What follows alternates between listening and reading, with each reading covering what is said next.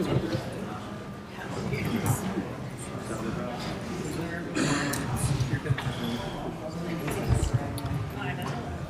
ready?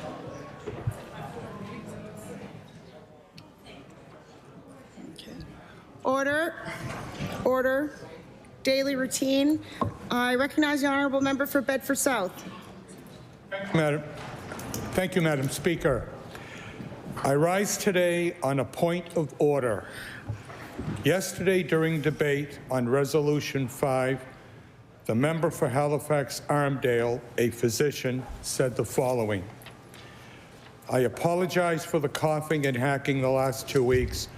Although not one to blame and shame, I did seem to start to cough on February the 10th after I shook hands with the member for Bedford South, who was coughing at that time. By his own admission, with his ill-advised words, the member from Halifax-Armdale sought to shame me in this house, my workplace.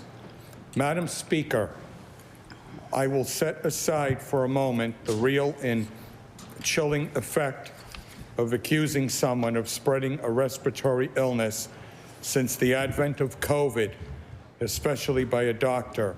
What I will highlight is the member's stated intention to shame me. Setting out to shame a fellow legislator in the House of Assembly is an act that I believe is unparliamentary. I ask that you require the member for Halifax-Armdale to apologize for his inappropriate behavior and to take better care in his words and intentions going forward. Thank you, Madam Speaker. Well, I, believe it or not, was watching last night, even though I stepped out for a little bite to eat, and I thought to myself when I heard it, how would I feel if it was said about me? And I think that's how we should all look at things before we say things. I do rule that unparliamentary. I'd ask the member to please stand up and retract and apologize to the honourable member for Bedford South. I recognize the honourable member for Halifax-Armdale. Madam Speaker, I offer my sincere apology to the member. It was not my intention to blame and shame, and I agree that it was inappropriate, so I am truly sorry. Thank you, honourable member. Thank you. Thank you.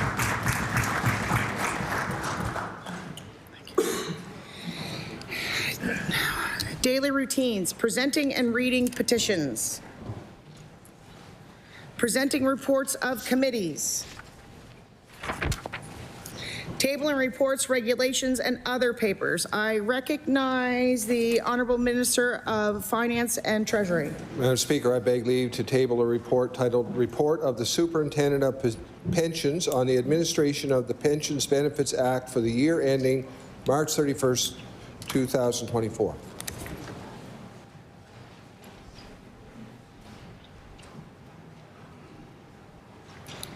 The report is tabled. Statements by ministers. Government notice of motion. I recognize the Honourable Minister of Growth and Development. Thank you very much, Madam Speaker. I beg leave to make an introduction. Please do. Madam Speaker, in your gallery today, we have some of our province's incredible local producers who earlier today joined me in announcing a new Nova Scotia Loyal labeling program that will help Nova Scotians easily identify our fantastic Nova Scotian products. So I'd ask that they please rise as I introduce them so they can receive the warm welcome of the House. Kathy Monroe with Bramble Hill Farms and Summer Street Farm. Rebecca Tran and Justin McKenzie with the Station Food Hub. Donna Smith Major and Jenna Ross with the Nova Scotian Cookie Company, and Cynthia Kennedy with Axe to Grind Foods. Thank you for being here today.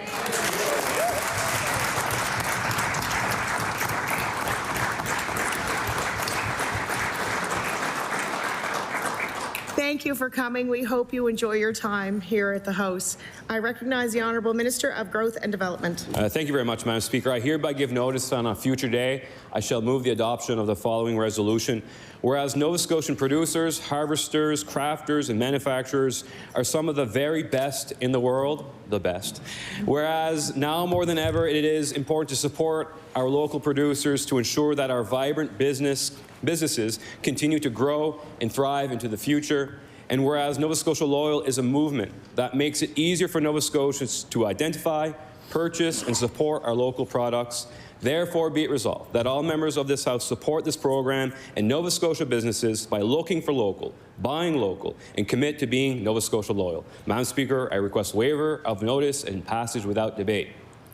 There has been a request for a waiver. Is it agreed? Agreed. It is agreed. Would all those in favor of the motion please say aye? Aye. Contrary-minded, nay. The motion is carried.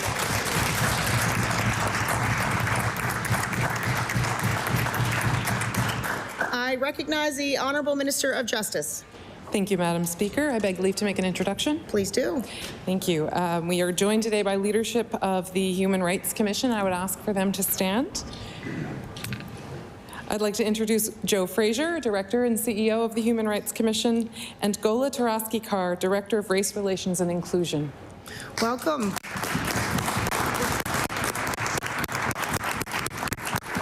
Welcome to the People's House. We hope you enjoy your time here. I recognize the Honourable Minister of Justice.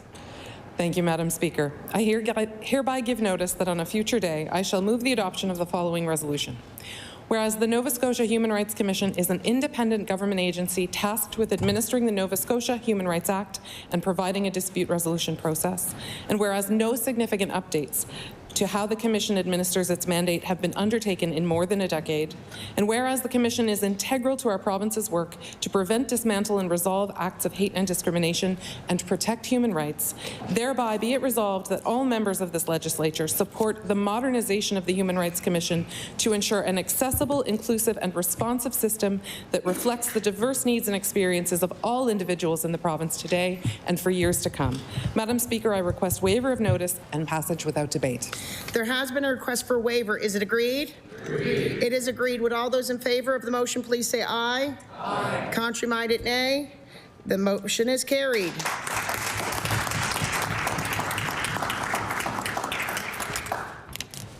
Introduction of bills. I recognize the Honourable Member for Kings North. Madam Speaker, I beg leave to enter a private and local bill entitled An Act to Amend Chapter 211 of the Acts of 1902, an act to incorporate the trustees of the 3rd Cornwallis or Billtown Baptist Church, Kings County. John's birthday.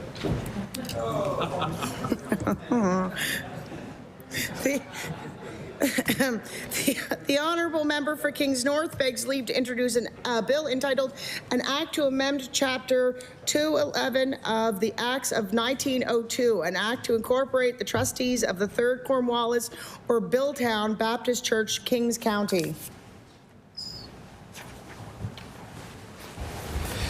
Bill 48, an act to amend Chapter 211 of the Acts of 1902, an act to incorporate the trustees of the 3rd Cornwallis or Billtown Baptist Church, Kings County. Ordered that the bill be read a second time on a future day. I recognize the Honourable Member for Sackville-Cobequid. Speaker, I beg leave to make a pair of introductions. Please do. I'm thrilled to welcome to Province House a globally respected leader in research on youth mental health and technology interventions in mental health, and a newly appointed Sun Life Chair in Youth Mental Health at Dalhousie University, Dr. Lori Wozni. Her research is breaking new ground that informs innovation in clinical practice and system policy in the delivery of mental health, and her passion for smashing barriers for African Nova Scotian, Indigenous, variously abled, and 2S LGBTQIA+ communities shines through in her research process and funding and mentorship of diverse graduate and postgraduate students entering the field. Beyond her impressive professional record, she's also the love of my life and the apple of my eye and the mother of our 3 children. Beside her is my mother-in-law, Carol Friday. Carol is a formidable woman who served her community as a family studies and elementary classroom teacher for more than 3 decades in various locations across Halifax County. She once held the title of May Queen of Hubbards and formed one half of an undefeated rowing team that won the prestigious Hubbard's Tuna Flats racing title in competition against the top female rowers on earth. Her skill as a quilter, baker, and maker of preserves is immense, and won top prize in several categories in the Maritime Fall Fair in the past. Speaker, I count myself blessed to have these two luminary women as pillars of my life. There is no question I'm married way up in the world. Their love and light make it possible for me to serve in this House. I love them both with all of my heart and invite the members of this House to extend them the warmest of welcomes.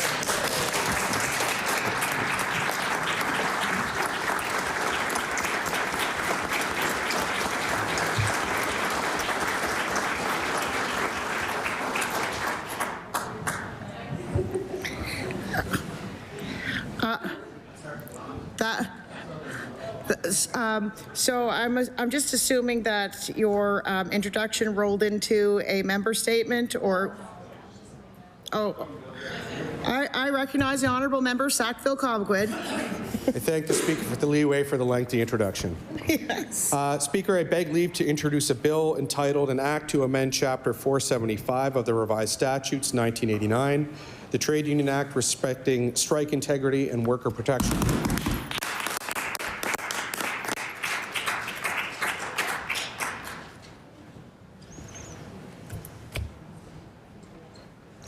The honourable member for Sackville-Cobequid begs leave to introduce a bill entitled An Act to Amend Chapter 475 of the Revised Statutes 1989, the Trade Union Act, respecting strike integrity and worker protection.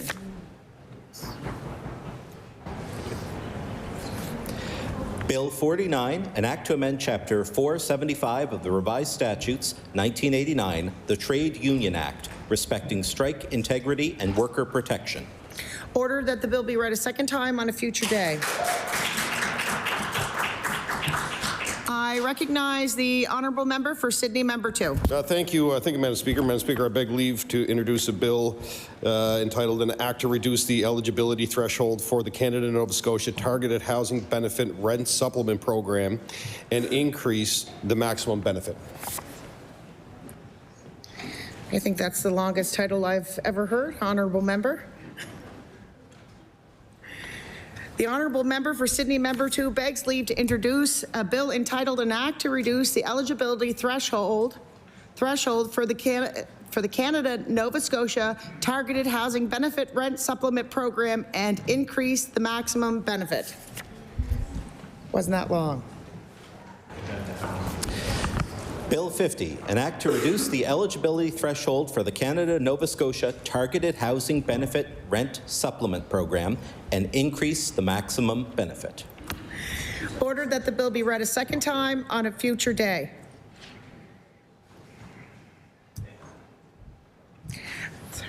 I recognize the honourable member for Sackville-Cobequid.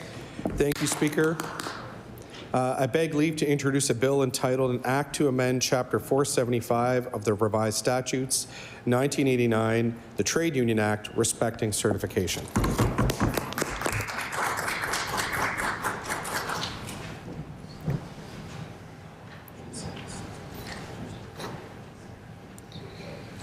The honourable member for Sackville-Cobequid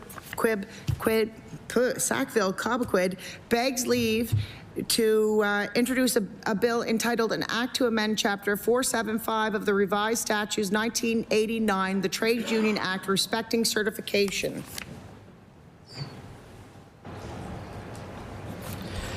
Bill 51, an act to amend Chapter 475 of the Revised Statutes 1989, the Trade Union Act, respecting certification.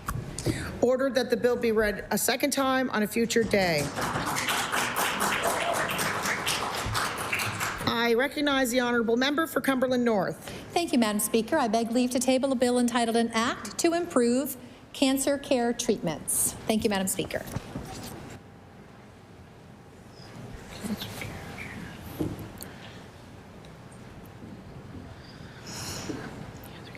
The honourable member for Cumberland North begs leave to introduce a bill entitled An Act to Improve Access to Cancer Care Treatments. Bill 52, an act to improve access to cancer care treatments.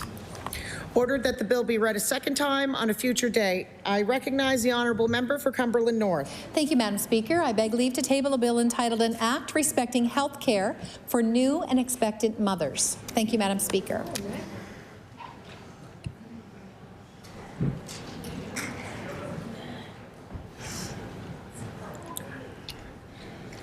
The honourable member for Cumberland North begs leave to introduce a bill entitled An Act Respecting Health Care for New and Expectant Mothers. Bill 53, an act respecting health care for new and expectant mothers. I recognize the honourable member for Timberley Prospect. Thank you, Madam Speaker. I beg leave to table a bill entitled An Act to Amend Chapter 104 of the Revised Statutes 1989, the Costs and Fees Act.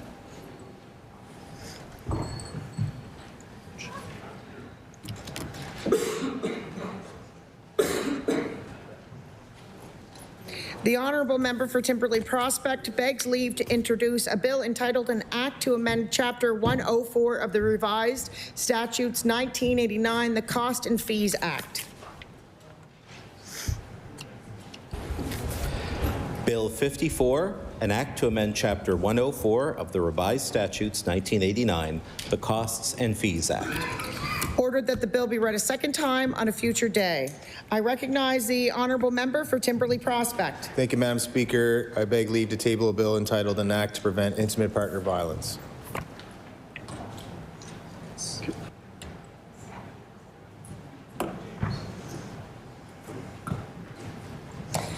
The honourable member for Timberley Prospect begs leave to introduce a bill entitled An Act to Prevent Intimate Partner Violence. Bill 55, an act to prevent intimate partner violence. Ordered that the bill be read a second time on a future day.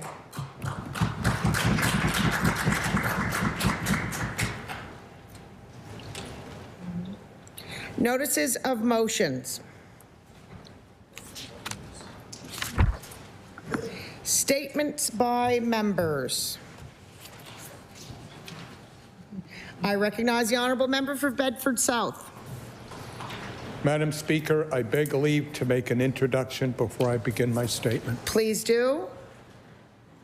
In the gallery, I am honored to introduce Jay Vidhani and Ahmad Al-Zubi of V Woods, Nova Scotia, Inc.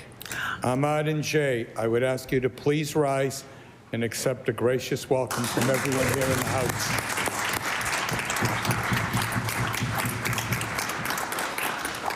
Welcome to the House of the People. We hope you enjoy your time here. I recognize the honourable member for Bedford South. Madam Speaker, I rise today to recognize V Woods, Nova Scotia, Inc., a new business for sustainable forestry and lumber in the lumber processing industry. Jay and Ahmad are passionate about responsible forest management, critical for maintaining wildlife habitats and preventing forest fires. They are also innovators in environmental stewardship, striving to reduce waste and dependence on fossil fuels through the use of biomass heat, kin, wood drying. Madam Speaker, innovative entrepreneurs like Jay and Ahmad are the backbone of our province, creating good jobs and helping preserve our natural environment. I ask the members of this House to please join me in celebrating their new business. Thank you, Madam Speaker.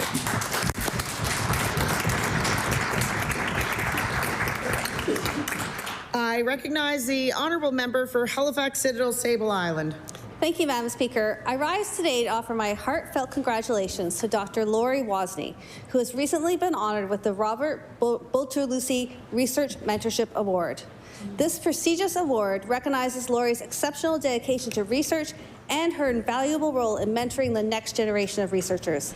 As many know, Lori's work has not only advanced the field of research, but has had a profound effect on her mentees, inspiring them to pursue excellence in their academic and professional careers. As the new Sun Life Mental Health Chair in Youth Mental Health at Dalhousie University, Lori is leading research focused on improving mental health outcomes for youth in Nova Scotia and beyond.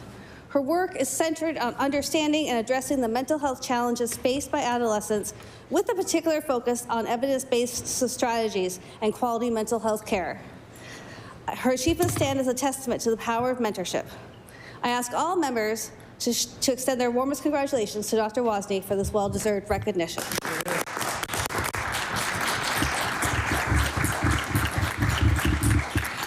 I recognize the honourable member for Sydney, member 2. Thank you, Madam Speaker. Madam Speaker, it's always nice when you get a call from home from one of your daughters who's excited because she participated in the science, technology, engineering, and math competition at the local YMCA. The competition was to build a bridge out of paper, cups and paper, and she won because she built it so strong there was 270 Legos on top of it. So I do want to recognize the YMCA and the school system for putting on these programs for kids. They're great. It exposes a lot of kids to engineering and experiments, and allows them to work on projects themselves or with groups. But you know, we're away from home a lot, and when you get those calls, it really makes your day. So Emily, congratulations. That's a lot of Legos for a paper bridge. Thank you, Madam Speaker. I recognize the honourable member for Dartmouth East. Thank you, Madam Speaker. Permission to make an introduction. Please do. Madam Speaker, in your gallery, we have two amazing residents of Dartmouth East. Former student of mine, Baden Mercer, and with him, his father, Dwayne Mercer. Please stand and receive the warm welcome of the House of Assembly.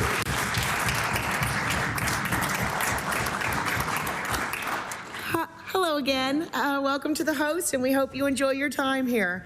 I recognize the honourable member for Dartmouth East. Madam Speaker, I rise today to recognize Baden Mercer. Baden is a graduate student at St. Mary's University, where he is completing his Master's of Arts degree in Religious Studies. Baden volunteered a significant amount of his time during my campaign, which included canvassing with constituents across Dartmouth East. Baden has been a strong advocate for accessibility rights for all Nova Scotians with disabilities. Being on the autism spectrum himself, Baden has used his own experiences and challenges to be a voice for others. After finishing his undergraduate degree, Baden was selected as valedictorian for the Bachelor of Arts program. And moving forward, Baden hopes to attend the Schulich School of Law at Dalhousie University. Baden, thank you for your support. My family is forever indebted to you. And Baden, I wish you a continued success in all that you do. Thank you, Madam Speaker.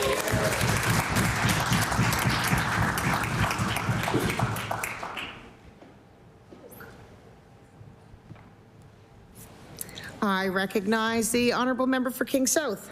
Speaker, before I begin, I beg leave to make an introduction. Please do.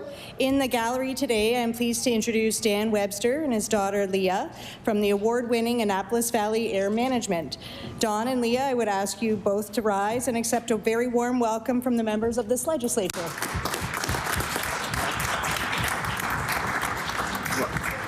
Welcome to the House. We truly hope you enjoy your time here. I recognize the honourable member for King South. Speaker, I rise today to congratulate Annapolis Valley Air Management for being named the Small Business of the Year at the 2024 Annapolis Valley Chamber Business Awards. This award is given to the small business that exemplifies expansion in their workforce and business operations. AVAM, which was founded in 1979 and is locally owned and operated, specializes in heating and air conditioning for residential, commercial, and industrial customers. While HVAC is their business, this company is also known to actively engage with our community and to work with other Valley businesses to promote supporting local. I ask members of this House of Assembly to please join me today to congratulate Annapolis Valley Air Management on being named the 2024 Small Business of the Year. Thank you, Speaker. I recognize the honourable member for Halifax Armdale. Madam Speaker, I beg leave to make an introduction related to my member's statement. Please do. I'd like to introduce and ask Ms. Catherine Woodman and Maura Woodman to stand, and please receive a warm welcome by the legislature today. Welcome, welcome. We hope you enjoy your time here. I recognize the honourable member for Halifax Armdale. Today, with pleasure, I rise to pay tribute to Ms. Catherine Woodman, Ms. Maura Woodman. These two leaders launched Joan's Table in 2017 in honor of their mother and grandmother, the late Joan. Joan's Table is a volunteer community program that provides daily meals to Herring Cove Apartments and the rebuilding, both sites of Shelter, Nova Scotia.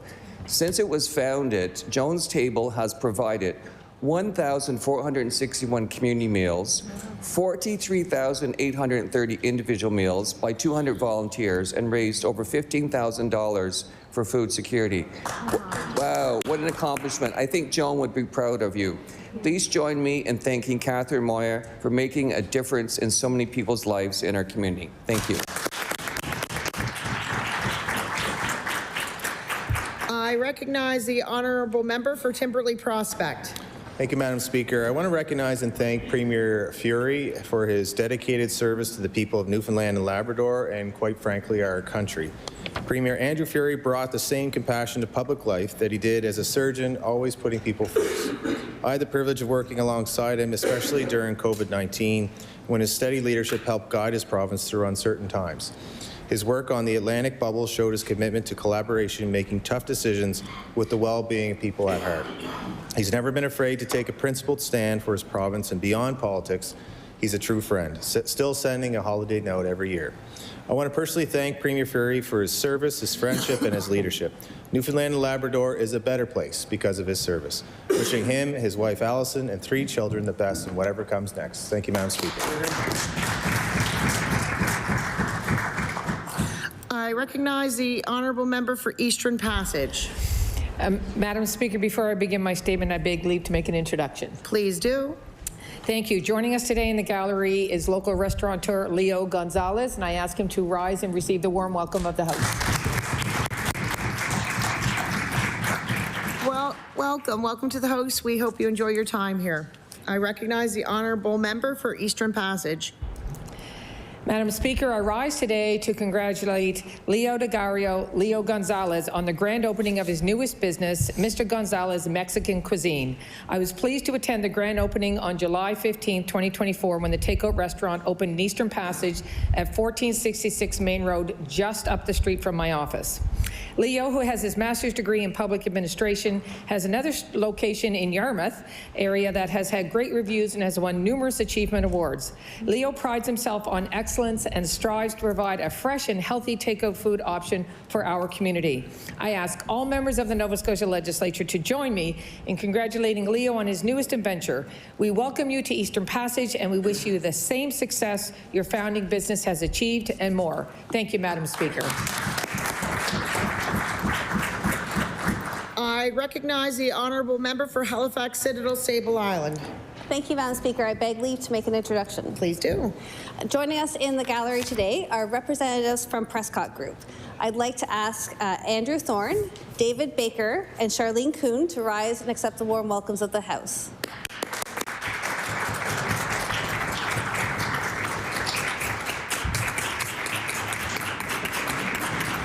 Welcome to the House. We hope you enjoy your time here. I recognize the honourable member for Halifax Citadel Sable Island. Madam Speaker, I rise today to recognize Prescott Group, an incredible organization dedicated to helping those with intellectual disabilities find community, gain skills, and have meaningful employment. On February 20th, Prescott Group announced that their organization will be moving to downtown Halifax in the heart of Halifax Citadel Sable Island. Their relocation is more than just a change in address, but an incredible opportunity. Being in the heart of downtown Halifax, Prescott Group will be able to ensure that their participants have greater access to recreational programs and career development. Prescott's new space will also serve as a hub for diversity and inclusion through job placements and mentorship programs. The space is still under construction, but it is not hard to see the vision of what this space will become. Prescott's move is not only exciting because they will now be our neighbors, but they also will be it's also a huge milestone for the organization. I ask you all to join me in welcoming Prescott Group to downtown Halifax, and we look forward to the opportunities that this new space provides you.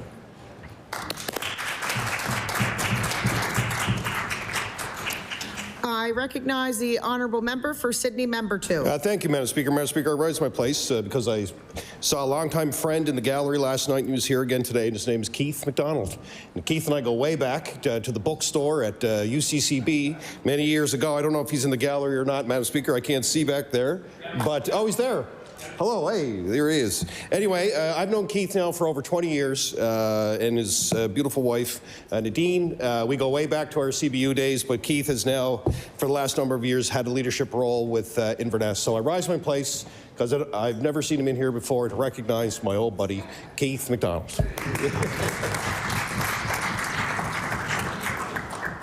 I recognize the honourable member for Queens.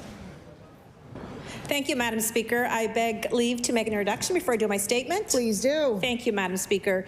In your gallery today, I'm so honored to introduce Vernon Oikel, a renowned journalist and author, and his wife, Nancy. And I will tell you, I'm absolutely beaming because it's always so great to be able to invite guests from home to join you in the legislature. So I'm beaming that they're here. But if you're wondering why they're beaming, it's because they just recently became grandparents for the first time. Hey. They have a beautiful granddaughter, Haley Jane. So please rise to welcome to the House.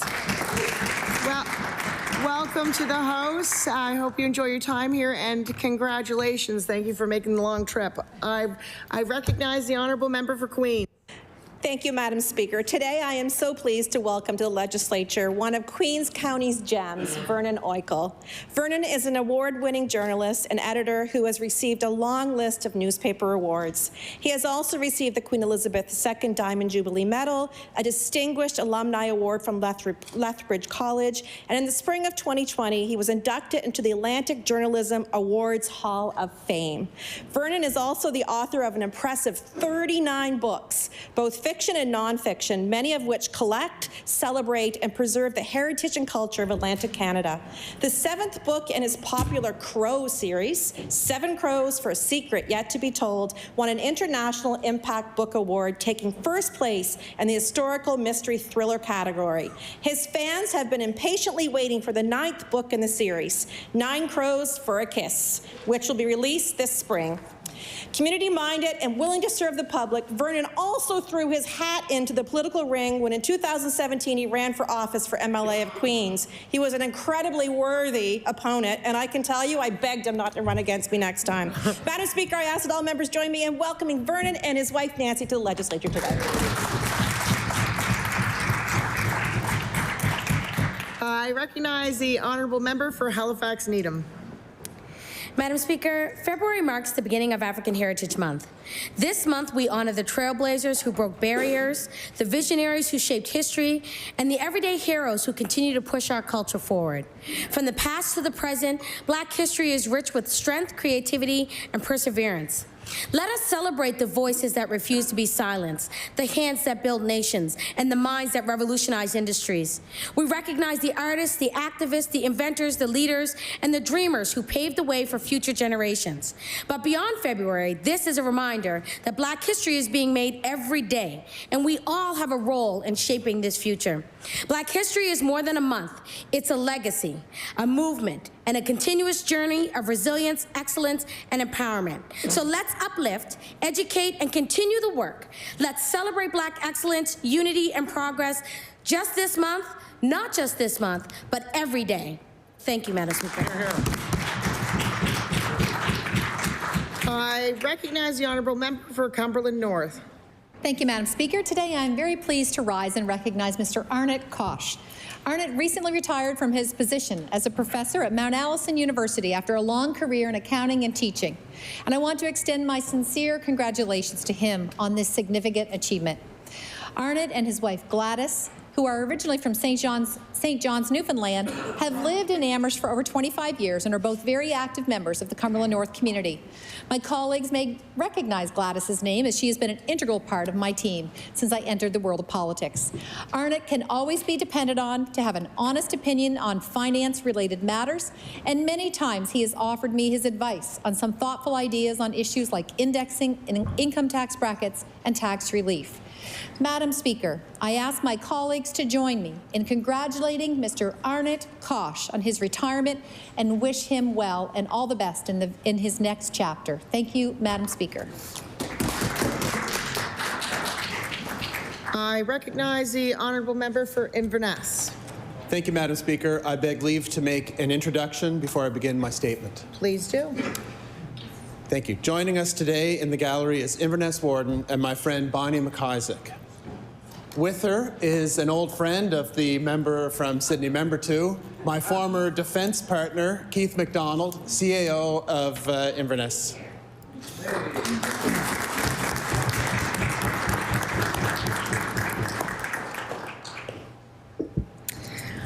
Well, welcome to the House. We hope you enjoy your time here, and maybe another MLA will start fighting over introducing you.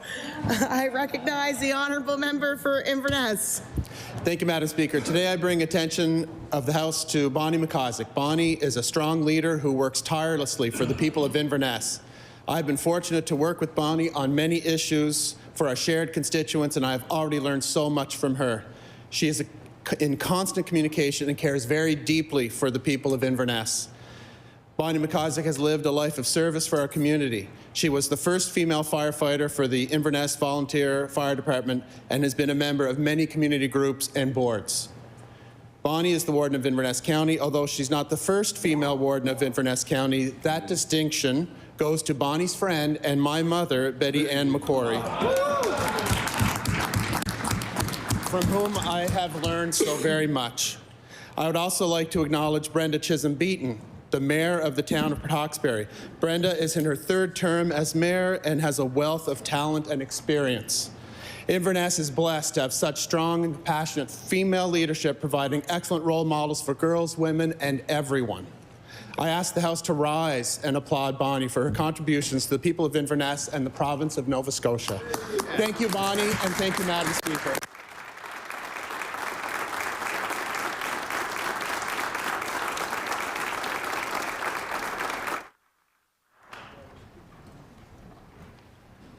I recognize the honourable member for Sackville-Cobequid. Thank you, Speaker. When you can't put food on the table, very little else matters. Yet 30% of Nova Scotians struggle with this fundamental necessity. Today I rise in recognition of the Cobequid Food Security Network, a collective dedicated to the noble cause of keeping our community fed. The Cobequid Food Security Network is comprised of a number of charitable organizations, local businesses, libraries, health centers, and dedicated individuals. Their various programs have proven a vital resource to our constituency office, just as their services have proven vital to our citizens.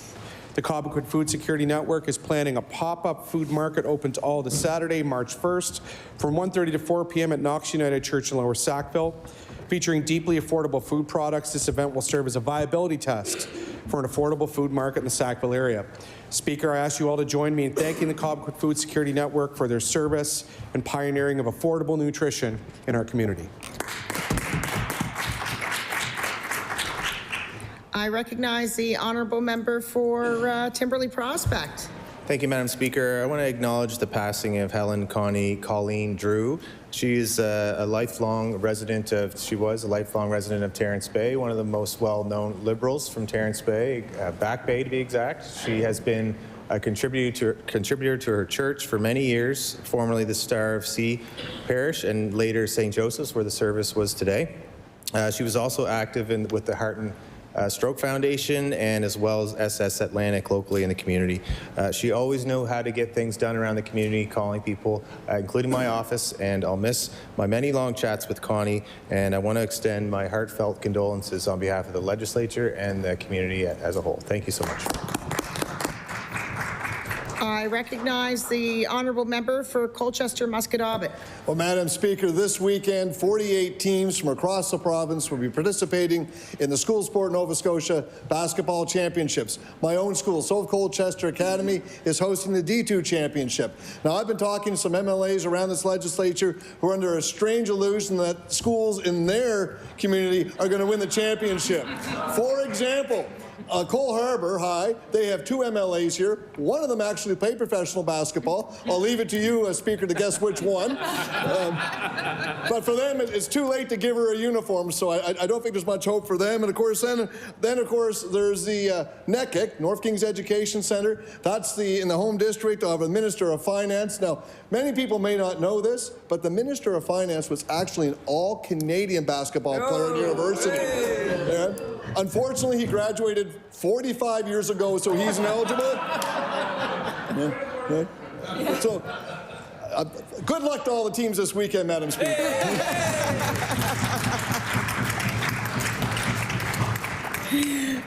I recognize the honourable member for Fairview, Clayton Park. Thank you very much, Speaker.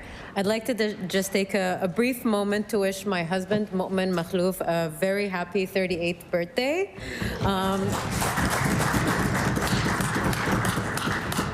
He is probably watching right now. He is now one of the biggest fans of Ledge TV, has it on in the background at all times of the day that I'm here. So thank you for giving him that warm congratulations. Mu'min is a dedicated life partner and a sweet and a gentle father. Batatas and I are beyond blessed to have such a beautiful soul in our lives. Happy birthday. We love you and thank you for all that you do.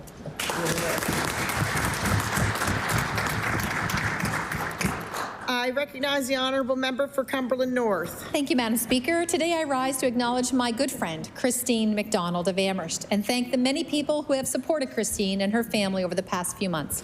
Christine owns and operates Red's Apron in downtown Amherst, where she crafts, along with her team, wholesome, on-the-go meals, as well as nourishing and delicious catering services. Today, though, Madam Speaker, I'm not honoring her for that. I'm honoring her or recognizing her about her fight against cancer. In typical Christine style, she is fighting this with strength, grace, and determination. I also want to celebrate our community members who have stepped forward to support Christine and her family.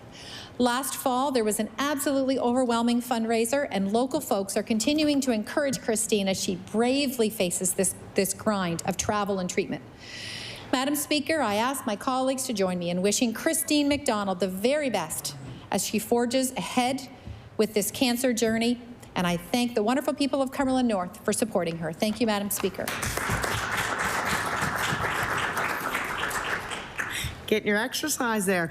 I recognize the honourable member for Colchester North. Thank you, Madam Speaker.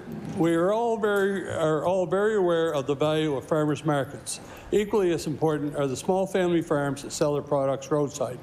Madam Speaker, today I want to bring attention to the Blueberry Moon Farm in Earltown, which is a family-owned operation. Tobias and Chelsea Colburn have been operating this farm since 2022, selling wild blueberries and creating a sustainable farm with a focus on organic principles of health, ecology, fairness, and care.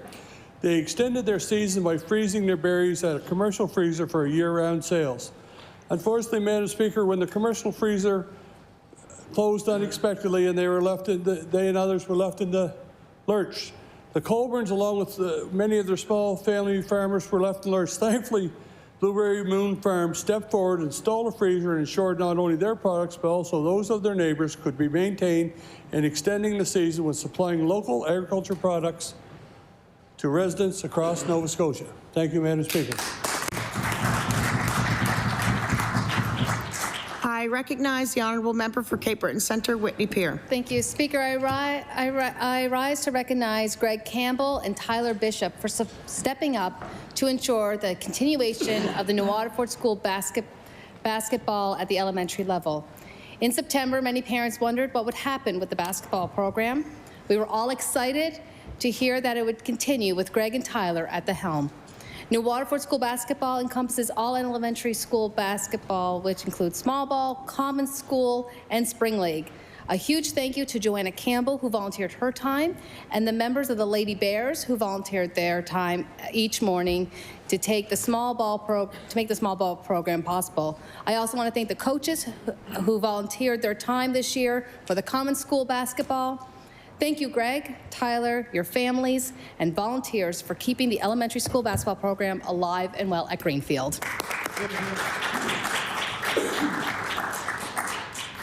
I recognize the honourable member for Hants East.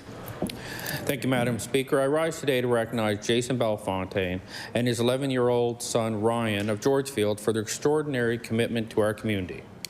When they saw that a significant pile of garbage, including old paint, siding, Tyvek, open shingles, and astounding 31 tires, along with much more stuff that would take longer than a minute to talk about, was dropped on somebody's property. So they went and cleaned it up and disposed it where it was supposed to be, the Waste Management Center. Their efforts demonstrate a strong sense of responsibility and pride in our environment, setting an inspiring example of how small actions can make big differences. I would like to extend my deepest congratulations to Jason and Ryan for going above and beyond to keep our community clean and beautiful. Their dedication is a reminder that we all have a role to play in protecting our surroundings. Thank you, Madam Speaker. I recognize the honourable member for Dartmouth North. Madam Speaker, after 36 years, Dartmouth North resident Diane West is retiring from her volunteer role with Caring Hands, formerly called Circle of Care. Caring Hands is a registered not-for-profit charity that recycles clothing, furniture, household items, and food.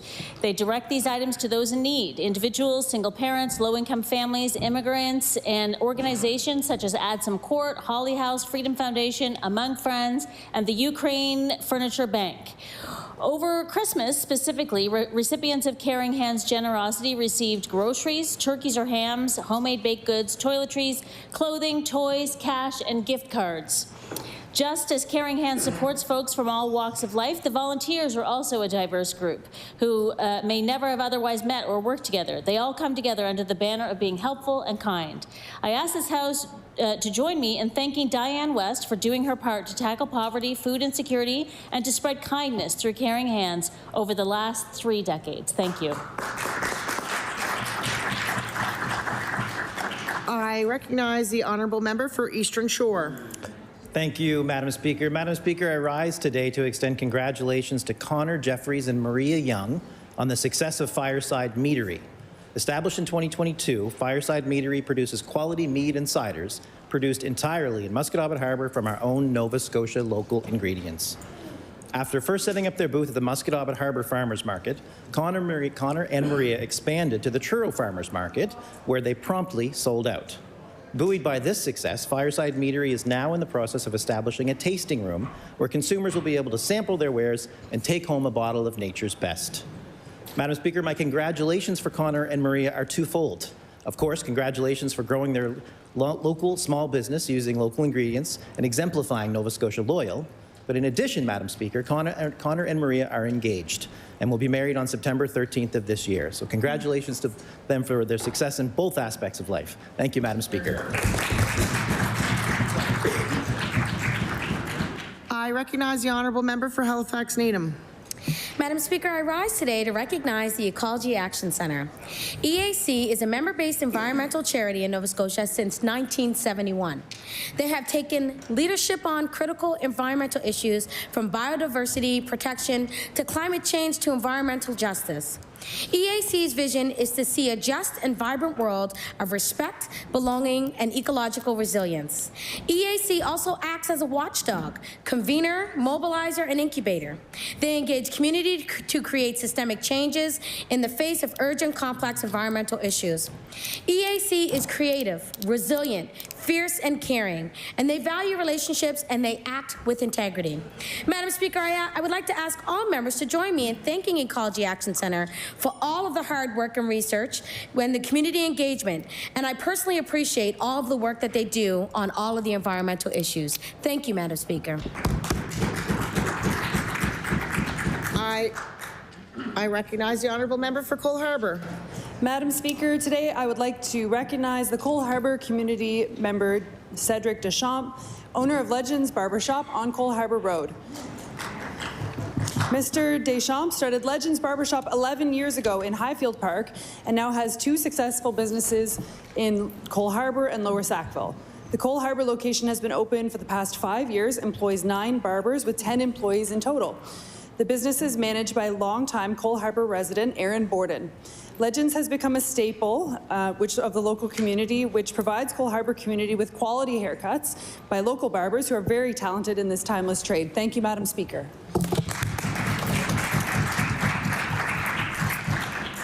I recognize the honourable member for Sackville-Cobequid.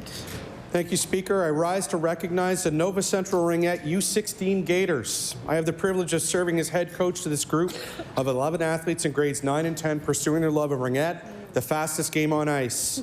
They are fun, swift, and fierce, and their heart to compete and improve is matched only by their commitment to each other. Speaker, I'm grateful to captains Ella Griffiths, Anna Lukajewski, Alexis Murray, forwards Sophia Baker, Grace Killeran, Jillian Muse and Gemma Porter, defenders Gracie Foran, Amelia McInnes and Lila Wozni, and goaltender Terry Lynn Smith for the opportunity to share their team sport journey and build memories of togetherness for a lifetime. They've been incredibly understanding when my new role in this house means I can't be at practice, although they're not shy about giving me grief about it. I couldn't be more proud of them, and I invite every member of the House to join me in a hearty cheer for them at this time. Gators on 3. 1, 2, 3. Gators! Thank you.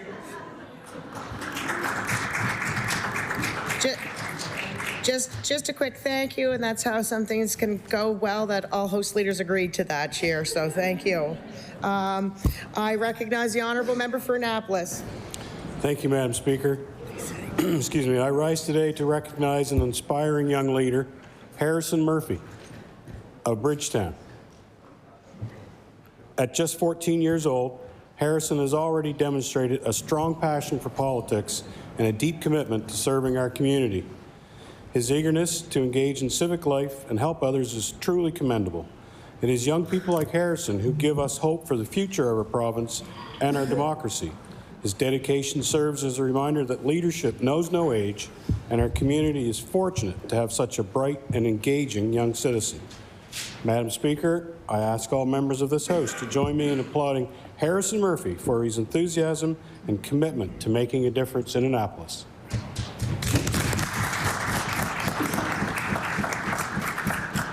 I recognize the honourable member for Cape Breton Centre, Whitney Peer. Speaker, I rise to thank Reserve Minds Volunteer Fire Department members for their Christmas party. The hall was filled with games that included red and green cups, perfect for tower building, pin the carrot on the snowman, darts, and Jenga with gift boxes. And someone may have gotten a little competitive in tic-tac-toe.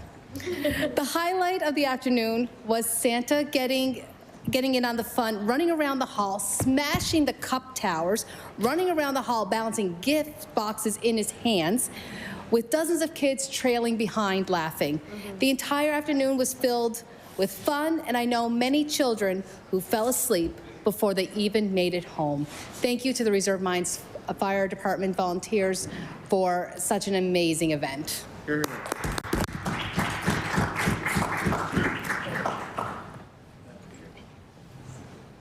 I recognize the honourable member for Glace Bay, Dominion. Madam Speaker, I rise today to recognize an amazing lady, Carol Strong. Carol is a retired licensed practical nurse, and I guess you could say she's enjoying retirement. If you sense a bit of uncertainty in my words, you are right. Carol may be retired. That just means she has more time to help everyone else. The nursing profession usually attracts the most compassionate and caring of people, and Carol is indeed all that and more. She was the kind of nurse who took control of any situation simply by her confident, reassuring tone of voice. But her extremely professional qualities are what award her the utmost respect all through her profession. Madam Speaker, Carol may have hung up her nursing uniform, but to many of her friends and family, it seems that she put on a superhero uniform. Carol, congratulations on your retirement, and from all of us who know and love you, thank you for everything you do. Thank you, Madam Speaker. I recognize the honourable member for Guysborough Tracadie.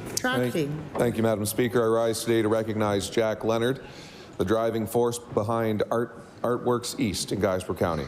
Incorporated in 2019, Artworks East is a collection of artists with a vision to be a community where the skills and related products of the visual arts and crafts are appreciated, shared, taught, and promoted. The items are purchased by residents and visitors, both young and old. Jack's talent is leadership, and he has been the president of this group that now has more than 60 members spanning the ages of 11 through 80. Jack and his wife Lee have brought this vision to light, and with it, brought a new spark to the arts community in Guysborough County. The growth of Artworks East has been largely supported by generous provincial and federal grants, as well as Arts Nova Scotia. Jack has established partnerships with the local nursing homes, Guysborough Options, Goals, local outreach groups, Mulgrave Road Theatre, and even offers art within the school district. Madam Speaker, the members of Artworks East have nothing but the highest respect for Jack and say his energy, generosity, and insight are above and beyond their expectation as leaders. Please join me in acknowledging Jack Leonard and his works with Artworks East. Thank you, Madam Speaker. I recognize the honourable member for Hammonds Plains, Lucasville. Speaker, I would like to acknowledge business owner Terry Kodowitz of Forest Kids Early Learning Centre. This is a locally owned and family-oriented childcare facility which began to expand their business after starting over following the wildfires in Hammonds Plains. Forest Kids is a recent recipient for the funding of up to 12 new spaces through our province's Child Care Creation Program. Their program are recognized as nurturing and stimulating as they provide daily practices that explore, investigate, and communicate through outdoor, natural settings. They support children's growth in all areas: physical, social, emotional, moral, spiritual, cognitive, creative, and musical. Forest Kids Early Learning Centre has earned top recognition for its commitment to the community and is officially verified using the Cedar Song Way as well. Speaker, Forest Kids Early Learning is a cornerstone of our community with a focus on natural immersion, unstructured free play, flow learning, and inquiry-based teaching. They create a dynamic environment where curiosity thrives and learning unfolds naturally. Thank you, Speaker. I recognize the honourable member for Northside Westmount. Madam Speaker, today I would like to recognize an organization in our community, the Northside Boys. Made up of hundreds of antique car enthusiasts, the club has made a huge difference in our community. Annually, they organize one of the largest car shows in Atlantic Canada, attracting visitors from all over the Maritimes and beyond to our beautiful island. This year, there were more than 300 antique cars and bikes at the show. In addition to their shows, the boys raise funds for local charities and have made significant contributions to our community. Just this past weekend, I attended a seniors brunch that they put on in our community. It was very well attended and very much appreciated by the seniors. Great job, guys. Madam Speaker, I ask all members of the legislature to join me in thanking the Northside Boys for making our community a better place to live. Thank you, Madam Speaker. I recognize the honourable member for Kings West. Thank you, Madam Speaker. And today I rise to recognize the incredible bravery of Sean Trahan, a Kings West resident who selflessly risked his own life to rescue 2 individuals from a house fire on February 15th. Mr. Trahan witnessed the fire as he was driving by and was first in the scene. In the midst of thick black smoke and dangerous flames, Sean didn't hesitate. He struggled up snow-covered steps and into the burning home, determined to warn those inside. Despite the overwhelming conditions, he found a young woman holding a baby, both in grave danger. Without concern for his own safety, Sean guided them out of the house, through the smoke, and into safety. His actions that day exemplified the very best of human courage and compassion. In a moment of crisis, Sean acted without hesitation, driven only by the belief that all life is precious. His selfless heroism serves as an inspiration to us all. I'd like to ask all members of this House to join me in extending our deepest gratitude to Sean Trahan for his bravery. His quick thinking and unwavering determination undoubtedly saved lives. The old saying goes, Madam Speaker, not all heroes wear capes. Thank you, Madam Speaker.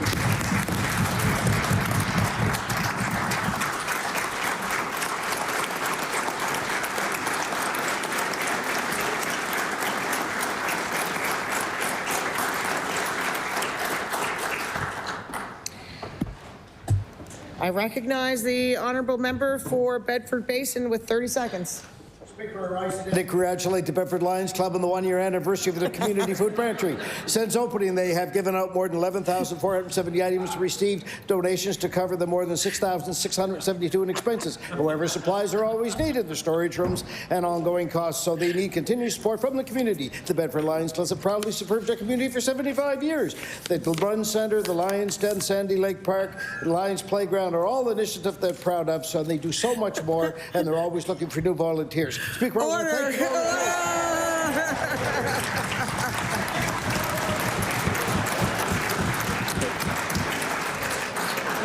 That was good. That was good. The time is now 2 o'clock. We will finish at 2:50. I recognize the Honourable Government Host Leader. Oh, right? Sorry. I recognize the Honourable Leader of the Official Opposition. Thank you, Madam Speaker. Laughing. Madam Speaker, a cabinet minister in this government sent a letter asking supporters to help her party bypass the media. This is the same minister who is responsible for Communications Nova Scotia, the department that was responsible for getting information to the people of this province, the department that was mandated by legislation to be nonpartisan, the department that this government has dismantled, and Nova Scotians deserve to know. Given the fundraising letter and the demolition of this department, did the Premier give this minister a mandate to restrict information for Nova Scotians?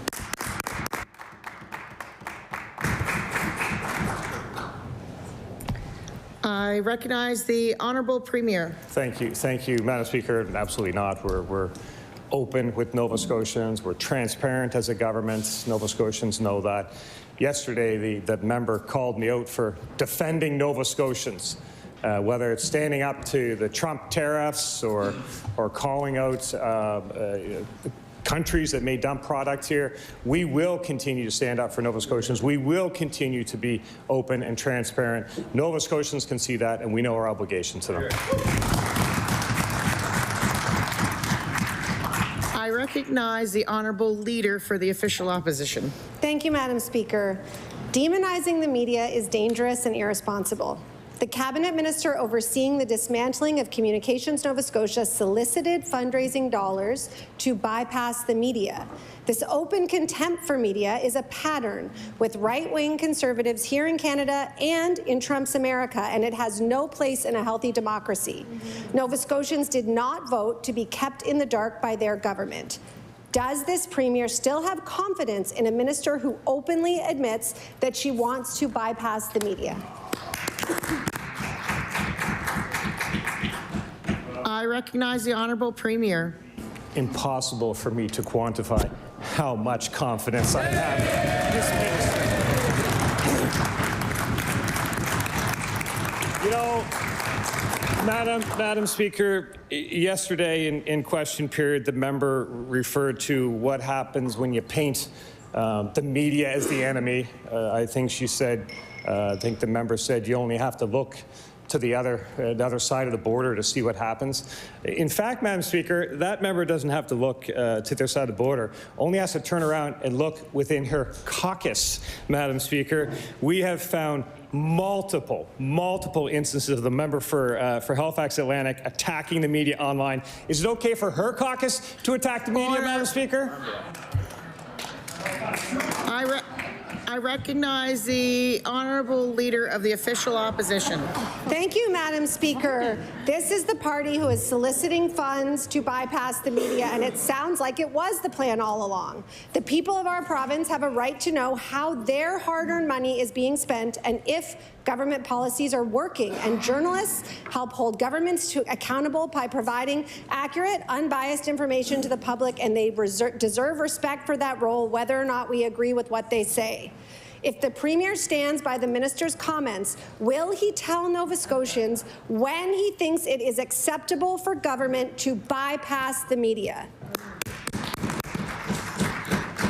I recognize the Honourable Premier. Madam Speaker, and to listen, I've made myself available to the media every day, multiple times a day. My caucus colleagues make themselves available. You know, Madam Speaker, we have members that spread misinformation, trying to scare Nova Scotians, trying to get a sense of division. Actually, when sitting right behind her is the member for Halifax Armdale who called the media highly partisan and vile. And he did that on Christmas Eve, Madam Speaker. To that, I say, bah humbug, Madam Speaker.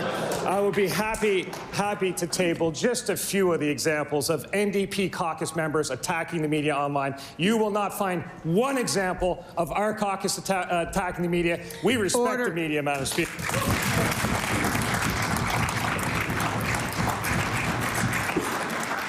I recognize the Honourable Leader of the Liberal Party. Thank you, Madam Speaker. Madam Speaker, the government has made a lot of noise about expanding resource development in Nova Scotia, lifting the uranium ban, lifting the fracking ban, and taking out front-page ads to tell Nova Scotians how much they support it. Today, we received a FOI pop revealing that the government spent nearly $10,000 on this advertisement, and I can table that. But words and advertisements don't translate into real projects. In reality, these developments take years to materialize. My question to the Premier, beyond slogans and ads, when can Nova Scotians expect an actual fracking or uranium mining project to break ground? I recognize the Honourable Premier. Thank you, Madam Speaker. And they can expect to see a government moving forward, taking the no out of Nova Scotia, trying to grow our economy, make things happen in this province. They can expect to see that a lot quicker than they would have saw it under the Liberal government who banned these activities. We are open for business in this province, and we want the world to know, and we'll say it everywhere, and we'll say it on front pages, we'll say it in Tim Hortons, we will say it at conventions. We are open for Nova Scotia. This economy has to grow to support Nova Scotians, and we're the government too.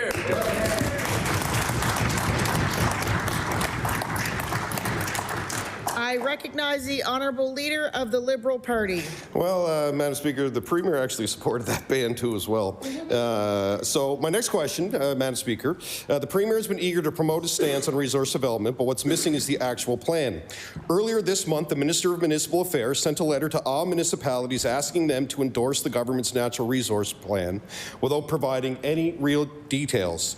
The Nova Scotia Federation of Municipalities has responded, saying it is imperative we are clear on the ask and that the province is aware of the limitations, for example, on protection of our watersheds and our waterway sources. And I can also table that. They did not consult with the municipalities before they asked for the endorsement. It's clear that after weeks of messaging, this government hasn't done any consultations before asking municipalities for endorsements. Order.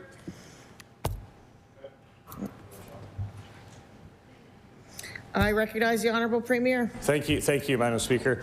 Listen, the reality is the days of outright bans of entire industries in this province, they're over, Madam Speaker. Outright bans are lazy public policy. That is not the MO of this government. We will do the work. We will get it done. But the message to Nova Scotians is it's time to grow. It's time to move this province forward.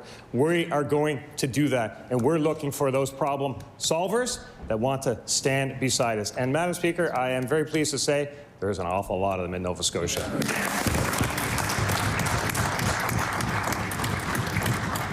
I recognize the Honourable Leader of the Liberal Party. So, yeah, Madam Speaker, that's great, and we all want to grow this province, but it's important to talk to people when you actually want to do it. And what we learned is that they did not consult with the municipalities before they asked for their endorsement. So my next question, Madam Speaker, is that last week, the Minister of Environment reaffirmed the government's commitment to protecting 20% of Nova Scotia's land and water with an urgent target of 16% by next year. My question to the Premier, and I'll ask the same question we asked to the Minister of Environment, does he still stick to that commitment of protecting 16% of land by next year and the overall goal of 20% land and water protection? I recognize the Honourable Premier. Thank you, Madam Speaker, and I think the stated goal is 15. But the reality is, yes, we're protecting lands. Yes, we are conscious of the need to preserve the planet for future generations. But all of the things we're talking about can be done safely. They can be done safely in this province. They're done safely in many other provinces and territories across this country. They're done right here in Canada.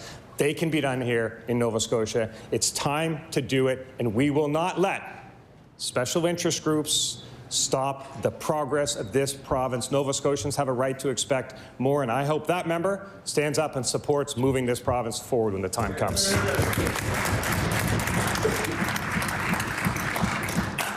I recognize the Honourable Leader of the Official Opposition. Thank you, Madam Speaker. In the last week, the public outcry from Nova Scotians has forced this Premier to walk back changes he's proposed that could limit information for the public. He's had to reverse the changes to undermine the Auditor General, and now he's backtracking on access to information.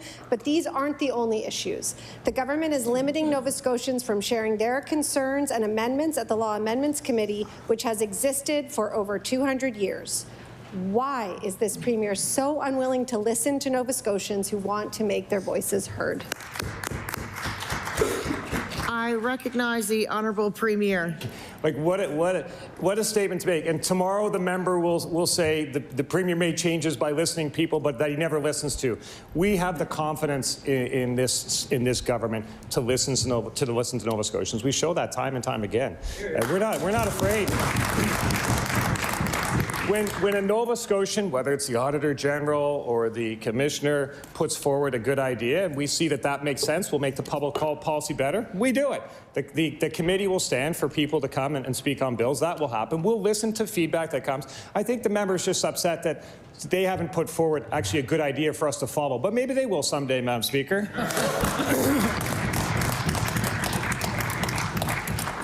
I recognize the Honourable Leader of the Official Opposition.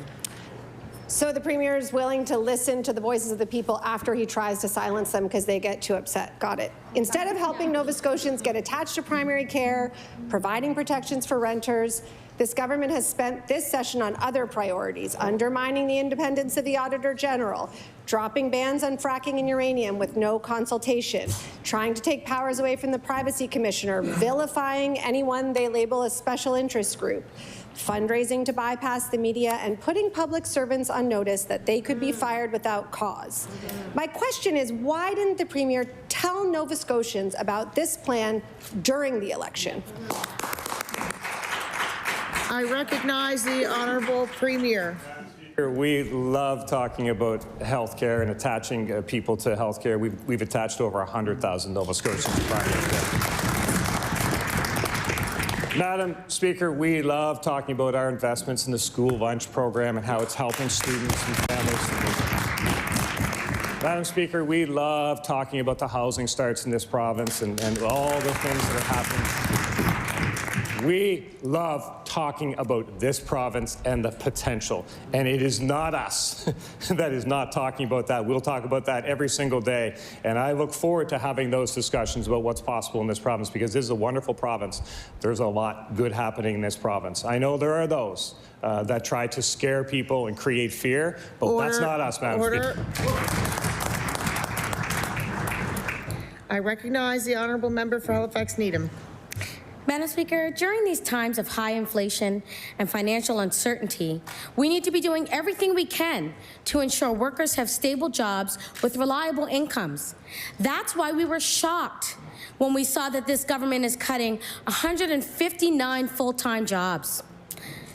Madam Speaker, can the Minister for the Public Service Commission tell us, why is this government cutting good-paying jobs?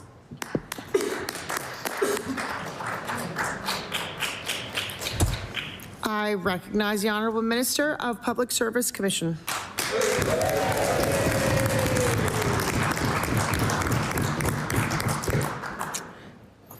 Thank you, Madam Speaker, and thank you to the member opposite for the question. The government did not cut 159 public service jobs. That reduction is due to attrition and retirements. Those positions were not cut. Thank you, Madam Speaker. I recognize the Honourable Member for Halifax Needham. Thank you, Madam Speaker. Well, a letter was sent out by this government's head of public service yesterday to all civil servants and said, and I'll quote, and I have this as a table, in times of economic challenges, the growing expectations of citizens demand heightened responsiveness, creativity, and collaboration. So paired with the cut to workers in this government, this is essentially saying that government workers will be asked to shoulder a greater amount of work. So my question is, why is this government cutting jobs only to make others take on more work? I recognize the Honourable Minister of Public Service Commission.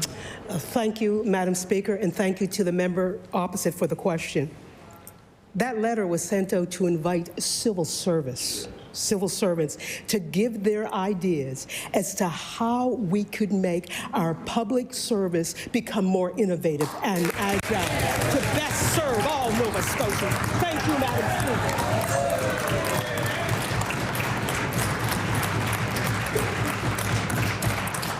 I recognize the Honourable Member for Halifax Citadel, Sable Island.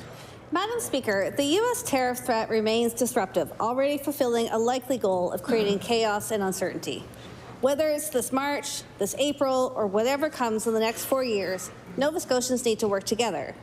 We have repeatedly urged this government to create a task force with representation from business leaders, unions, and Indigenous organizations. My question for the minister is, will you commit to creating this task force so our key stakeholders can have a say in your plans? I recognize the Honourable Minister of Finance and Treasury Board. So, Madam Speaker, I'm very proud to say that Nova Scotia has received national attention for the efforts we are making to address the issues related to tariff, including the Premier's work, which has gotten national attention on reducing trade barriers. We've also communicated with our own industries on many, many occasions and continue to do so when and if those tariffs, and we hope they do not come, but when they come, if they come, we will address them.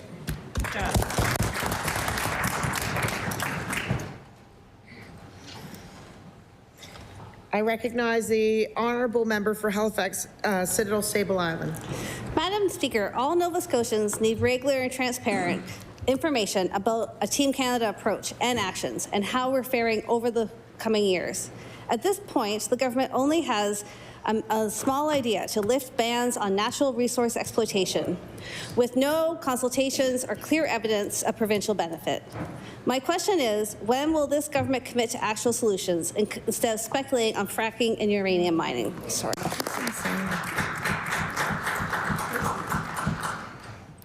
I recognize the Honourable Minister of Growth and Development. Madam Speaker, we know that we're facing unprecedented and uncertain times, Madam Speaker.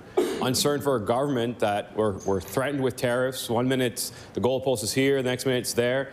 Madam Speaker, we know that this threat is looming over our province, and that's why as a government we have taken action for many, many weeks now, Madam Speaker. We have engaged with Nova Scotians, we've engaged with the business community, we've taken unprecedented action, Madam Speaker. We're leading the charge on breaking down the interprovincial trade barriers. Madam Speaker, there's some good initiatives, great initiatives in our budget to support the growth of this province, to support the economy of this province, and I hope the NDP can support it as well. I recognize the Honourable Member for Timberley Prospect. Thank you, Madam Speaker. Witnesses are essential to our justice system, but currently many Nova Scotians seem to have barriers to testify in court.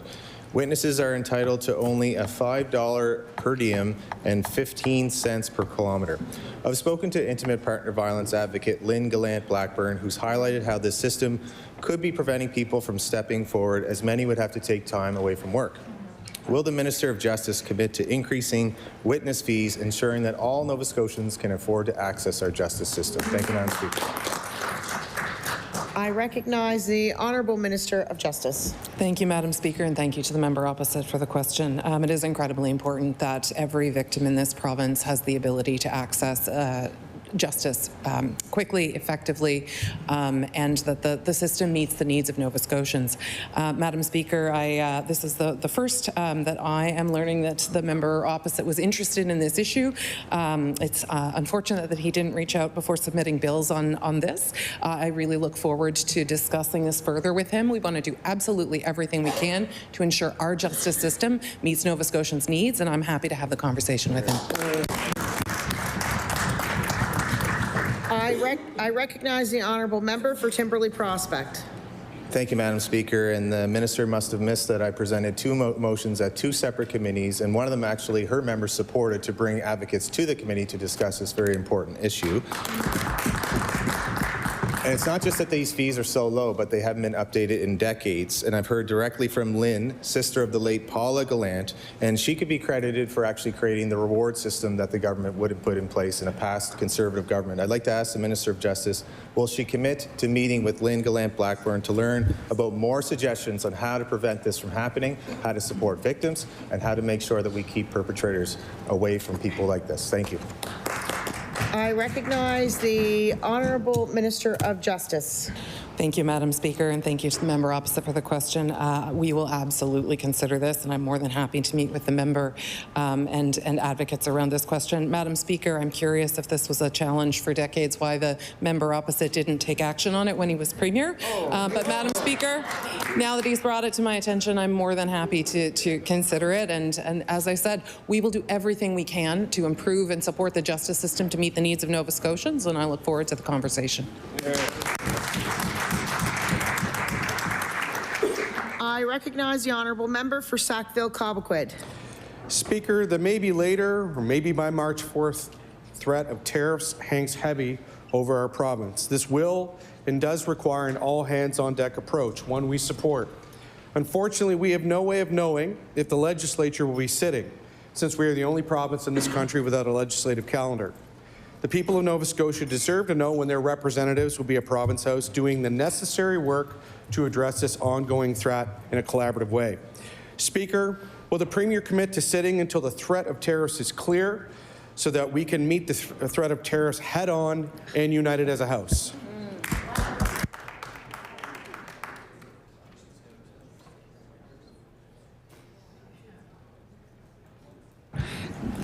That's a question about the administration of the House. It does not relate to a government portfolio, so your question is out of order.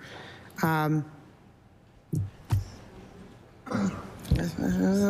there's no way to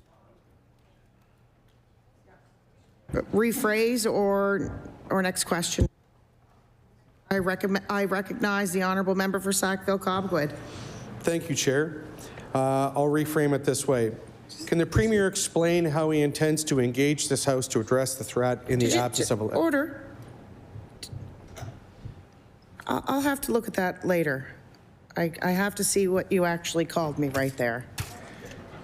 Chair? Oh, okay. I thought you said something else. No, calm down. It's all right. Yeah. All right. I heard something else. I'm glad some people corrected it. Thank you, though. I recognize the honourable member for Sackville-Cobequid.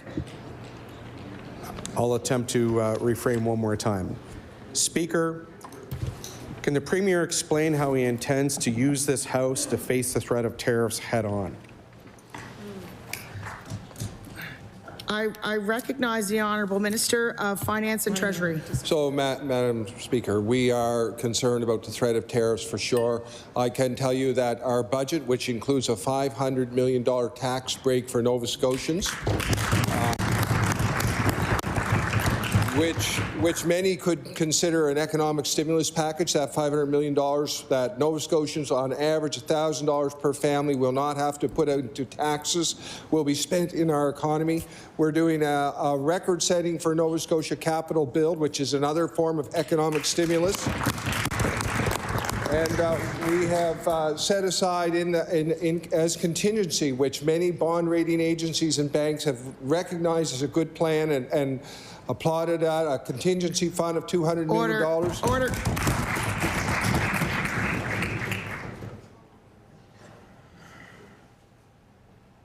I recognize the honourable member for Sackville-Cobequid. Thank you, Madam Speaker. Last year, we only sat in this legislature for 33 days. The year before that, we only sat for 30. These are some of the shortest legislative sessions in decades. Nova Scotians deserve to know that we will have a robust session that will address the issues they're facing, including the immediate and ongoing threat of tariffs. Speaker, who in the government can tell us when we will catch up with the rest of the country and finally establish a legislative calendar?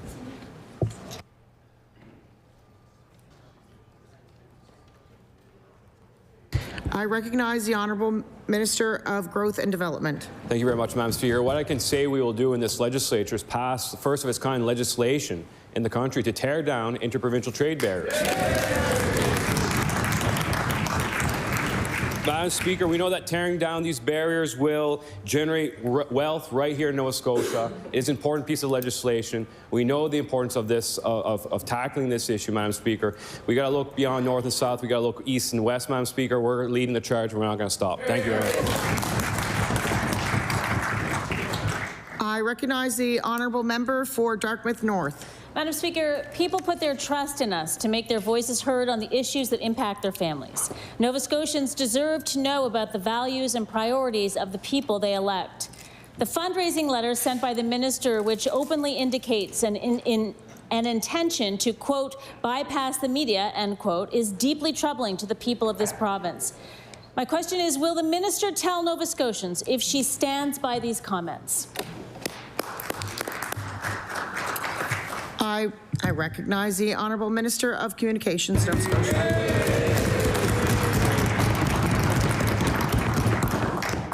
Thank you, Madam Speaker, and thank you to the member opposite for the question. We value transparency and accessibility in our communications, which is why we've opened up our communication resources to make it better for rural or digital or alternative forms of communications to be reached by all Nova Scotians. Since I've come into my position, I've met with members in the community and at the business table, and I'll continue to do that the entire time I'm here. Thank you, Madam Speaker.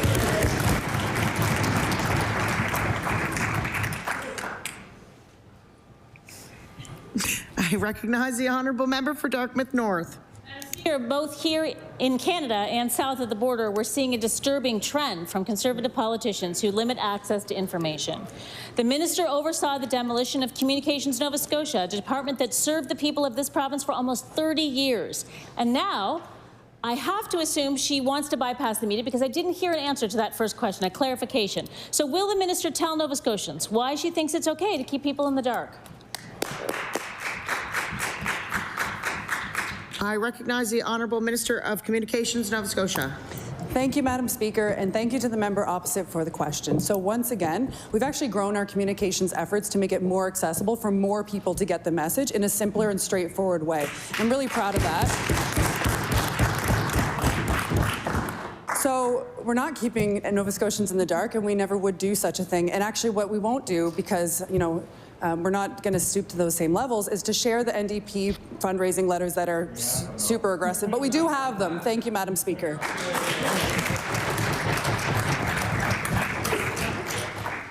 I recognize the Honourable Member for Sackville-Cobequid. Speaker, in June, the House of Commons passed a bill with all-party support to prevent the use of scab labour during strike action and labour disputes in federally regulated industries. Workers in British Columbia and Quebec are also afforded this protection. My question to the Minister of Labour, Skills and Immigration: why don't Nova Scotian workers deserve these same protections too? I recognize the Honourable Minister of Labour, Skills and Immigration. Thank you, Madam Chair, and thank the member for the question. As the Minister of Labour, Skills and Immigration, I work to keep Nova Scotia's labour environment both fair and stable, and my job is I'm neutral, and that's the same as the department is. We're neutral.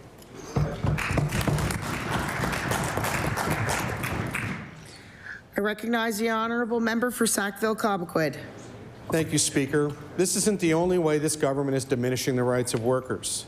Prince Edward Island, New Brunswick, Quebec, Saskatchewan, Manitoba, and British Columbia allow automatic union certification after a majority of employees sign a membership card. In our province, it's not so simple. Here we require this first step, but also a second step, which is a mandatory vote by all employees in a workplace seeking certification. The second step simply gives employers time to run union-busting campaigns.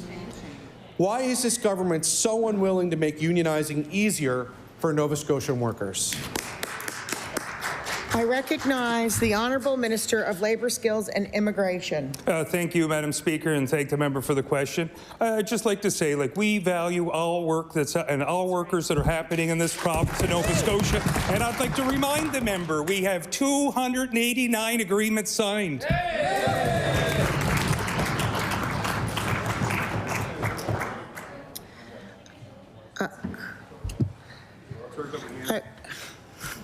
Thank you for the apology. I recognize the Honourable Member for Cumberland North. Thank you, Madam Speaker. My question is for the Minister of Health and Wellness. Nova Scotia Health have created a procedure that mandates our inpatient units at Colchester East Health Centre and Cumberland Regional Healthcare Centre to accept patients from the emergency department before the emergency room admitted length of stay is over 12 hours. No consultation was done with physicians or nurses at either facility before this policy came into play. There is no protection for nurses, for nurse-to-patient ratios. And does the Minister of Health approve this new policy, and does she think this is acceptable? I recognize the Honourable Minister of Health and Wellness.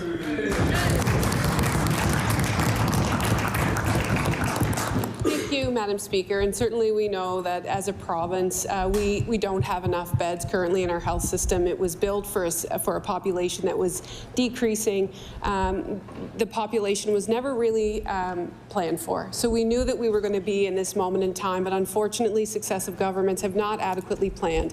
But we have made some big improvements in terms of access and flow. We now have C3, that is a provincial resource that helps us make sure patients are cared for in the right place at the right time with the right provider.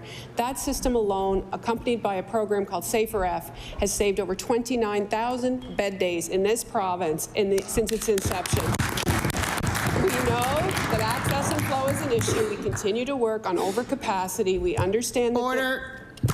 I recognize the Honourable Member for Cumberland North. Thank you, Madam Speaker. There's so much that needs to be said.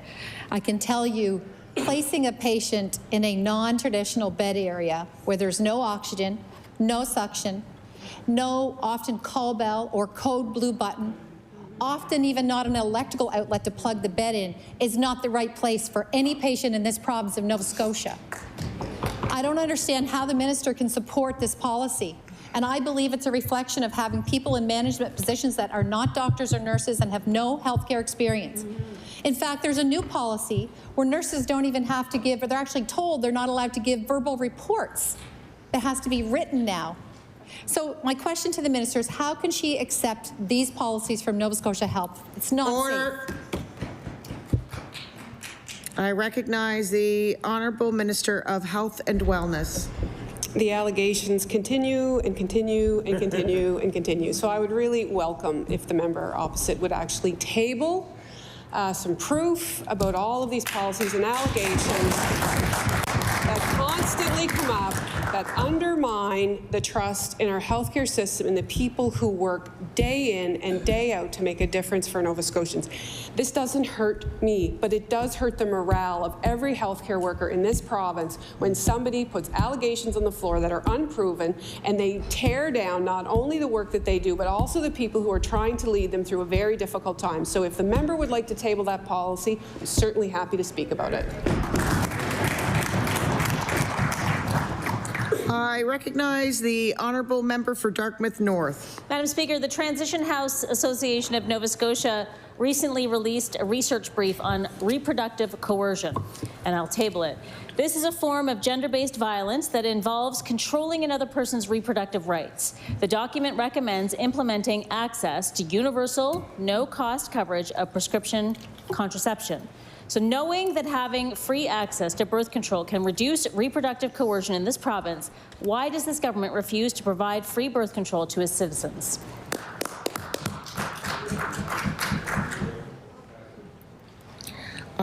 I recognize the Honourable Minister of Health and Wellness. Thank you. Thank the member for the question. So certainly we currently have programs that are available to people who are seeking birth control. We have our family pharmacare program, certainly people who also have private insurance. There are also some individuals who require additional support, and through opportunities and social development, there's opportunities for people to access birth control. We know it's an important issue. We'll continue to work with government, throughout government, to best understand how to serve Nova Scotians. Thank you. I recognize the Honourable Member for Dartmouth North.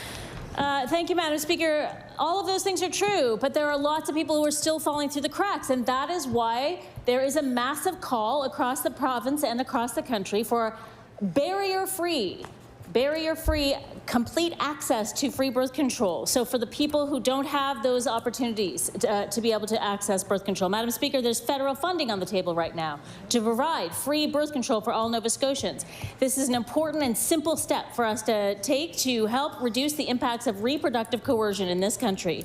We have yet to hear a good reason as to why the government has not taken the step. And so I'll ask again, why won't this government work with the feds to provide Nova Scotians with free birth control to help address the epidemic of gender-based violence? I recognize the Honourable Minister of Health. Thank you. I thank the member for the question. So we really are currently in negotiations with the federal government. Certainly the two departments are speaking about how best to serve Nova Scotians, what the negotiations may look like. It's not a straightforward negotiation. We have to make sure that it is a program that is sustainable when the money sunsets. It's great to get the money up front, but eventually that money will go away, and we need to make sure that we make the appropriate choices. We need to make sure that it's financially sustainable moving forward. When the money sunsets, we continue to be in active negotiations, and I'm very hopeful that we'll have more information soon. Thank you.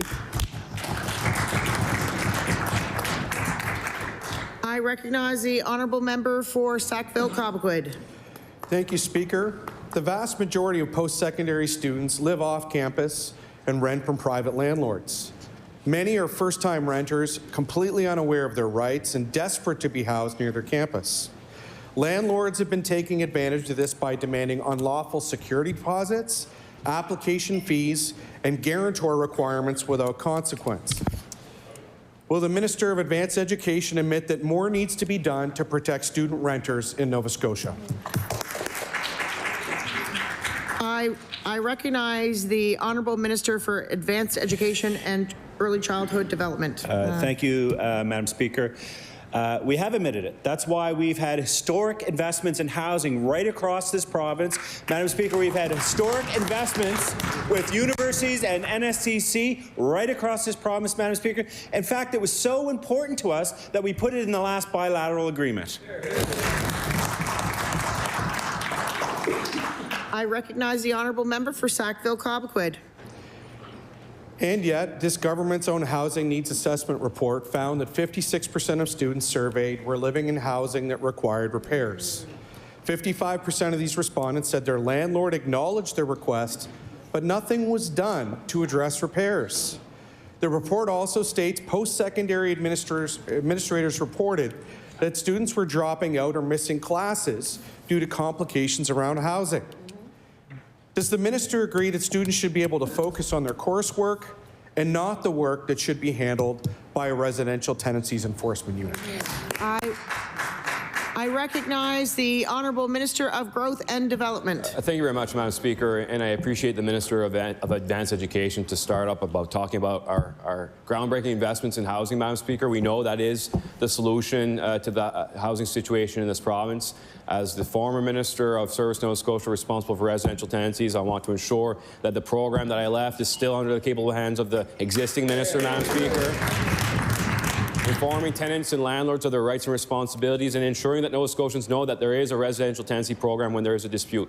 Madam Speaker, there's money on the table for our universities to take part in the solution to build more housing on campus, Madam Speaker. We're supporting students, Madam Speaker. We're supporting the community housing sector, Madam Speaker, and we won't stop. Thank you. I recognize the Honourable Member for Halifax-Armdale. Thank you, Madam Speaker. As we sit here, there are over 100,000 Nova Scotians without family doctor and access to care. Meanwhile, private clinics in a province provide care with user fees. So if you can pay, you get to jump all the queues. There's no wait times. This is in clear violation of the Canada Health Act. Why is the minister and government allowing private, for-pay care to proceed while everyday Nova Scotians wait? I recognize the Honourable Minister of Health and Wellness. Thank you, Madam Speaker. And certainly, unfortunately, there is no legislative lever for us to be able to look at private clinics. What we have encouraged the federal government to do is to open the Canada Health Act in order to give us tools and modernize that act for us to do that if that is the work they want. What we do say to individuals, there is no queue jumping. If you need diagnostic imaging, if you need blood work, those types of things, those clinicians are not integrated into our public health care system. We want to make sure people have universal access. There's no, it's very important that people understand what services those individuals are offering, whether or not they're integrated into our public system, which generally they are not, and it really is a buyer beware environment. Unfortunately, there's no lever for me to be able to monitor these clinics. I recognize the honourable member for Halifax-Armdale. Thank you. Thank you. Madam Speaker, it's clear we have a two-tier healthcare system in Nova Scotia, and it has impact. The federal government clawed back $1.3 million of healthcare funding in 2023 because patients in our province were being charged for medically necessary care. In 2024, this amount increased to nearly 1.8, and I tabled the Health Canada documents. 1.8 million would fund 5 family doctors and serve nearly 7,000 people. My question then is, how much will the federal government claw back in 2025 to the province of Nova Scotia because this government is allowing two-tiered health care?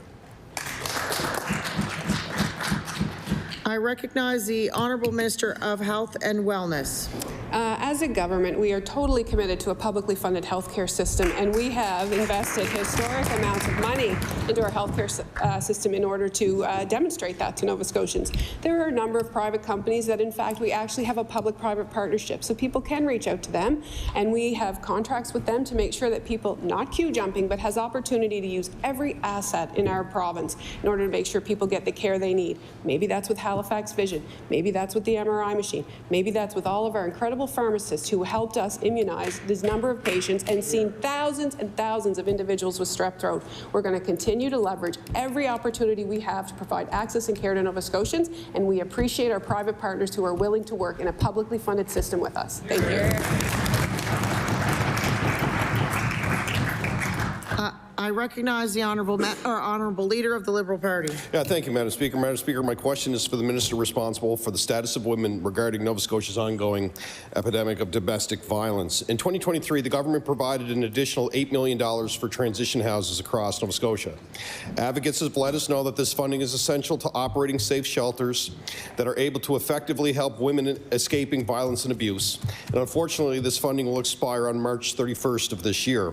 The Premier has indicated that he's open to extending this funding, but transition houses across Nova Scotia are looking for a concrete commitment from the government. Can the minister confirm that this funding will be extended? I recognize the Honourable Minister responsible for the Advisory Council on the Status of Women. Thank you, Madam Speaker, and thank you to the member opposite for the question. Transition houses are a very important part of our service provider organizations, and we value the life-saving work that they do, which is why we'll continue to work in collaboration with them to hear from them all the time. They provide a circle of support, they provide safety, they provide food, and they provide shelter at a time when it is absolutely needed most. So we'll continue to listen, and we've done that listening since I've been here, both with the Premier and multiple ministers within the Cabinet. We're really proud of that, and we'll continue to have an open conversation with them. On top of a historic $7.7 million infusion to the operating costs in the sector, and work happening government-wide and across all of government that I'm very proud to speak more on soon. Thank you. Just a reminder before we move on to speak through me, I recognize the Honourable Leader of the Liberal Party.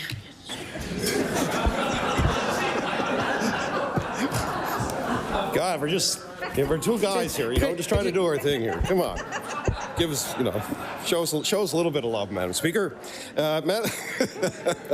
Madam Speaker, I hope that funding is recommitted. It's important, and I'm asking these questions on behalf of the advocates that we're speaking to, Madam Speaker. Transition houses across Nova Scotia need double staffing to operate safely and effectively. The Transition House Alliance of Nova Scotia has come up with a funding formula to ensure adequate staffing levels across the province. Will the minister commit to working with the Transition House Alliance of Nova Scotia to implement this formula and ensure transition houses have adequate staffing? I recognize the Honourable Minister responsible for the Advisory Council on the Status of Women Act. Thank you, Madam Speaker, and thank you to the member opposite for the question.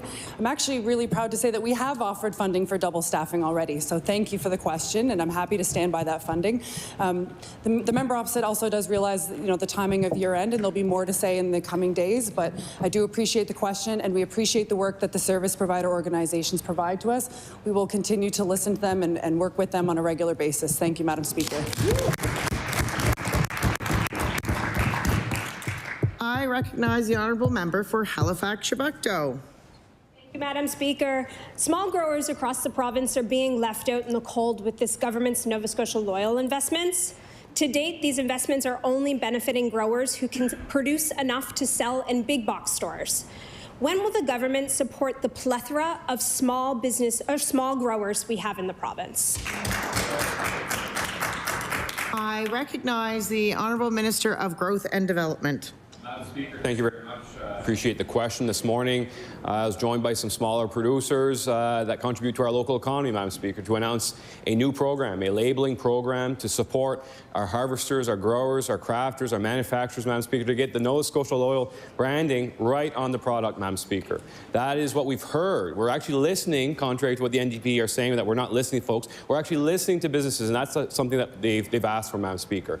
I've reached out to the larger big box stores to get Nova Scotia Loyal there. I've personally reached out to stores in my constituency. A shout out to Carl Store for taking part in the Nova Scotia Loyal program, and I encourage all members of this House to do the same and encourage their small retailers to join Nova Scotia Loyal.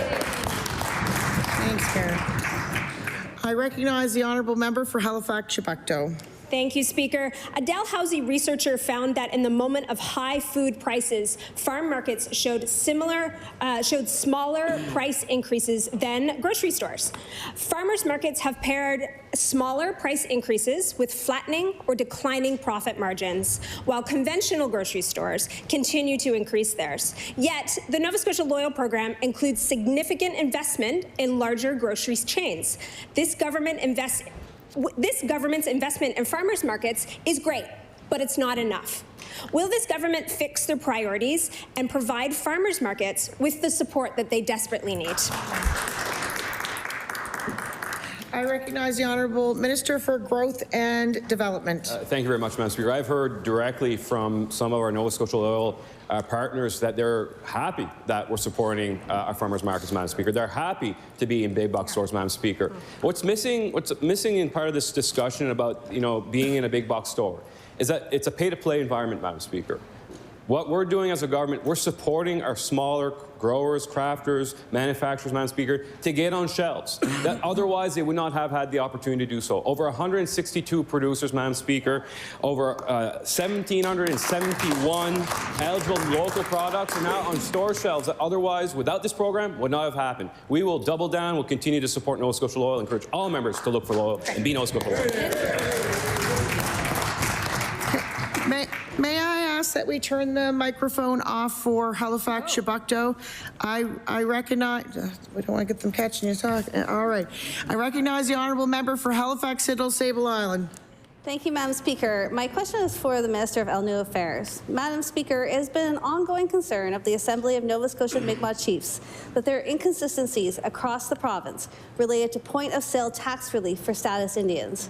What this looks like is that individuals are often stuck at the cash at national chains or local stores, educating businesses on their status rights, from what counts as proof of status to what the CRA regulations are. What is the minister doing to relieve this unjust burden and to ensure businesses across Nova Scotia are knowledgeable about this right? I recognize the Minister, Honourable Minister of Lanue Affairs.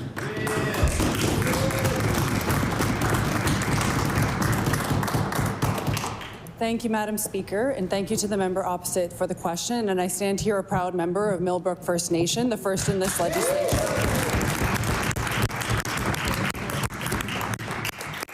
I take a lot of pride in my position here in the House, and I take a lot of pride as a community member. And what I will say is that, with that pride comes great responsibility, and I will continue to listen to my people. I will continue to listen to the people of Nova Scotia and do as much as I possibly can to work together in collaboration with this government. Thank you, Madam Speaker. I recognize the honourable member for Halifax Citadel Sable Island. Thank you, Madam Speaker. And I appreciate the minister's words. Definitely, this was something that I discussed with the Chief of Millbrook 6 months ago, so I know that it's a live concern in that community, and have also stood by and witnessed my child, who holds a status card, try and negotiate at cash for the tax relief. So we need to make sure that people have equal access and that a standardized system is in place. Ontario does this. They have a standardized approach. Will the minister commit to working with the Assembly of Nova Scotia Mi'kmaq Chiefs to ensure full provincial compliance of this right? I recognize the Honourable Minister of Lanou Affairs.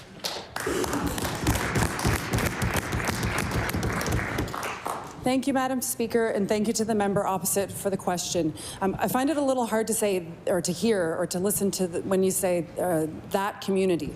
That community is my community. That community is a collaboration. It's a nationhood. So I do really want to honor that nationhood. I want to honor my community, and I want to honor that we're listening.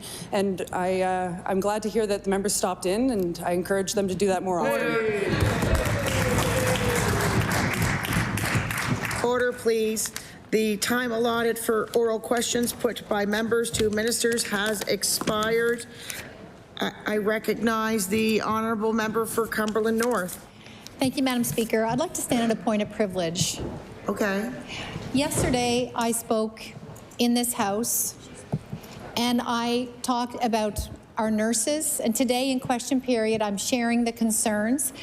Yesterday, that member from Halifax Atlantic, and today the Minister of Health, both times are demeaning my character, discrediting my words, and I feel like I should be able to...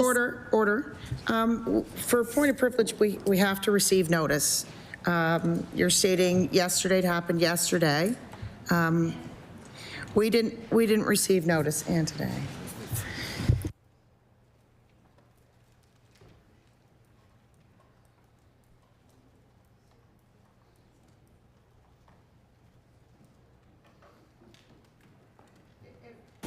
If the member would like to give notice, we can deal with what happened formally, but if something happened today, I will listen to what the member has to say. I recognize the honourable member for Cumberland North. Thank you, Madam Speaker. I just feel strongly that I should be able to ask a question on behalf of nurses or anyone else in this province without being told that I'm fear-mongering or that what I'm saying is not true. And it has happened continuously. Today's not the first time it happened. I don't really like standing and making these point of privileges, but after a while it takes its toll, and I don't think that I should have to have those kinds of responses. I feel like I should be able to ask questions here in this House without those kinds of responses of demeaning my character.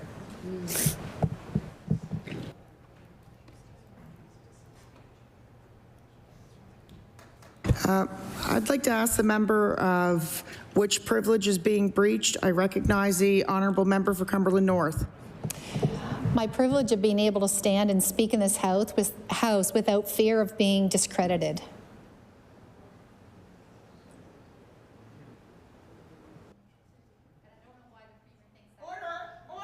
Order. Thank you.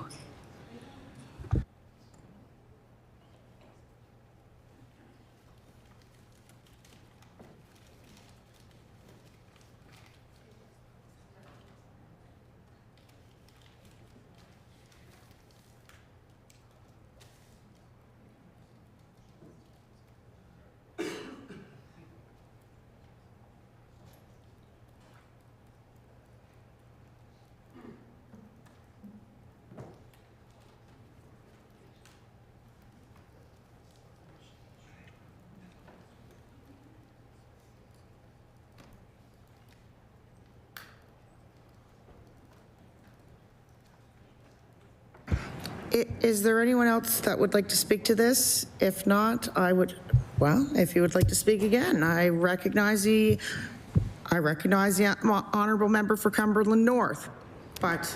The only last thing I'd like to say, Madam Speaker, is the Premier just put his head down and laughed at me and made a derogatory comment, and these are the exact... Order. How do you know that?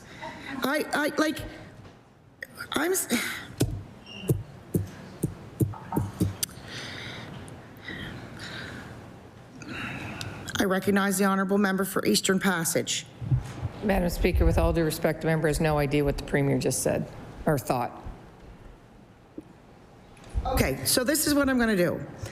I've taken note of your point of privilege. I'm going to take it under advisement, going to discuss it, and we'll get back to you. I promise you of that.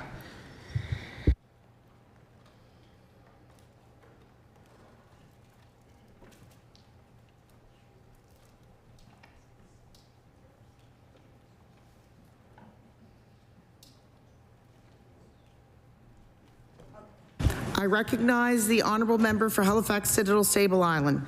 Thank you, Madam Speaker. I rise on a point of order. Earlier in question period, the Premier used unparliamentary language referring to the leader as spreading misinformation, and I believe that is unparliamentary language, and we would like it retracted. So I got tuned in for that the other day because I was misusing it. Which is why I now let you go sometimes when somebody's, not you go as in you go, but as in you go sometimes. And so what needs to happen is you have to take the intent, you have to take the, and it's all new to me, I'm learning my job, 8 days here. You have to take whether the room starts losing their mind, how I feel. I can read it for you. It is, I actually just brought it up if you'd like, or you can look in the green book and you can find it yourself. I thought today went well. Got a lot of questions in. Everybody behaved. Well, never behaved, that's the wrong term of words, but everybody was, I thought, gracious to each other to a certain extent. So I didn't hear anyone scream or yell from that side. The only time is when I thought the honourable member called me something else, and I was corrected, and I stand corrected, and I apologize for that. So, no, I didn't hear the host lose their mind. So no. Are you standing on a different point of order? Are you standing on a different point of order? Okay. And that's enough of this. Like, I remember the first day I let a member stand up, then I got more information. The host on this side got angry at me because I allowed that member talk. Now everybody seems to think that they can stand 2, 3 times on a point of order. I'm not allowing that anymore. I recognize I asked her if it was a new point of order, did I not? Should I implore you yet another day to look at the video? I recognize the Honourable Government House Leader. Thank you, Madam Speaker. Pursuant to Rule 5C, I move that the hours for February 28th be not 9 till 1, but instead be 9 till 5. The motion is that the hours from Friday, February the 27th, be from 28th? Sorry. Be not from 9 to 1, but 9 to 5. All those in favor, please say aye. Aye. Contrary-minded, nay. The motion is carried. I recognize the Honourable Government House Leader. Thank you, Madam Speaker. Would you please call the order of business government motions? Order of business government motions. Speaker, I move that you do now leave the chair, that the House resolve itself into the Committee of the Whole on Supply. I recognize the Honourable Member for Dartmouth North. Thank you very much. Thank you, Madam Speaker. I'm just going to spend a few minutes for the benefit of the Minister of Culture, Communities, Culture, Tourism and Heritage to talk a little bit about the value of culture and heritage, to our communities, to our budget, and just to say a few words about my thoughts on the budget and ask a few questions. So, Mr. Speaker, since I was elected in 2017, we Nova Scotians have faced our share of struggles. We faced floods and fires and plagues, and now we also face the threat of U.S. tariffs. The threat of the removal of fundamental human rights at the hands of right-wing governments around the globe, and we still face the threat of climate-related disasters. It feels like kind of heavy times. And heavy times call for community. We find community in all sorts of places, Mr. Speaker. We find it in our neighborhoods, we find it in churches and other places of worship, we find it in legions and community halls around the province, on sports fields and rinks, and in art spaces. It's no secret that being the spokesperson for CCTH is a special interest of mine. Speaking of special interests, I feel very strongly about the importance of this department and the funding it provides to organizations around the province. I grew up as an athlete, Mr. Speaker. I played organized sports from grade 2 to second year university when I finished my athletic career playing fullback and scrum half for the Kings Blue Devils in rugby. Thank you very much. I gave up my soccer career to play rugby. Still think that was a terrible idea, but whatever, it's over now. But I also take great pride in watching my own children in their hockey life. They are both proud Dartmouth Whaler hockey players, and they find great satisfaction in playing, not only because it keeps them healthy and gets them tired at the end of the night, but also because they have a great time with their teammates. They have strong friendships and bonds, and it is quite special to watch. But also, Mr. Speaker, I made my career in the arts and culture sector. I'm an actor. I ran a theater company for 15 plus years. I've been on stages all around the province and all around the country, actually. I performed in small art spaces across the country and large ones. I think of my tour of Newfoundland and Labrador with Mermaid Theatre of Nova Scotia. Shout out to Mermaid, one of our flagship cultural institutions in this province. We'll get to Ship's Company. We'll get to Ship's Company in a second. In that tour of Newfoundland and Labrador, I toured in little teeny weeny school gyms, elementary school gyms, and in all of the arts and culture centers across the province. And so, I've seen my share of art spaces. I've done my share of performance. I've also been in lots of film and television. I understand very deeply and very personally what our film sector means to Nova Scotia. It means, in my family's case, that we were able to pay the bills, and it means that we get to see our great province on screens across the world, and both of those things are equally important, I think. When we talk about arts and culture, and when I say culture, I don't just mean arts and crafts and culture. I mean sport as part of culture. I mean music as part of culture. I mean those as very broad terms. I will remind the House, I've said this quotation before, but on our $20 bill, there's a quotation about the arts by Gabrielle Roy, who is a Canadian novelist, I believe. Yes, novelist. Which says, could we ever know each other in the slightest without the arts? It's on our money. It's on our money. And so we know that art heals, and art brings us together and allows us to consider ideas in new ways, and to laugh, and to consider what it means to be people, what it means to be human beings in this time and place and space, but also what it means to be Nova Scotian and what it means to be Canadian. And all of those questions we're really grappling with right now. I mean, Canadian pride is at a fever pitch right now because of the threats we're experiencing from the U.S. And, you know, in some ways that makes me feel, you know, like I feel like, you know, nationalism is a precarious place to be, but also I want to be Canadian and I don't want to be absorbed by the United States for all kinds of reasons. But one of them is because we have a particular culture in this province, in this country.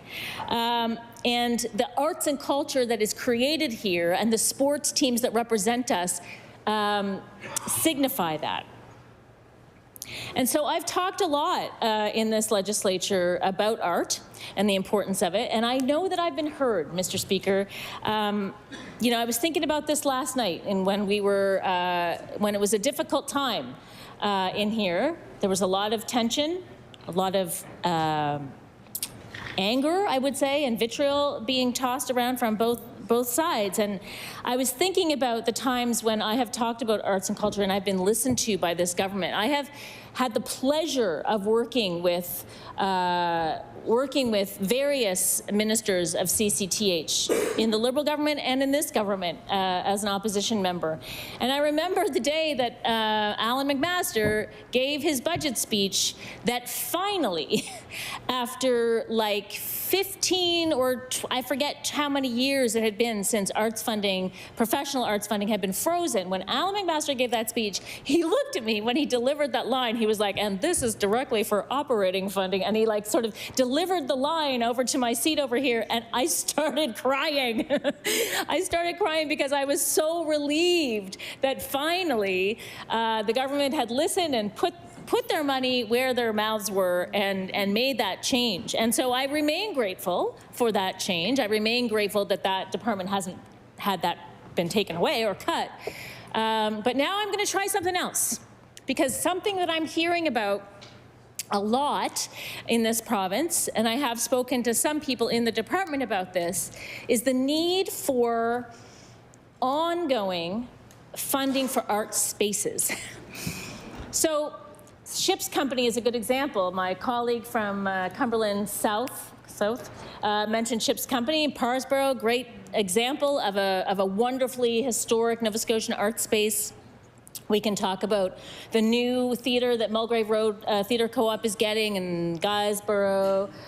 We can talk about the Bus Stop Theatre on Gottingen Street. We can talk about the Lighthouse in the city. We can talk about the new DeCoste Centre in Pictou, also a place that I performed. I feel like Yarmouth got some funding for their Performing Arts Centre a while ago. And all of that money is really important for capital investment. We also know that the federal government, through Heritage Canada, gives a lot of money, and municipalities give a lot of money. But what happens is when all of that capital campaign and the hubbub of an exciting new building, an exciting new space, a renovated space, Bus Stop Theatre doesn't leak anymore, thank the Lord, there's still money that needs to, there's still costs that are associated with running a space. And there is no place for arts organizations to go at the province for smaller amounts of money to do space maintenance, or to, you know, to just like to put a new roof on, or to, you know, fix a leak in the siding, or to, you know, like change out seating and that kind of stuff. So it's one thing to have the spaces, it's amazing, and we all know, and I don't need to sell that on anyone, that these spaces in all of our communities, especially rural communities, are so essential. Oh yeah, another good example is the theater in Bedeque. Who represents Bedeque? Anyone? That's an exciting. Isn't it an exciting thing? The new theater in Bedeque? Yeah. Oh yeah, Marigold Theater. So I implore the minister to hear me. I also will put another plug in for that operating money that was so integral and important to organizations. It needs to continue. We can't have it frozen again for another 20 years, Mr. Speaker. We need to keep recognizing that that these these institutions and these organizations, be them, you know, tiny little theater companies to the Art Gallery of Nova Scotia, or the, what do you call it, Celtic Colors, and organizations that at that level need ongoing funding because as costs rise, wages need to go up. Everything is more expensive to buy and to produce this important stuff. So I guess I just want to make the case for increasing the arts budget more. Years ago, I tabled a piece of legislation, Mr. Speaker, on making the arts budget of Nova Scotia 1% of the entire budget. So that would mean as the budget grows, the arts budget grows. It is something that has been done in other jurisdictions across the world. Many other countries and provinces do spend more per capita on arts funding than we do in Nova Scotia, although, again, I will recognize that we have had some increases lately, but they need to keep going. And the last thing I'll say in this time is that we spend a lot of money on tourism, on our tourism strategy. We are Nova Canada's, what is it, the new slogan? What? Your ocean playground. We are your ocean playground, people of the world.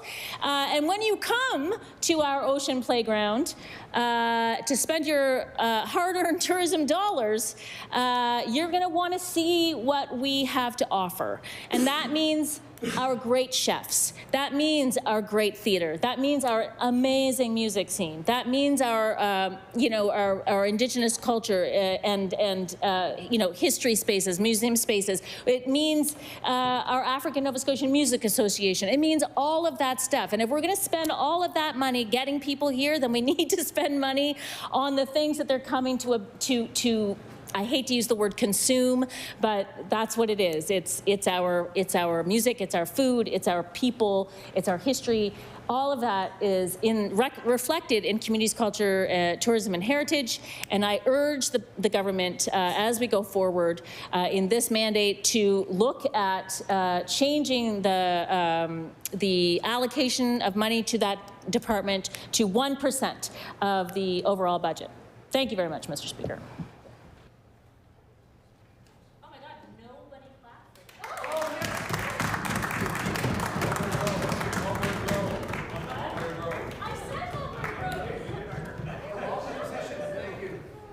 I recognize the Minister of Finance.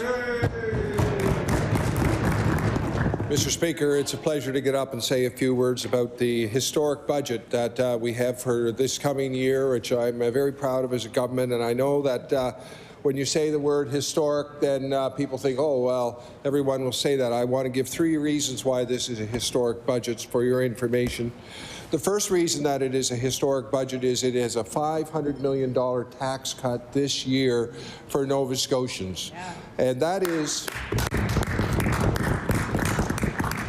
as you know, we have approximately 1 million people in Nova Scotia. That's $500 for every person, about $1,000 for every family in Nova Scotia. This will make a difference in the lives of Nova Scotians. Nova Scotians will feel this tax increase, decrease. They will see that it makes life more affordable for them, and I'm very proud of that. And I do want to unpack the details of that tax break, the different aspects of it in a minute.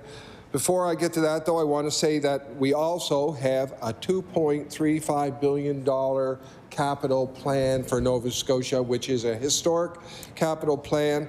We're building hospitals, we're building schools, we're building seniors and long-term care facilities, we're building public housing. We're continuing to invest in the much-needed public housing, first investment in more than 30 years. We're building schools where we need them. I can't tell you how proud I am of that. I know that the opposition has said, can we afford it? I say we can't afford to not do it. We have to do it. We're building good things for Nova Scotians. I'll get back to that. The third thing I want to talk about, which is historic for our budget, is the increase in the school food lunch program. Yeah. So what I want to tell Nova Scotians is when we were discussing doing a school food lunch program about 14, 15 months ago, we recognized that it was a big lift. It was a daunting challenge, and we weren't sure, to be honest, how it would go. And one of the things we recognized at that time was we really had three different types of schools. We had schools that had a cafeteria and good infrastructure. We had schools that had a little bit of infrastructure, and we had schools that had nothing, virtually no infrastructure. So we realized at the time through the Department of Education that there would need to be three different sort of run-ins. I can tell you that it was an all-government lift. Multiple departments were involved. But what I really want you to know is that that program was a success because ordinary Nova Scotians working in these schools made it work. And I just want you to know that I want to express my appreciation to those Nova Scotians working in our schools who did the big lift.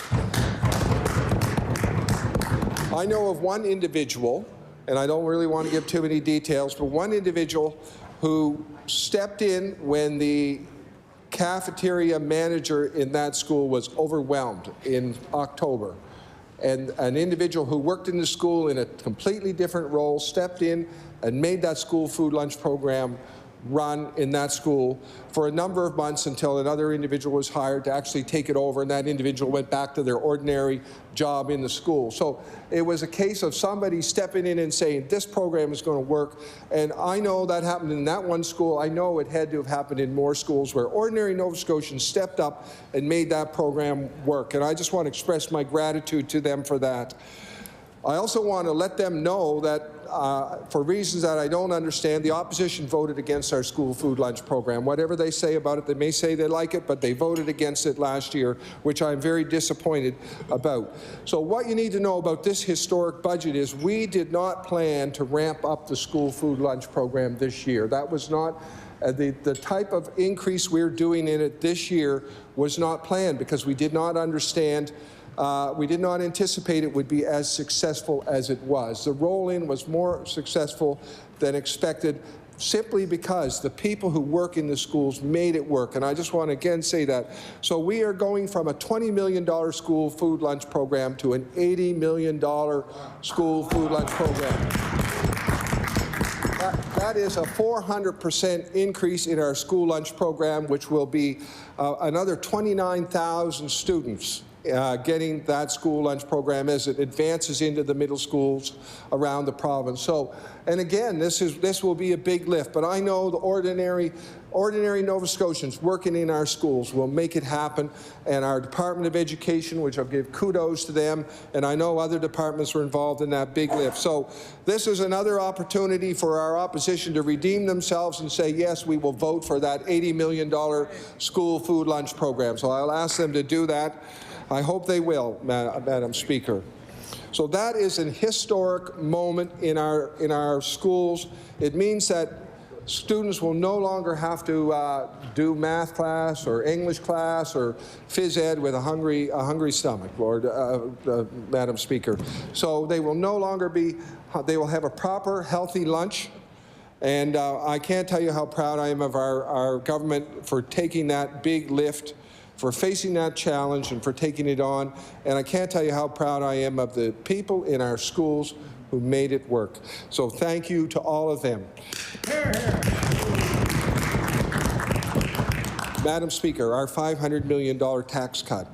The first thing I want you to know about our $500 million tax cut is that there is a 1% reduction in HST. So HST on April 1st will go from 15% to 14%. So this may sound like a small amount, but this is a couple $100 million. I believe it's in the range of, I have the number here, I'll go by memory, it's in the range of $250 million tax cut for Nova Scotians. This is the first change in HST since 2010, and the second change since 2008. What happened in 2008? The then Harper government, in 2008, HST was a split between federal-provincial of 7% federal, 8% provincial. In 2008, the federal Conservative government of Stephen Harper reduced the federal portion to 5%. So it went from for Nova Scotians, it went from a 15% HST to a 13% HST, which was a big cut. In 2010, the then Dexter government, the NDP government, raised the provincial portion from 8% to 10%. So we went back to having a 15% HST. So it was a massive increase in taxes for our province. So I'm very proud to be part of a government that recognizes the tax burden on ordinary Nova Scotians, that is dealing with this tax burden by reducing our HST by 1%, which will save Nova Scotians in the range of $200 to $300 million. Another tax cut we are doing is raising the basic personal exemption. So that means when you fill out your tax form, there's an amount which is your basic personal exemption. It hasn't changed in a long time, but we all know when you go to the grocery store, milk is more expensive than it was a couple of years ago. Eggs are more expensive, gasoline is more expensive. All of these things are more expensive. So the cost of living goes up, but the basic personal exemption was staying the same. So we are raising the basic personal exemption by $3,000 for every person in Nova Scotia. That is a massive tax decrease. It will mean more money in the pockets of Nova Scotians across our province, and it is in the range of $200 million. And I'm very proud of our government for doing that, and I know that Nova Scotians will notice that when they fill out their tax forms. And they will have more money. They'll have more money back in refunds. They will have more money to spend on basic necessities. Another tax break that we are giving Nova Scotians, we started last year, I credit the former Minister of Finance, and that is we are indexing tax brackets.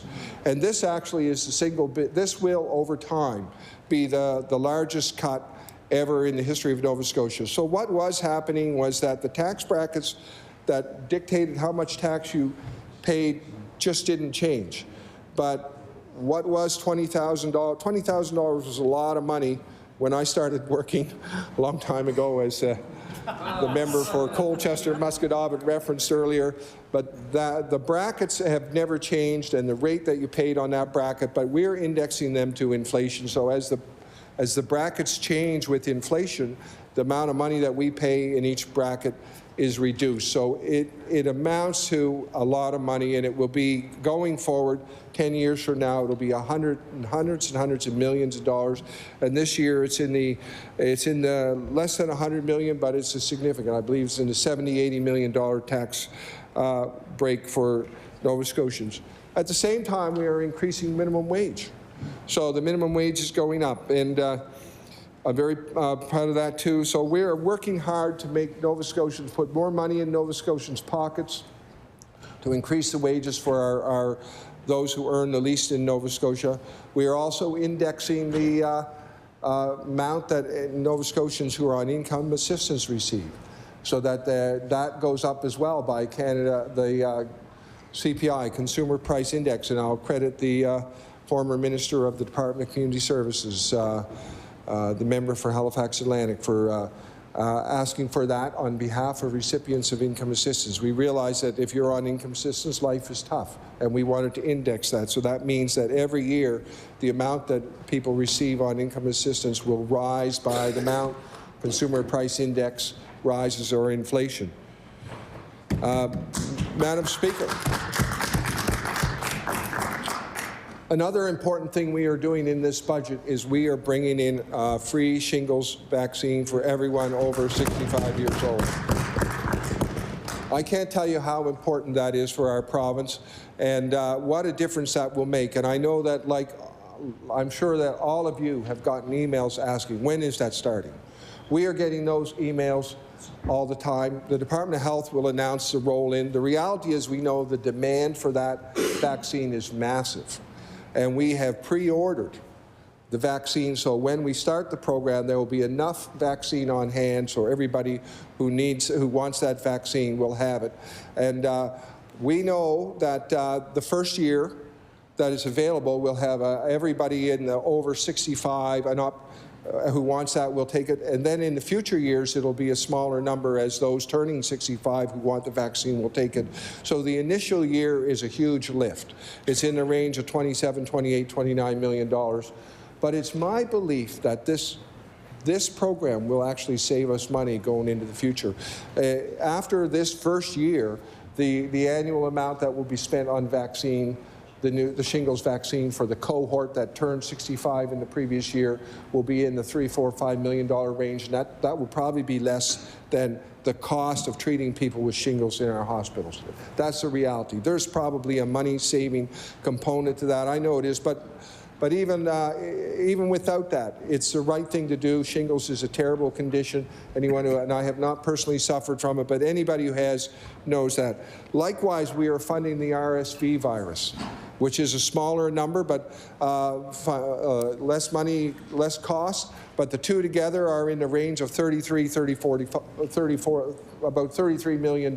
So it is a big lift for our province to do this, but I can't tell you how important these things are for our province. I want Nova Scotians to know, too, that we are taking the cost of parking off in our hospitals. If you need to go to the emergency, if you need to go to the hospital, you shouldn't be wondering if you had the money in your pocket to pay to get in and out of the hospital parking lot. And that's in this year's budget. So we respect the fact that we don't want to create barriers to health care for individuals. And we know for some people this may actually be a barrier to health care. We don't want to do that. Madam Speaker, we are doing a historic lift on capital, on spending, on hospitals, on schools. My colleagues in the Bedford area, they need schools in Bedford, and we are building schools in the Bedford area. We've announced that. We're going to address the school. As our province grows, we need new schools, we need better schools, we need more schools. So we're building schools, we're building hospitals, we're building public housing, we're building roads. We're on a historic build on seniors and long-term care. And I credit the Minister of Seniors and Long-Term Care. We're in the 5,000 to 6,000 bed range build in seniors and long-term care. Before our government came to power in 2021, the last build in seniors and long-term care went back to the Rodney MacDonald government, which the NDP government had opened them, but they didn't announce any new builds. And then after that, in 2018, 2019, there were a couple builds announced by the McNeil government. So I do want to give credit for that. But what we learned during COVID was that we could not have two seniors in one room sharing a bathroom and not have COVID spread. So we knew we had to build a huge lift in seniors and long-term care, and we're doing it. Thank you, Madam Speaker. I recognize the honourable member for Cumberland North. Thank you, Madam Speaker. And I'd like to stand and speak into supply today and discuss some of the current situations in our healthcare system. It's been my life mission to try and create excellence in healthcare. My mission is personal, rooted in the profound loss of my mom when she was only 28 years old. She was diagnosed with melanoma around the same time that I was born and passed away tragically about 5 years after she was diagnosed. She had a mole that went undiagnosed for too long, and by the time it was removed, her cancer had already spread through her lymphatic system. My only memories of my mom are of her time in hospital, and where the nurses who cared for her, in my mind as a young girl, were nurses taking care, or were angels rather, taking care of her. Their compassion and their dedication inspired me to want to become a nurse and devote my life to improving health care. The current state of health care here in Nova Scotia is... I'm sorry, honourable member. The noise is very loud and it's not coming from in here. Can you hear it? Well, I know you can hear, I can hear it, so I'm just going to ask someone. All right. I recognize the honourable member for Cumberland North. Thank you, Madam Speaker. I rise today to speak about the current state in our healthcare system as an urgent call to action to foster an improved environment. Oh, sorry. Oh, okay. Where frontline workers can have their voices heard without fear of retribution. Yesterday, even when I shared the concerns of nurses here in this province, I was shamed by another member of this House, and I'll table the documents. The member from Halifax Atlantic stood and said, "Then I heard the member of Cumberland North make accusations against bureaucrats and people who work in the public sector and party members, knowing that they can't defend themselves and knowing that you have the ability to say whatever you want in this House. You say nurses are under threat and they're scared to go to work, and you have nothing to table, no proof to show. It is a difficult job, absolutely. I want to table that." And the fact of the matter is, Madam Speaker, as the elected representative for Cumberland North, but also as one of the only rural MLAs in opposition, I do have a responsibility to speak on behalf of the many nurses that have reached out to me from around the province. And I should be able to do that without other members standing and alleging that what I'm saying is false, Madam Speaker. Our nurses deserve better, our doctors deserve better, and our frontline workers in healthcare deserve better. And the fact of the matter is, right now, many of them do not feel safe in speaking up about the current situations. In the fall, Madam Speaker, one of our doctors spoke up, and he was threatened. His job was threatened by management in Nova Scotia Health. And he was told that he could be fired. And his response was, "Go ahead, fire me." And he went ahead and spoke to media. And I'm so proud of him. But our doctors and our nurses shouldn't be threatened. Our doctors and our nurses should be able to speak up about the care and the current situation in an attempt to try to make things better without fear of losing their jobs. And right now, that's not the circumstance. That's not the situation. So, Madam Speaker, the first thing I want to call on the government to do is to improve the culture, the workplace culture, for those that are working here in our healthcare system. If nurses or doctors have feedback, they should be able to provide it freely and safely. Healthcare is a teamwork environment. Teamwork is needed to provide safe and effective care for the patients. Second, Madam Speaker, is governance. As discussed previously here in this House and highlighted again yesterday in question period by the member from Halifax-Armdale, we continue to see policies from Nova Scotia Health that compromise patient care. The only explanation that I can offer, and sometimes others in the system, is that individuals making these decisions may not understand the direct implications. The most recent example is the policy that I tabled last Friday here in the House and then again today. And I'll table it today, Madam Speaker, as I speak to it. This is a procedure that was given on Friday, February the 14th. And it's called an inpatient bed assignment when emergency department triggers are met. The purpose of this procedure outlines the process to support patient transfers from the emergency department to an appropriate inpatient unit when all inpatient beds are occupied or have been allocated to incoming patients, and there is an identified pressure in the emergency department characterized by offload delay approaching cutoff time and emergency department length of stay over 12 hours. Each inpatient unit is to have three patients identified in the patient manager tile as non-traditional care space appropriate, as per the non-traditional care space identification procedure. Madam Speaker, in November, I was contacted by nurses and doctors because patients were being placed consistently in non-patient, non-traditional bed areas in the hospital. They invited me to come and take a look. And I actually wept after I went to the hospital and saw the conditions that the patients were in. As a nurse, and just as a normal human being, it was so sad to see the conditions. Doctors and I spoke out, and thankfully the nurses union came, met with management, and explained that this is not safe for nurses to practice in and was not conducive to safe patient care. And the practice stopped for a period of time. For a period of time, patients were no longer placed in non-traditional bed areas in the hospital. Then, about a month ago, the practice started up again.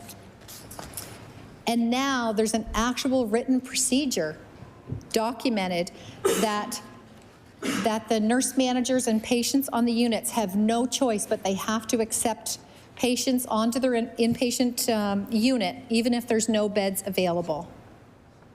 Doctors were not consulted, nurses were not consulted before this policy came into play. In fact, I'll read from one of the pages here. It says, attending physician will be notified and approval is not required of the patient moving. It's a sad state, I believe, Madam Speaker, when our doctors and nurses are not consulted and when their approval is not required regarding patient care. This policy that I'm holding in my hand and that I'll table is being referred to as the auto pull policy or dump and dash by the doctors and the nurses, as this policy mandates that patients be moved from the emergency room and placed, quote, somewhere in the hospital. But where exactly? The policy calls these locations non-traditional bed areas, and there's no limit on the number of patients that can be placed in hallways. Which brings me to another point on behalf of the nurses. There's no policy in place to protect nurses and patients.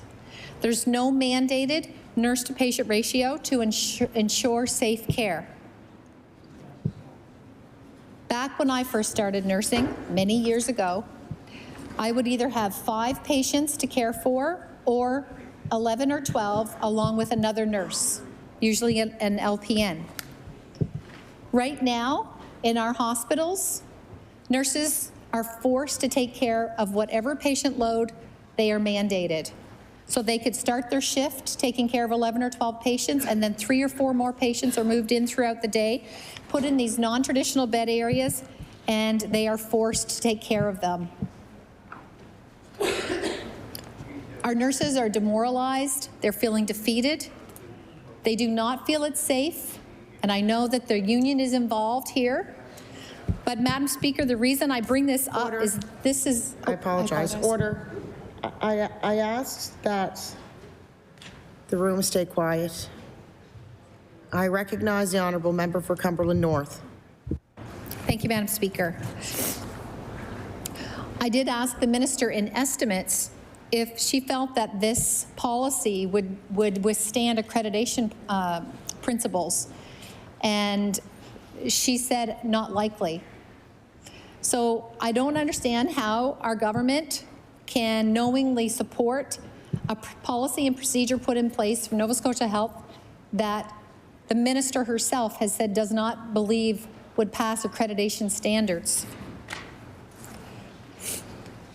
For those that aren't involved in healthcare, a non-traditional bed area could be a closet, it could be a quiet room, it could be a hallway, basically anywhere in the hospital that a stretcher can fit.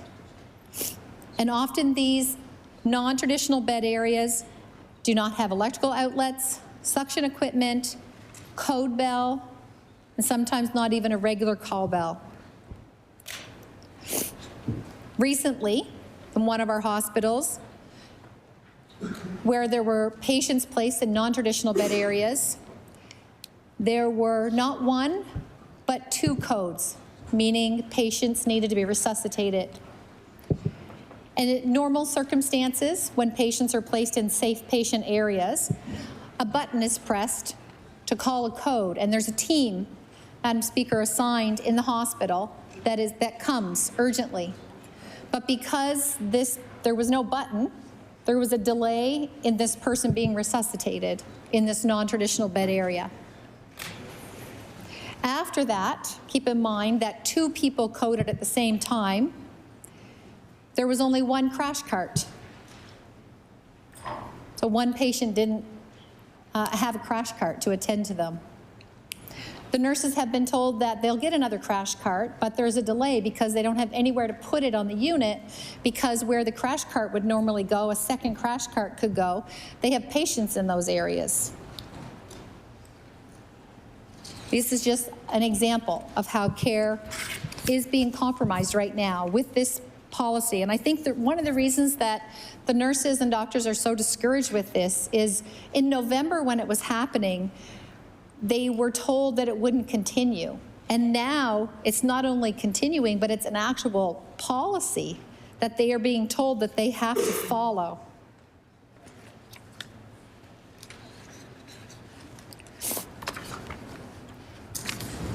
Every day, Madam Speaker, our nurses are filling out surge overcapacity reports, meaning the hospital is over capacity and they have too many patients to care for that they feel is safe practice. Another policy that's recently, I guess it's been in place for about a year, but it's only really being enforced now, is a policy that a nurse no longer has to do verbal handover when they take over care of a patient. And I'm being told that this policy was put in place to get patients moving faster. So if a patient's being moved from the emergency department to a non-traditional bed area, it can be done without one nurse actually verbally speaking to another. And in healthcare, we have a long history of nurses give verbal reports to each other, ensuring that nothing is missed about the patient care. But now the policy is that there's a little tick box list. And as long as that little piece of paper has the ticks, the check box is ticked off, that's all that has to be communicated before a patient is moved to a new patient area. And many people believe, the nurses and the doctors do not believe that that is conducive to safe patient care. And my last question about this policy, Madam Speaker, is why? What is behind this policy? Many believe it's because it refers to the emergency department offload times. So many people believe that this policy is being put in place to try to make offload times better, but it's causing another more serious problem, Madam Speaker. Patients are being possibly moved out of the emergency department before they are ready, before a doctor is ready to take them and admit them onto the patient. So as I close, Madam Speaker, I speak on behalf of our doctors and nurses. I urge the minister to address this policy, to address the current workplace culture and governance structure that is here in Nova Scotia that is not leading to improved care, but rather is possibly leading to worse and poor outcomes here in our healthcare system. We must be able to talk about this freely and openly, all with an effort to make improvements. Our patients deserve it. Our frontline healthcare workers deserve it too. Thank you, Madam Speaker.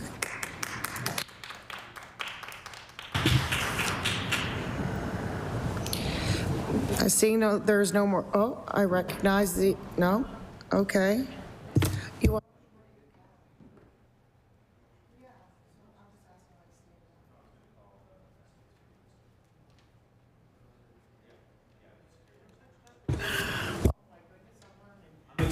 I know. The motion is carried. We will have a short recess while the committee sets up.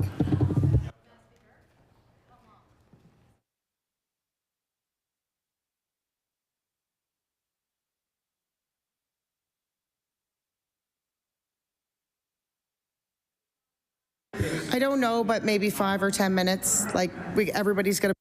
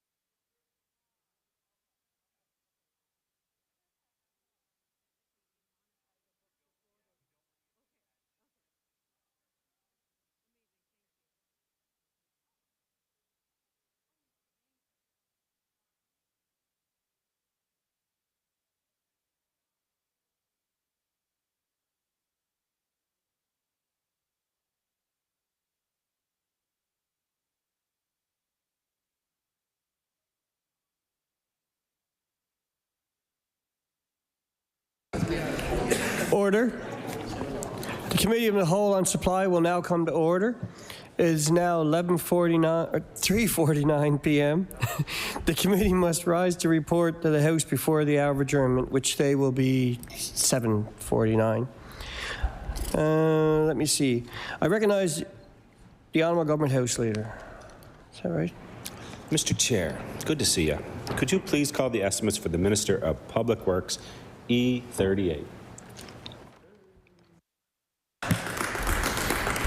Resolution E38, that a sum not exceeding $840,141,000 be granted to the Lieutenant Governor to defray expenses in respect to the Department of Public Works pursuant to the estimate. With 2 minutes, 9 seconds left the NDP time, I recognize the member for Cape Breton, Senator Whitney Pear.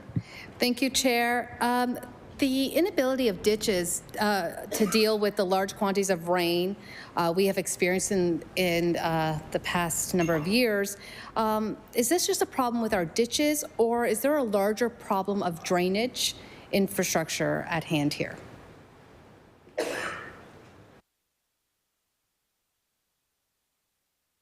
I recognize the Minister of Public Works. Thank you, Mr. Chair, and thank the member for the question. One of the things with this government that I'm very proud of is the doubling of the RIM program.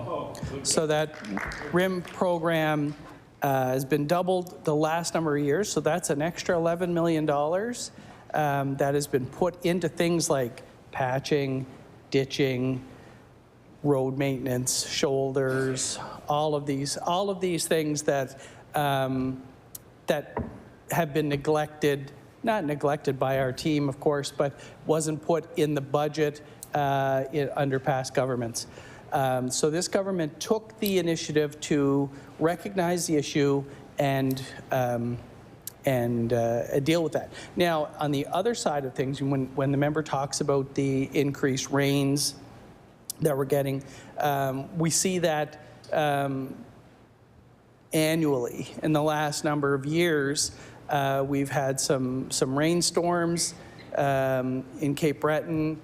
You know, when we talk in a 1 in a 100-year storm, we've had them 1 in a 5-year storm, really. So there's been, and so the department has done a fantastic job of getting inventory in place, replacement culverts, replacement bridges, all in place in the event that, I mean, our infrastructure in the province and in some of the municipalities is been around a long, long time. Order.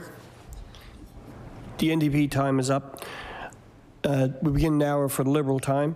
I recognize the member for Sydney, member 2. Thank you, Mr. Speaker.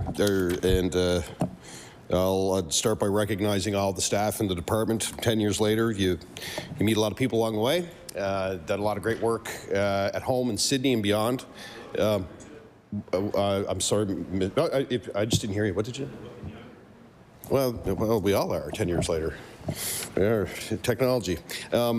Anyway, back to my comments. I do want to put a big shout out to staff who I worked with, and I saw them work firsthand on some pretty significant projects in Cape Breton that the Cape Bretoners would be aware of, and I do want to recognize their work. So I'm going to get right into it, and my first topic is going to be around bridges. It's around Seal Island Bridge. It's something that that's I think it's probably the largest, the highest bridge, I believe, or one of them in the province.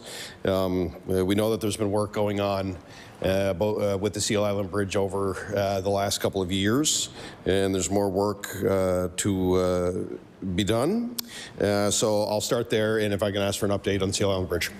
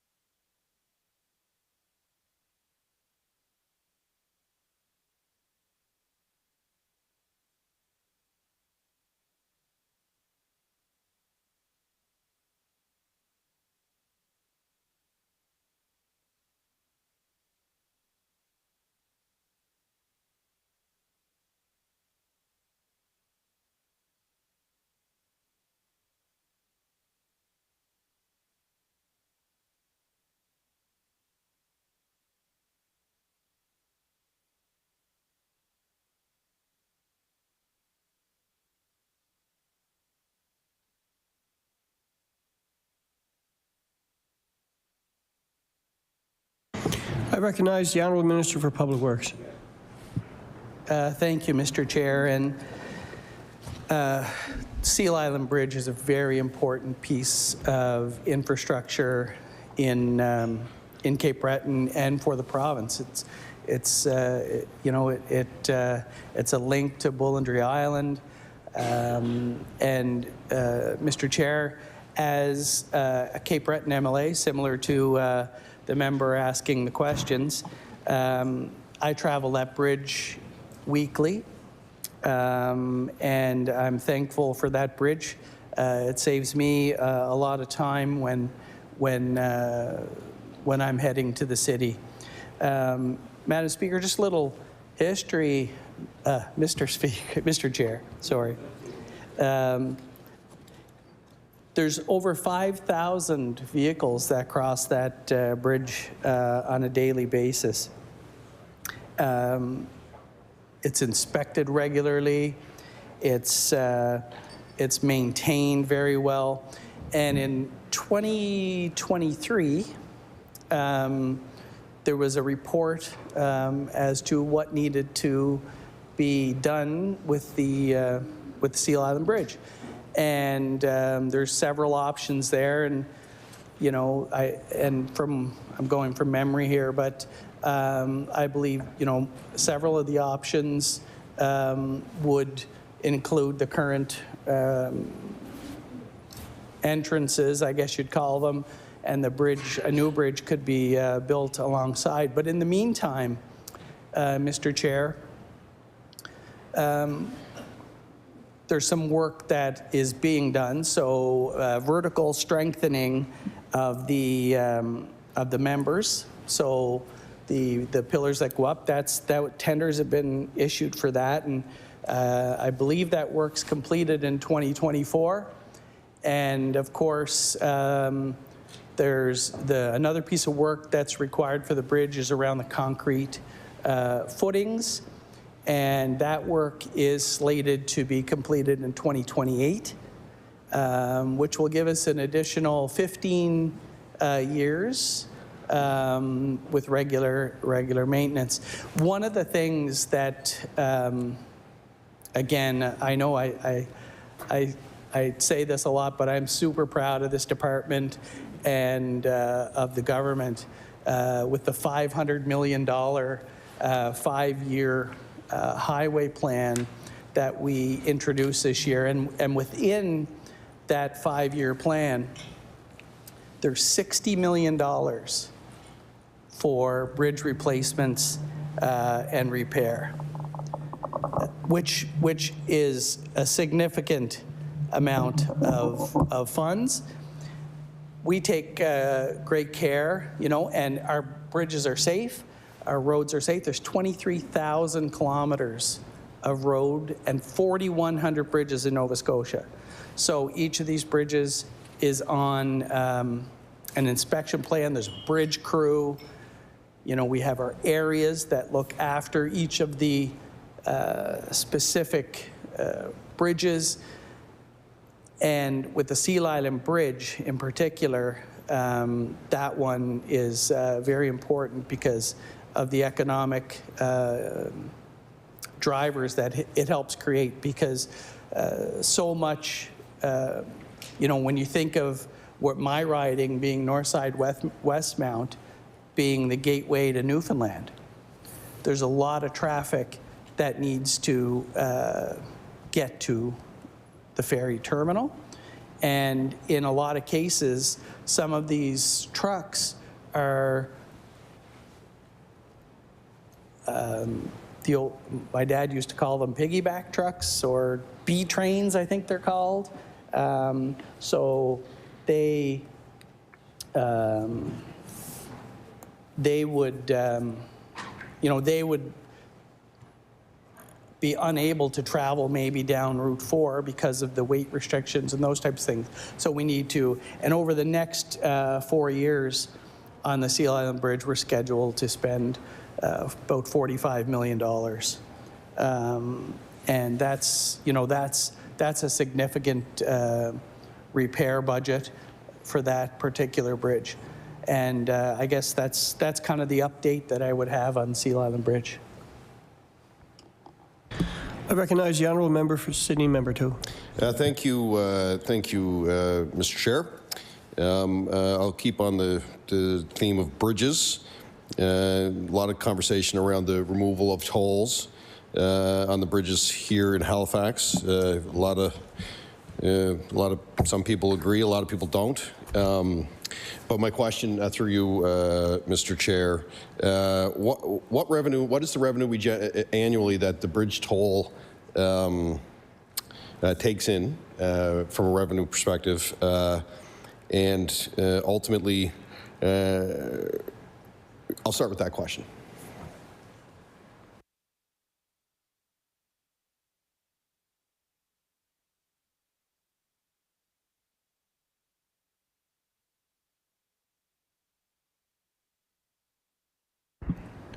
I recognize the Minister for Public Works.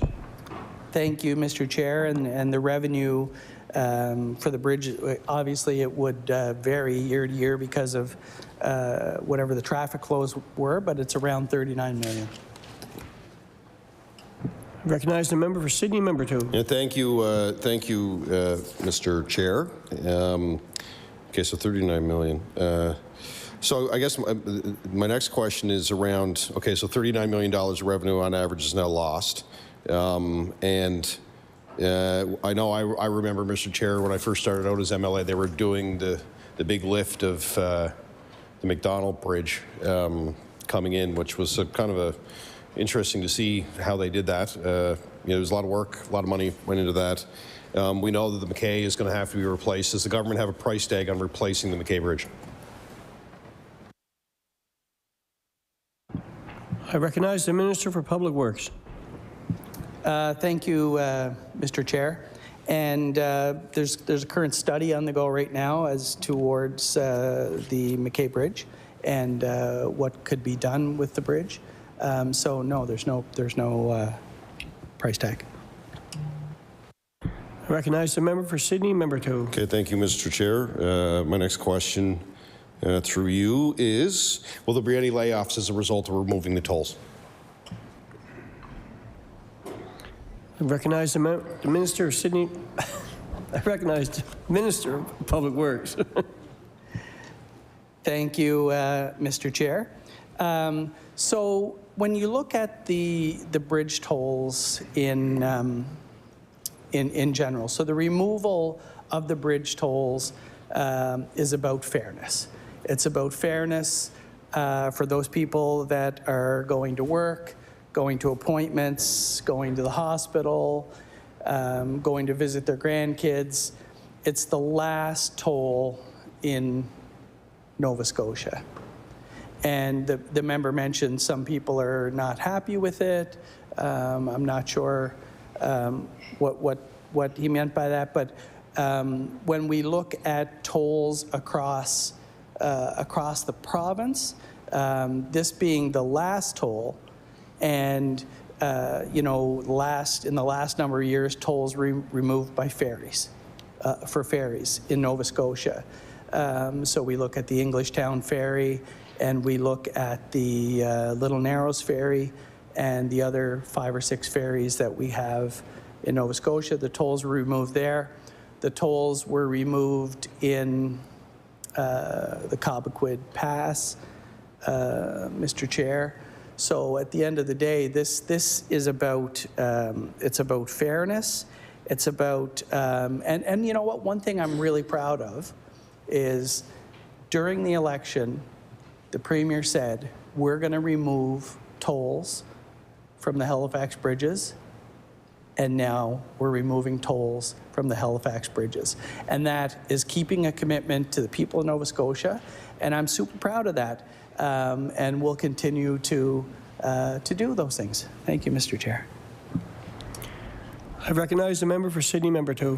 Thank you, Mr. Chair. I'm just going through my notes here. Okay, I'm going to move away from bridges. And I want to talk about the QE2 redevelopment and really We're seeing the project now that has been delayed for years and significantly more when it comes to the budget for the project. Can I get an update from the department on their plan moving forward for the QE2 redevelopment, and are they confident that it's going to be on time and on budget? I recognize the Minister for Public Works.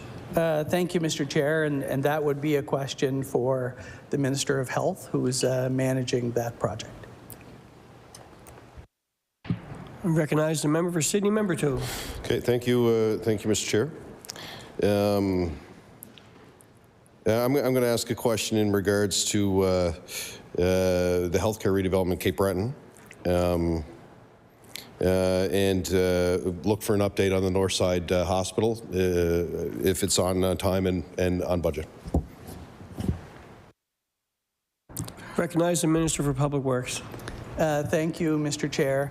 The redevelopment at the Northside Hospital, again, as the member knows, is managed by the Department of Health. But I can tell you, I'm so excited to see that building going up. I drive by it every day when I'm home. The work that's happening there, what the residents of Cape Breton and Northside will have in that facility when it's completed will be second to none. So again, with regards to budget and timing, I would ask the member to direct those questions to the Minister of Health. I recognize the member for Sydney, member 2. Yeah, thank you. Excuse me. Thank you, Mr. Chair. Okay, what do I want to ask next here? There's a lot of conversation around wastewater infrastructure in Ingonish. I'm receiving emails from folks that are looking for some direction, and I just want to know, is the provincial government involved with any of that infrastructure work in Ingonish and the proposed new, there's a lot of new development up there, and there's been a lot of conversation in the community about ensuring that the infrastructure is adequate for what is needed. So I'll ask the department that.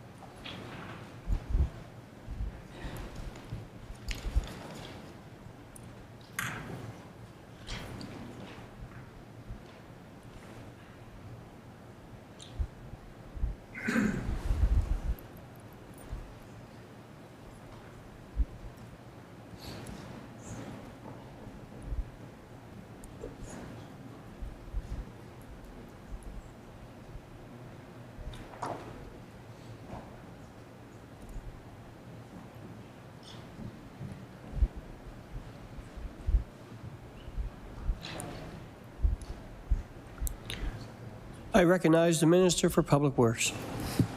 Thank you, Mr. Chair. And on this particular issue, we're going to have to get back to the member, which we will do, because there's several projects in Cape Breton that are funded by some are federal, some are provincial. This one might be led by Municipal Affairs, but the staff will check on it and get back to you. I recognize the member for Sydney, member 2. Thank you, Mr. Chair. It's a nice suit, by the way. I like that suit. I don't know, you don't see that in Glace Bay very often, that color suit, man. Thank you. I'm happy to please you. Mr. Chair. I recognize the member for Sydney, member 2. Had to be said. Okay, I want to talk about cellular, and the program. The province, in this budget, I believe there's $22.4 million for the program in this budget. The total for the project in July 2024 was $69.2 million. So I'm seeing a decrease in spending. Can I get an update on the cellular program and a kind of a timeline to ensure that we can continue to increase the folks without cell phone coverage?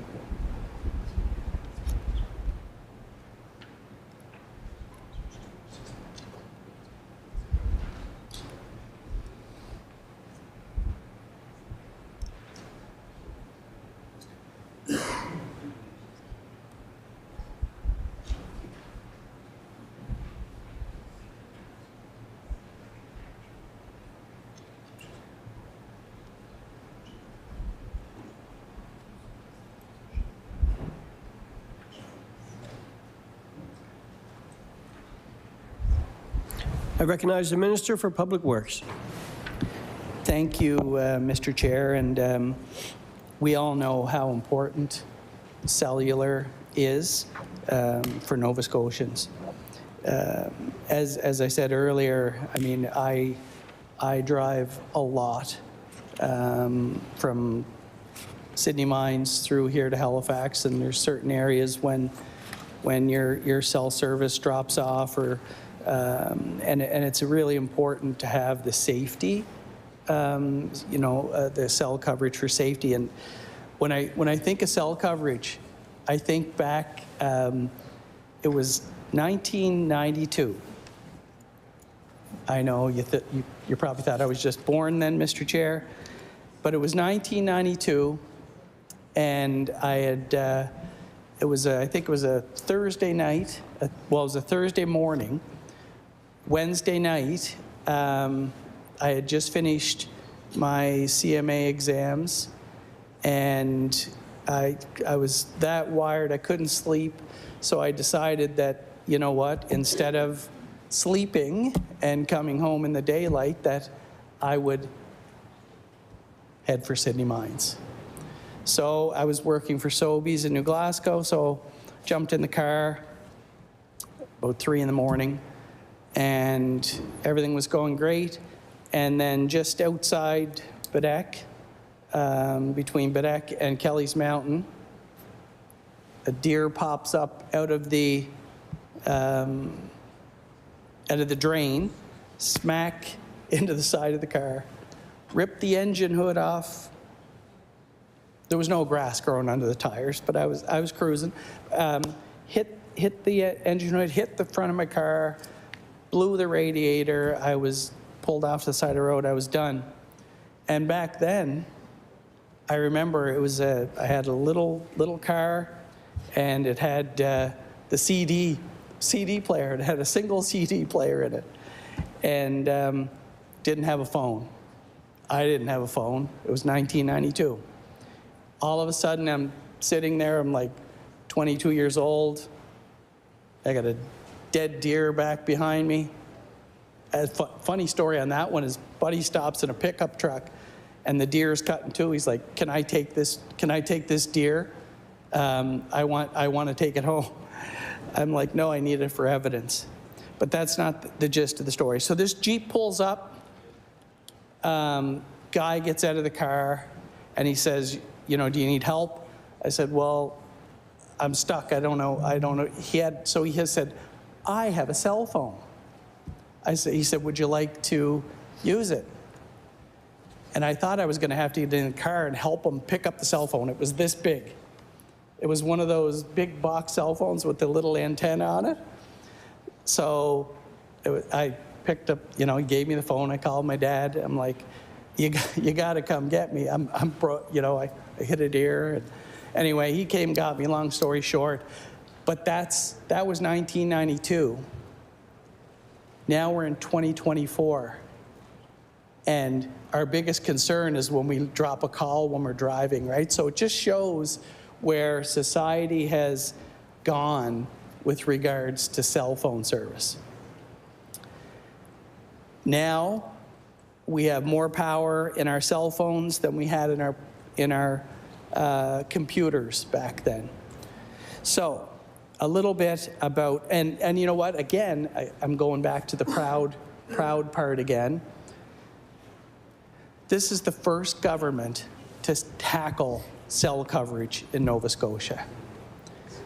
They started it in 2022 with the cell gap study. We're working super hard. So let me tell you what the goals are for cell coverage in Nova Scotia. So the objectives of the cell program for Nova Scotians is to have 99% basic voice call service. So what we say when we mean that is you pick up the phone, you say hello, the other person says hello. You got basic voice service. That's the goal. 95% standard definition service. And that provides quality audio or video transmission for emails, internet browsing, and social media. So we want to have 95% to have a standard level of service. And 85% high definition service. And with high def services, it's similar to your TV, you're going to have high quality audio, high quality video for emails, internet browsing, social media, and video conferencing, and for streaming movies. So 85, and you can imagine the geography of our province with the breadth that we have. In my humble opinion, that is that's a great goal to have. So there was a phase 1 of this project where I'm going again from memory and again, the staff of Build Nova Scotia who are up in the gallery and who have been spearheading this, or that part of the gallery, who've been spearheading this program, have briefed me very well on this project, and it's absolutely amazing. So 27 towers were put up in phase 1, Mr. Chair.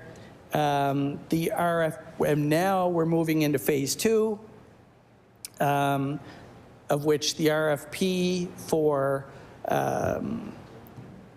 the second level was completed in December, and that RFP is currently under review. And so things are really improving when it comes to cell coverage. So 27 sites. When we look at an actual cost, we are investing over $65 million in cell phone coverage in Nova Scotia. And that, to me, that's a significant amount. And, you know, just while I'm at it, I'm not sure if the member will have a question on this, but I just maybe kind of give a little update on the internet project as well. And with internet, our goal was to hit 95% of coverage. We've actually hit 99% coverage. And with the satellite program, the rebate program that's available, it's 100% coverage. So hats off to the folks at Build for pulling this together, improving our cell coverage in our communities, in our commutes, in our safety, and for providing internet service across Nova Scotia. Thank you, Mr. Chair. I recognize the member for Sydney, member 2. Yeah, thank you, Mr. Chair. Okay, I'm going to move on to rail. This is a big question always at home. I had this question in conversation multiple times with the previous minister from Queens.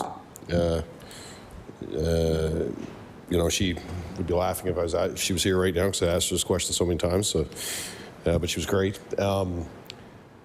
Rail is a big piece of the infrastructure in the history of Cape Breton. And I've asked this question in the House before because work has been done over the years by governments.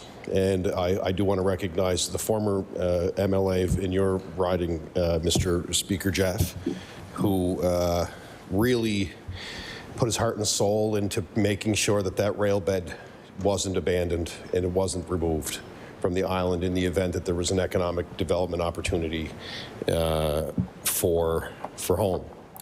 And I remember those days.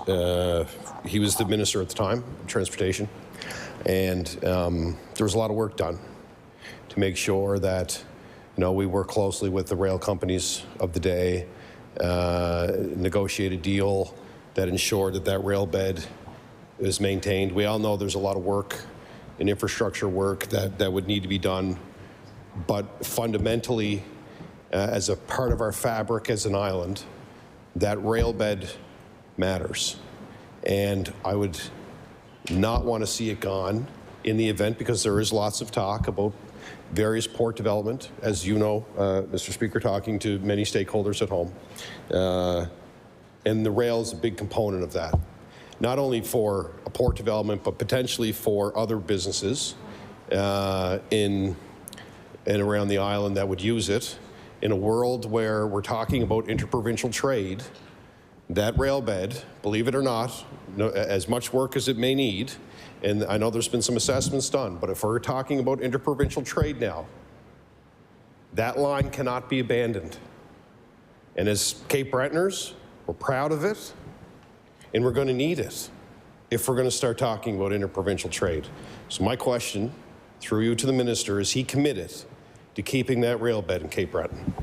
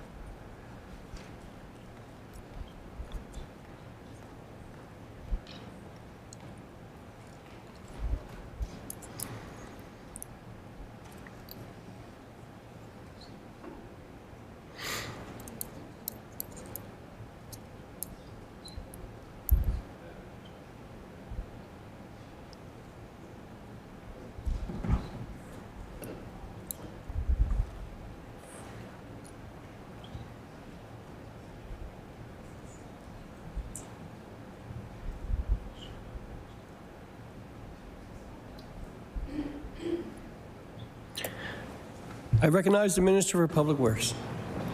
Thank you so much, Mr. Chair. And the member, talks about rail, and I can remember many years of traveling on Via Rail along that route from Sydney Mines to Antigonish. Cost $12 from 87 to I think it was 89 or 90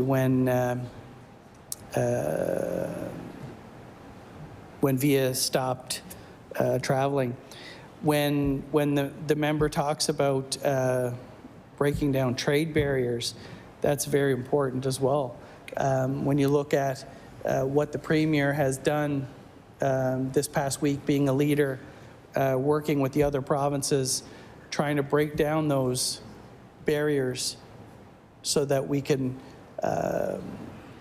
look at what the benefits are for Nova Scotia, so we can better insulate ourselves, I guess, is the question, would be the answer to that. But when it's specific to the rail, I would say that the member would certainly need to talk to growth and development as well. And again, as the member knows, the rail line is owned by a private company. And if there were discussions, would have to be discussions with that private company. If there was, the last study required, and again, I'm sure the member is aware of this. The last number to repair that rail line was upwards of $500 million. And I'm assuming it would be significantly higher than that today. Nothing was done with it during those 8 years, Mr. Chair. The investments were not made in that rail line. We're making investments in this province, including in Cape Breton, and with regards to rail, at this time, that's about all I could say. We'll have to take a look. I recognize the member for Sydney, member 2. So I'm going to take that as a no. And I would urge the government that the conversation is very different now. This isn't just about one significant project that the CBRM or whoever was looking at. This is the message from the government. If you're going to get into resource development, say there's a copper mine in Coxheath, for example. That's one that I think believe is in the minister's riding. That's one that half, I think it's a few. So that development takes place. The government's going to push that now, that mine. And you need to get critical minerals off the island. You're not going to, maybe you truck it, I don't know, I doubt it. But you're going to need to move. You're going to need to move these earth minerals, no different than the coal in our coal mines. Some of it's taken by truck. The ideal situation is taken by rail. But you're into all of these conversations now, Mr. Speaker, because the government is pushing resource development, which we support. So, in saying that, having a conversation about interprovincial trade, you need rail. 1,000%, you need rail. And Cape Breton is going to need that rail line. And that rail line has a price tag on its shore to fix, but we know the private companies, if there's a business opportunity, they've looked at investing in it as well. That rail line now, because of the narrative of this government and what's happening in this world, has become important again. It has become important again. And this government, if you recall, Mr. Chair, if you recall the conversation we're having in the last mandate of this government, I asked these same questions about the rail. And that the argument at the time was that, well, there's no customer for it. And we're looking at rail. All of a sudden, a study came from for a rail study for CBU, which hopefully we'll get an update on as well. But now we're dealing with a whole new situation in the United States. We're dealing with the threat of tariffs. We're talking about expanding interprovincial trade. Oops, sorry. But we're also talking about negotiating and working with other countries, exports. How do you get exports to other countries? Sure, you fly. The seafood, they fly. But when you're into critical minerals, you need rail. You need rail to get it to port. You need it. Trucking in Cape Breton is hard enough as it is. And Mr. Speaker, you would know that yourself. We don't have divided highways. We have essentially 3 ways out. They're all beautiful. It's a great drive. I mean, lots of scenery, all that stuff. It's good staff at TIR do good work in maintaining those roads for us the best they can. But you're going to need rail. This government, in that argument that I gave a few years ago, they essentially said that no, there's no use for it. So we're not going to do it. But the rail beds is still there. You need that line if you're going to move product the way you want to.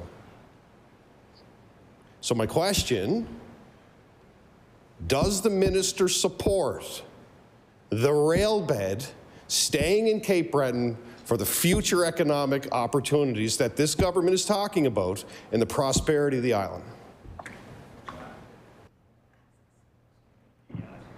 Order in the chamber. Please stop chatting. I recognize the Minister for Public Works. Thank you, Mr. Chair.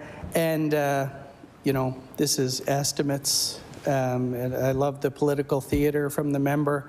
The member is really, all he's interested in is what he can clip from this video to say to the people of Cape Breton, oh, look, Minister Tilley doesn't support rail. Well, I can tell you, Minister Tilley supports Cape Breton. Order. I'm informed that the minister cannot refer to himself by name. I recognize the Minister for Public Works. Thank you, the Minister of Public Works. But what I can tell you is the Minister for Public Works and the member for Northside Westmount supports Cape Breton. Supports Cape Breton. I'm wearing my Cape Breton tie, Mr. Chair. And if there's a project, if there's a way for us to support Cape Breton, then darn well gonna do it. And that I can guarantee you. I've sat over here, Mr. Chair, and one of the main reasons that I am sitting over here is because of the leadership that I saw from this Premier. The government has done everything that has been asked. Glucose monitoring has helped Cape Bretoners. Indexing tax brackets has helped Cape Bretoners. The personal amount in the income taxes is help Cape Bretoners. 1% reduction in HST helps Cape Bretoners. We are about helping Nova Scotians, and we are about taking the no out of Nova Scotia. And I've sat here and I've listened to the snide comments and the little things about, oh, wait till we mine in Coxheath, wait till we mine in Coxheath. I've heard that. At the end of the day, and just for the record, the mine is not in my riding, but if it was, I would be supportive of safely extracting product from their environment to improve the economy of Nova Scotia. Mr. Chair, we need to create jobs. We need to create wealth in Nova Scotia. People are struggling. We have resources in this province that we are able to deliver on safely, efficiently, and cleanly. And that's what we will do. And at the end of the day, if, Mr. Chair, if there's enough resources in Cape Breton that would warrant rail, then I'm sure the private owner of that rail line, of which we are the regulator, not the owner, would be coming to us to say, hey, we've got a business case, we need investment, at which time we could then work with the federal government, we could then work with municipal governments, we could work with private investors, and we could potentially create a rail if it was warranted and if it was needed. That's something that a government could do. But Mr. Chair, you know, for a member to literally just assume or interpret what you say as a no, we're taking the no out of Nova Scotia.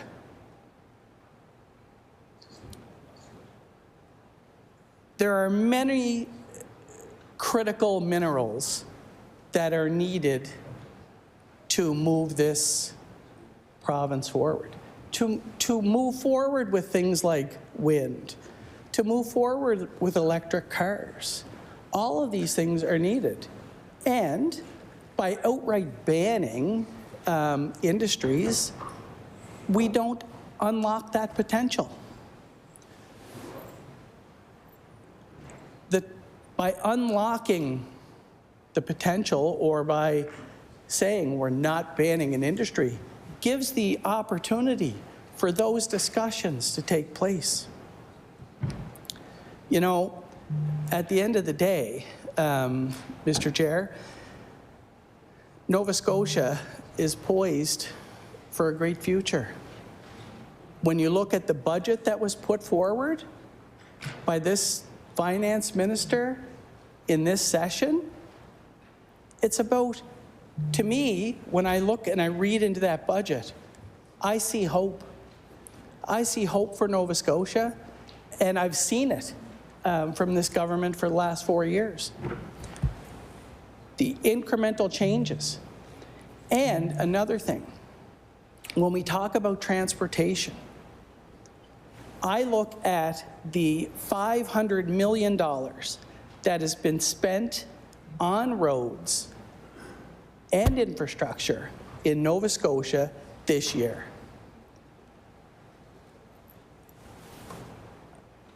I think about when I go and I talk to folks in my riding or in other ridings, and I talk to them about the great work that Public Works does and the great work in putting out $500 million of tenders a year, and I think about the spin-off jobs. There's 10,000 people in Nova Scotia that are either directly or indirectly employed by the road building industry. Mr. Chair, that's phenomenal. And these are jobs that are good paying jobs. They're careers, Mr. Chair. They're careers that people can enjoy, they can raise their family, they buy houses, they buy cars, they pay for education for their kids, they contribute to our economy. So one of the important things about the work that we do, and a lot of times when you think about the work that we actually do, you think of it as service work. You don't actually tie it in to what's happening in the economy.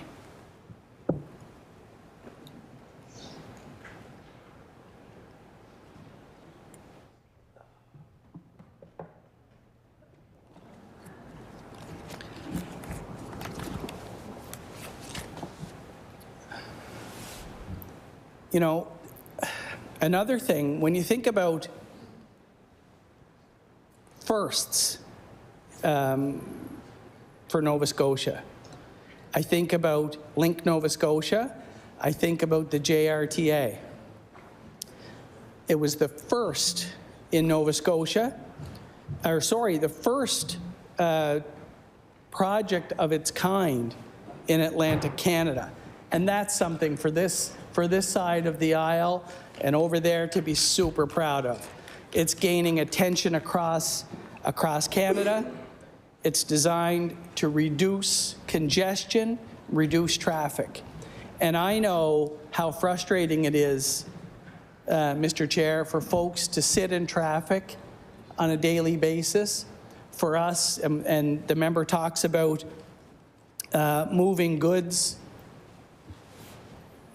back and forth, you know, across this great province and across Canada. Well, darn it, we're building the highway system that's going to allow us to do that. You look at, you know, when you travel from Cape Breton and you only have to travel it once to see the improvements that this government's making in the highway system. Over the one...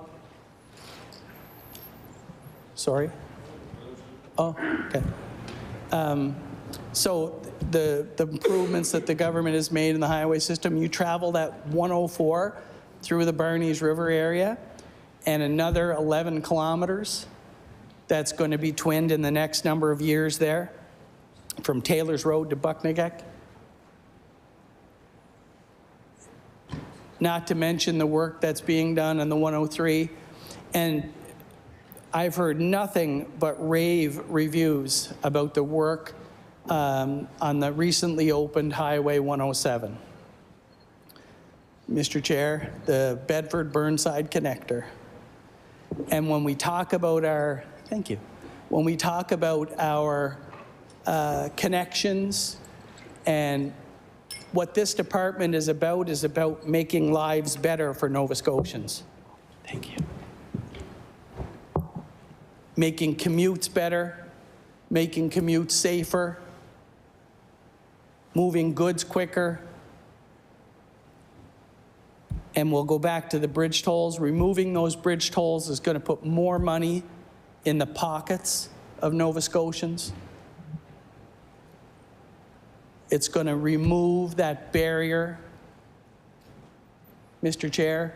And I loved the story that the Premier told in question period the other day about the 3 or 4 young gentlemen that he spoke to and asked them what he could do to make their lives easier. And one of the things they talked about was removing those tolls. So when the member says not everybody is interested in those, there are certainly people that are interested in the tolls being removed, and it's going to help them on their daily commute. That's what makes me excited about working for the Department of Public Works. That's what makes me excited to have such a great team of support behind me and beside me every single day. You know, when I first, and this is kind of a bit of a funny story, when I first walked in to the Johnson building on that day, December the 13th, I think it was one of the most overwhelming moments of my life when you think about the responsibility involved with this department. And the fear that goes across you is like, oh boy, how am I going to do this?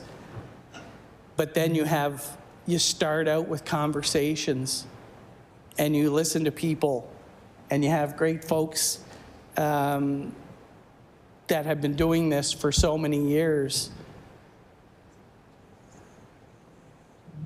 They know the system, they know the roads, they know the issues, and they're so conscientious and so good to a newbie minister to help me learn the ropes.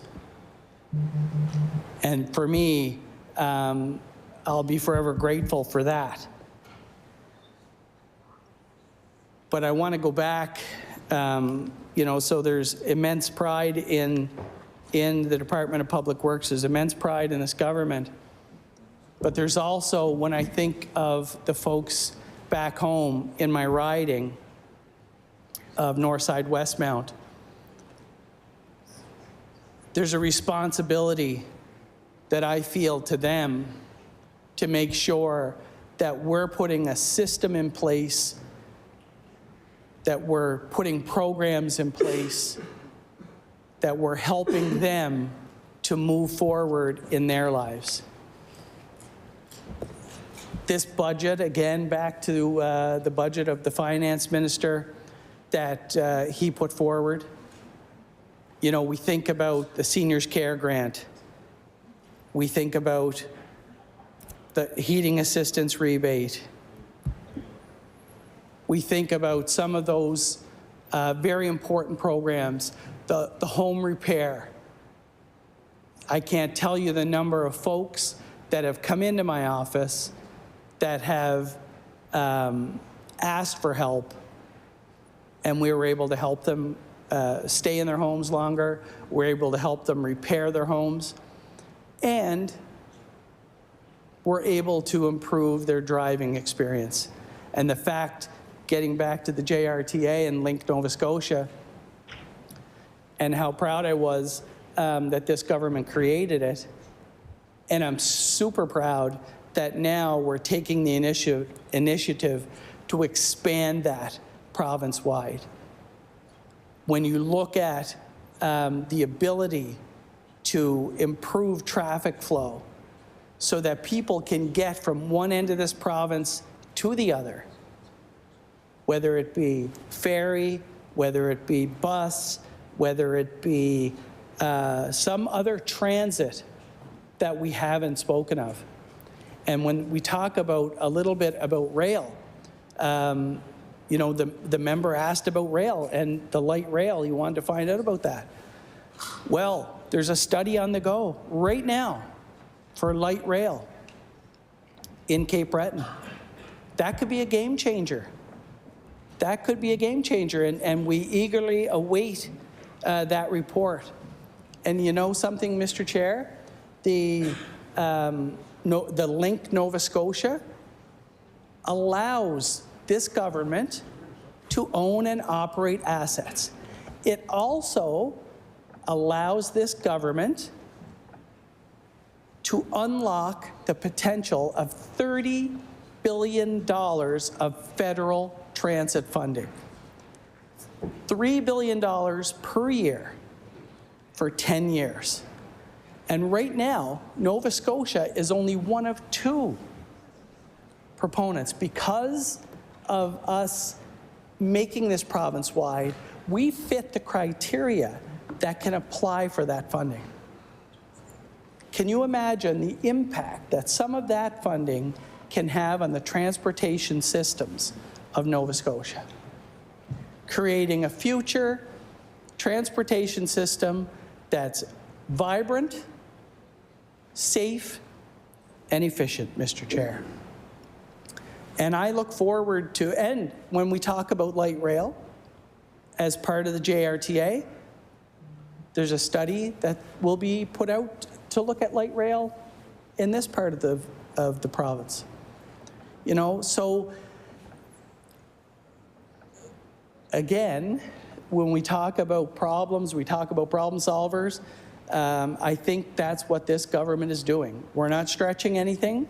We are looking at solving the problems of transportation within Nova Scotia, and it will help us to do that as we move forward. And that's all I can do as a Minister of Public Works, is work with the team, work with my government colleagues, work with members of the opposition. Order. The Liberal time questioning is up. Before I go on to the NDP, I want to recognize that the noise level, the background level, has really picked up the last few minutes.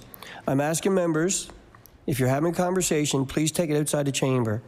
I'm sure it's hard enough for a minister or somebody to stand up and ask questions here and keep your thoughts together.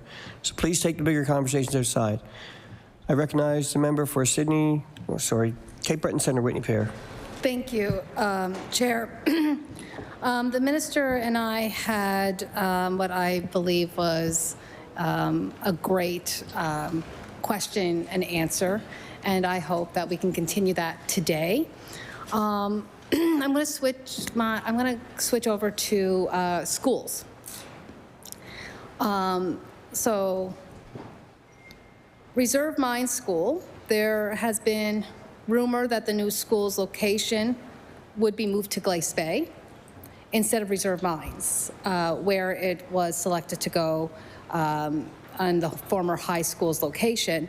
Can the minister confirm that the school will be in reserve and will go to the site, right now the preferred site location?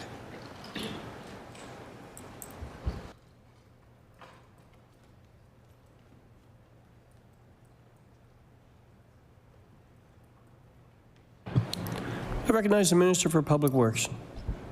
Thank you, Mr. Chair. It'll be in reserve. I recognize the member for Cape Breton Centre, Whitney Pear.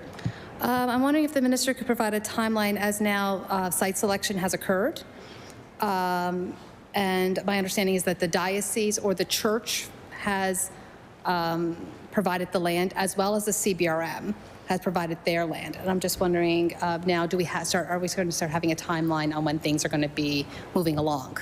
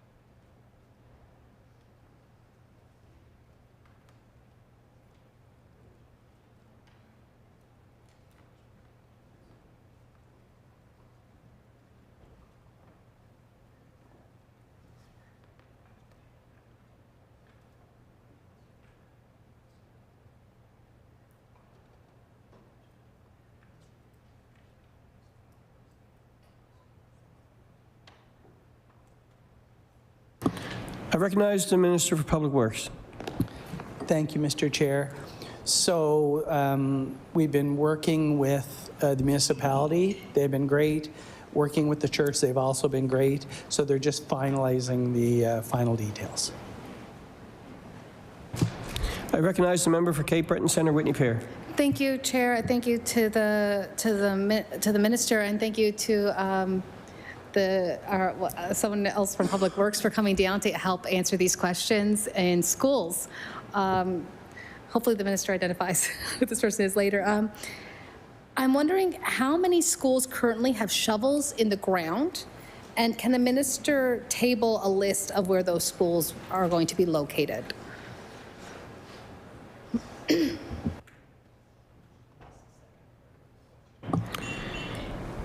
I recognize the member for Cape Breton Centre, Whitney Pear.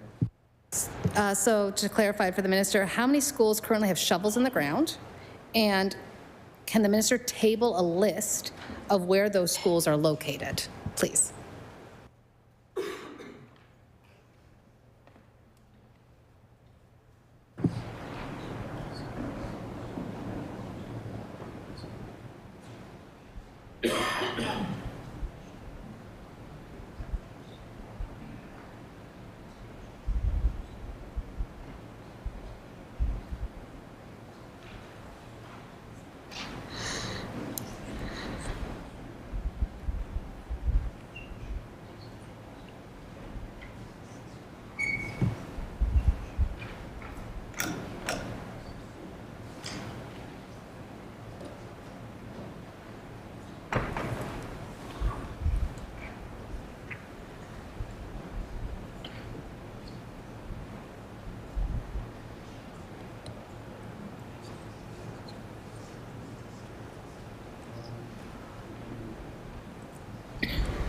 I recognize the Minister for Public Works.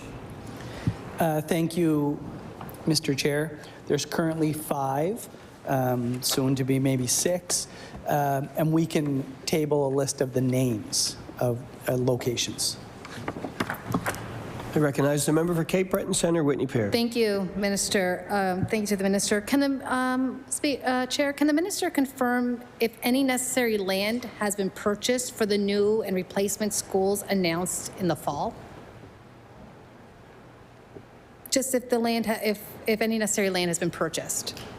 Just asking if any land has had to be purchased, and if the Minister wants to provide us with that information, he can just table it at a later date.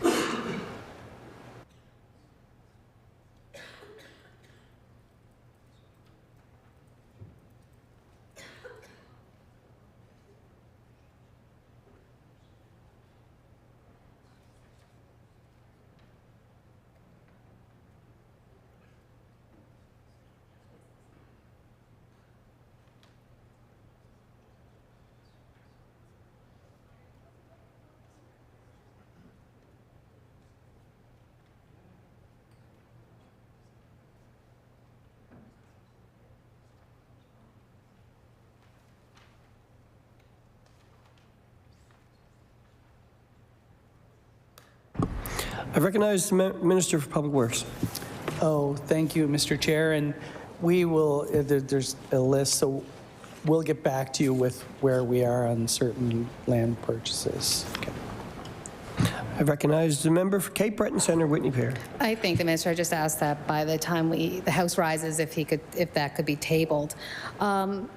Chair, I'm also wondering if the Minister could let me know, are there plans to expand the schools using modular or portables to ensure that children and staff are a part of the school?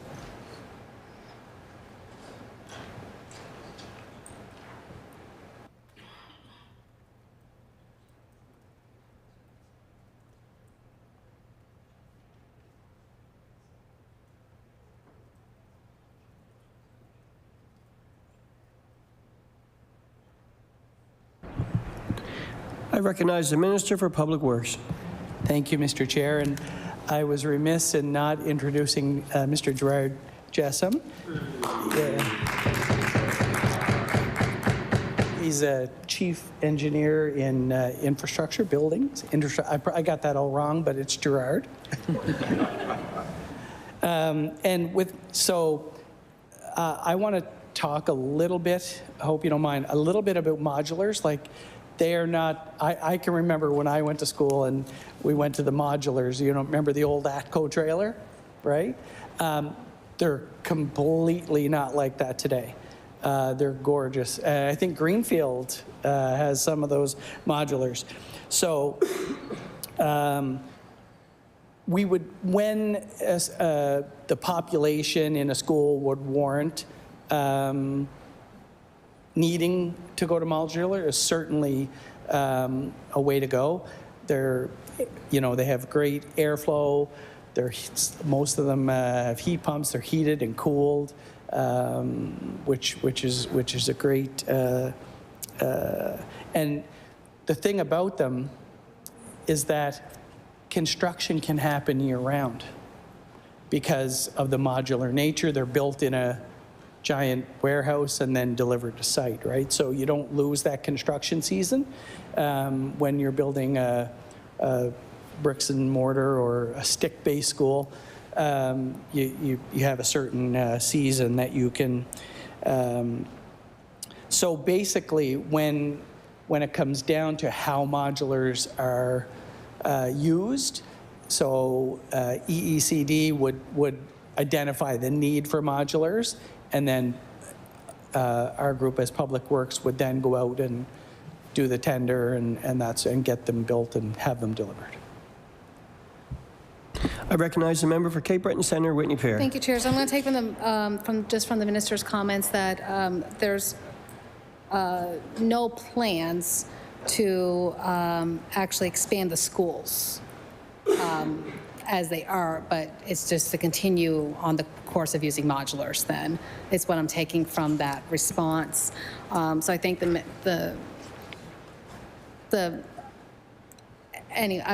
it's more or less what we're asking is if schools were going to be expanded, the building itself would be expanded. From the member's response, I would assume that no, it's going to be continuing on the path of the modulars, which there's no dissing of the modulars. It's just many people have, including staff, have come and said that they don't feel as part of the school being in those modulars as they would like to. They feel fairly removed from the schools, the school environment itself. This is not about school builds. This is more of regarding weather events and schools.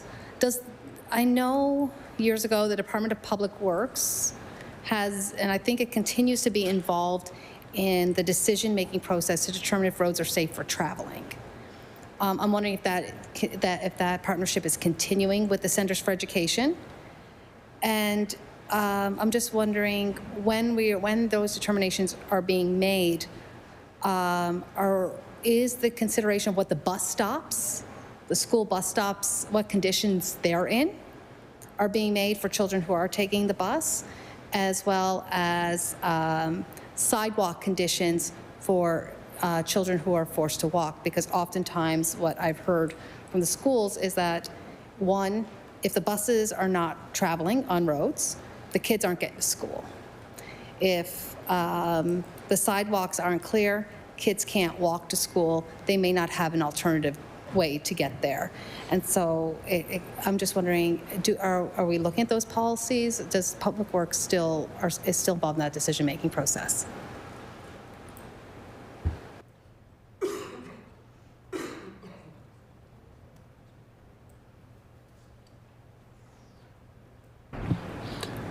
I recognize the Minister for Public Works.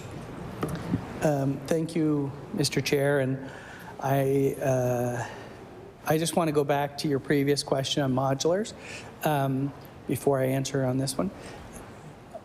I think it would depend on a particular project of a school. So if something needed to be expanded, it would be looked at to say, is it best to go modular or to do a renovation?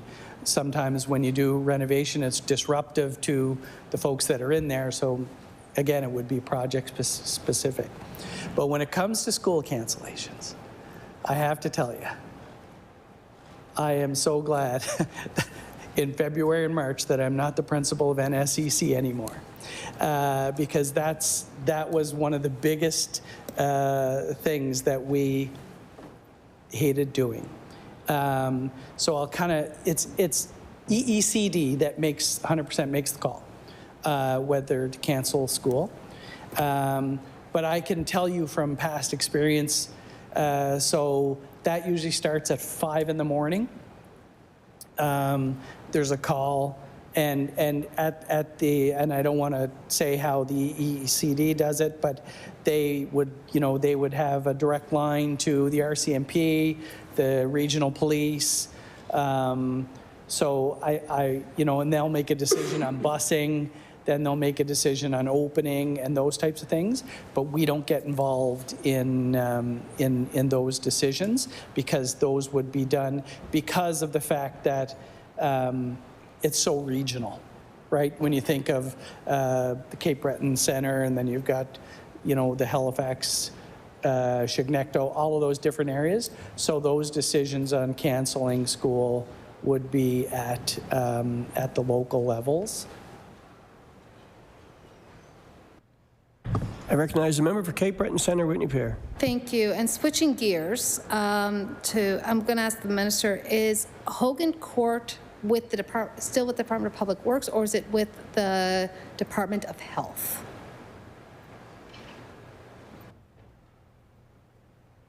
I recognize the Minister for Public Works. That would be with Department of Health. I recognize the member for Cape Breton Centre, Whitney Pear.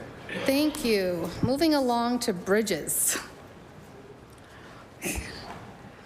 So I think my first question is going to be regarding the Auditor General's report. The Auditor General's follow-up report to the 2019 audit of selection and quality management of bridge projects in Central and Western districts found that as of spring of 2024, 6 of 7 recommendations had not been completed. Can the minister confirm where these recommendations now stand, and have all been completed, or are some still outstanding?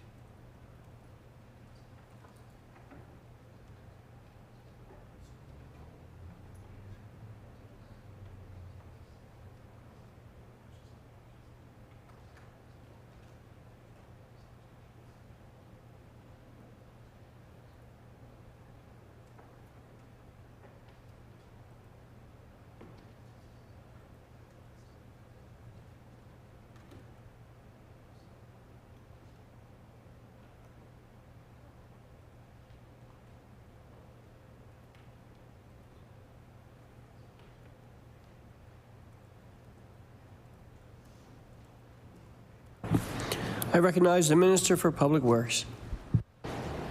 Thank you, Mr. Chair, and thank you for the question. So lots of work has been done and completed on every recommendation, working on final details on some of the recommendations. They're almost complete, but they need to be 100% complete before it's considered check. It's complete. Most of the remaining items are in follow-up, so that they, so you send it in and then they come back and say maybe do this, and so it's in follow-up back and forth. But it's lots of progress has been made. I recognize the member for Cape Breton Centre, Whitney Pear. Thank you, and I asked if the minister is able to, he could table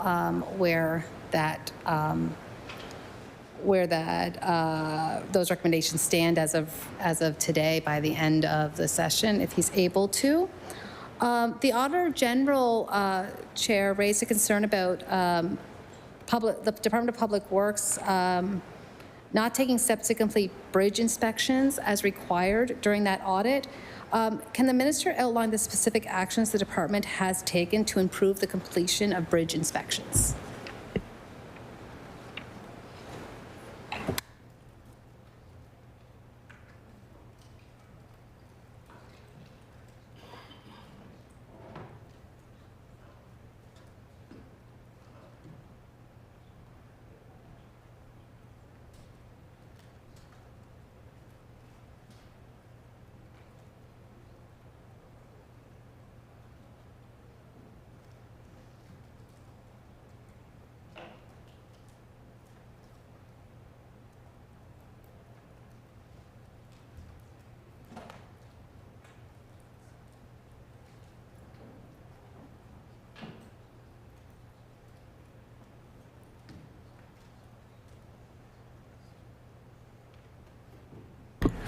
I recognize the Honourable Minister for Public Works. Thank you, Mr. Chair.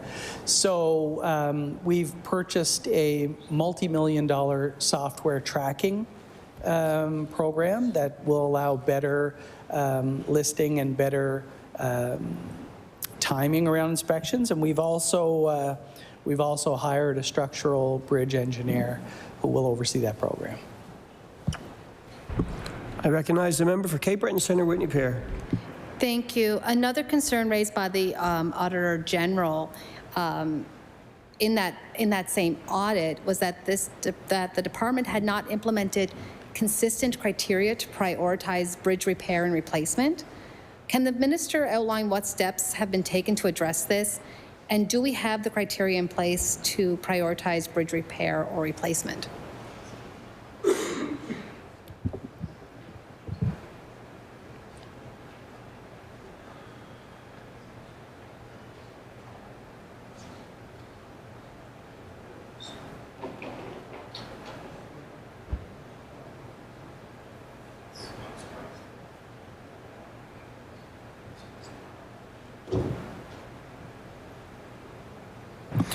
I recognize the Minister for Public Works.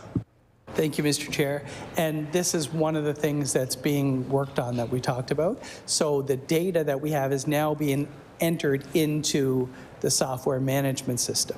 So once that's all in there, that will be in a better place to do that tracking and when things come due. I recognize the member for Cape Breton Centre, Whitney Pear. Thank you, Chair, and I thank the minister for the answer. The Auditor General also brought up. I was on the committee, so I remember it quite well. The Auditor General bringing up the fact that in other provinces, they actually put out reports on their bridges and the conditions of those bridges, and what exactly the issues are with them, if any, on the conditions of the bridges. It's similar to what we have when it comes to our childcare facilities. You can go on Early Childhood Development website. You can see the reports on all of our childcare places that we have around the province. Yes, we can do that, and so I'm wondering, are we going to adopt that that as well, of putting the conditions of our bridges and what's wrong with them and what's going to be fixed and timelines on repairs on the Department of Public Works website?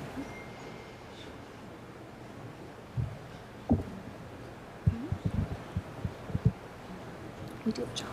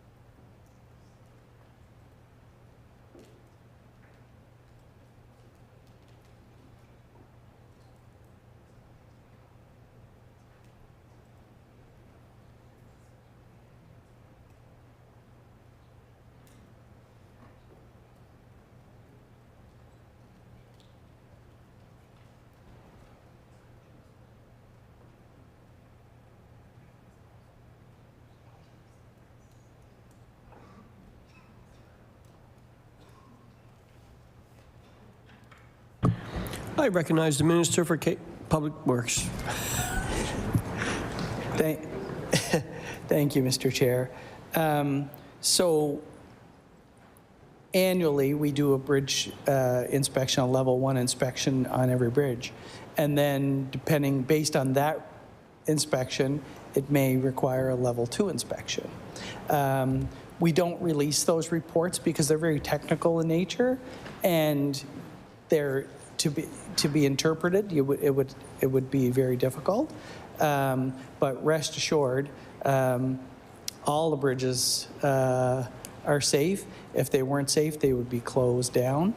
So the level 1 inspection is done annually on every bridge. I recognize the member for Cape Breton Centre, Whitney Pear. Thank you, Chair. Thank you to the Minister. And I'll say with this, the Minister and I will probably go with an agree to disagree because this is something that, as I said, the Auditor General has stated, other provinces are doing it. It's a good idea. I tend to take that advice. So we'll just we'll respectfully disagree on this topic. I'm wondering what is Public Works doing to make sure warranty repairs are covered by the responsible parties and not Nova Scotian taxpayers? And that would be on our bridges. Keeping the bridges.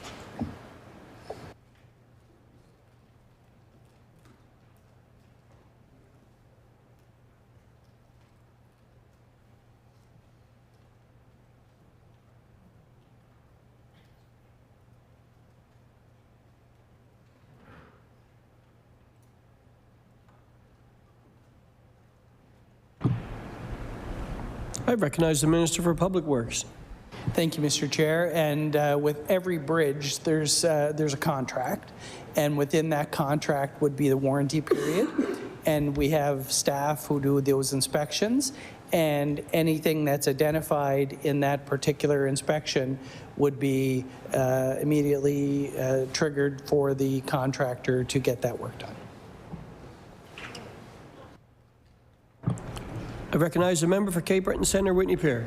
Thank you, Chair. How many of the repairs in the last year were covered through warranty, and how many were covered by taxpayers? If the Minister could provide that, if it's a longer answer, or maybe table it before the session is finished.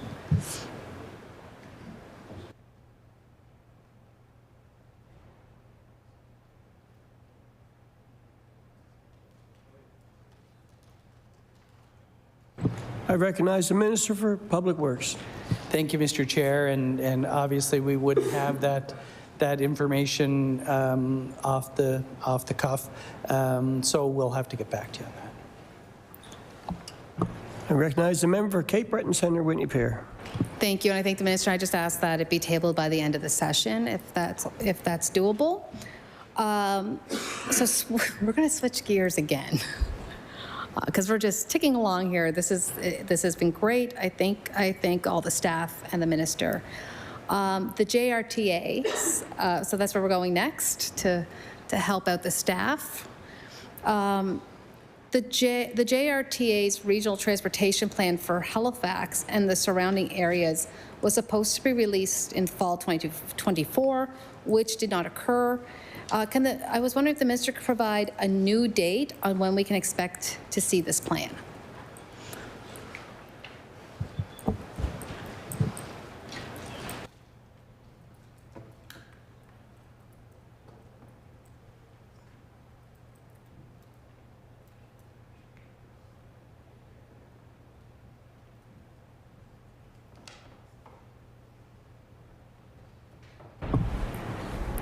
I recognize the Minister for Public Works. Thank you, Mr. Chair, and the member will remember some interesting things that happened in the fall. There was an election that took place which put things into caretaker mode, and then we ran from there right into Christmas and the holiday season. So we have received the report, and it's currently under review by the department, and it will be released when the review is complete. I don't have a timeline on that for you right now. I recognize the member for Cape Breton Centre, Whitney Pear. So, that as we know that that the department has received this report, can the Minister provide the date on which the plan was received? I recognize the Minister for Public Works. No, I can't, Mr. Chair. I recognize the member for Cape Breton Centre, Whitney Pear. Thank you, Chair. The JRTA going through changes with recently tabled legislation.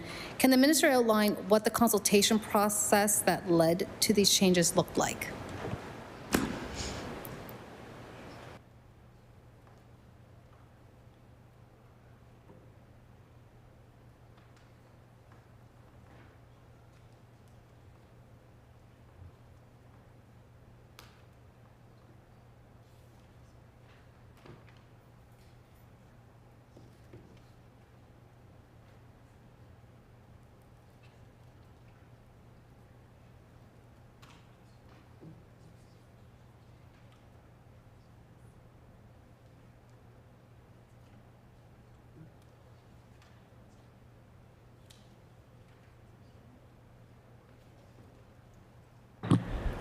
Recognize the Minister for Public Works.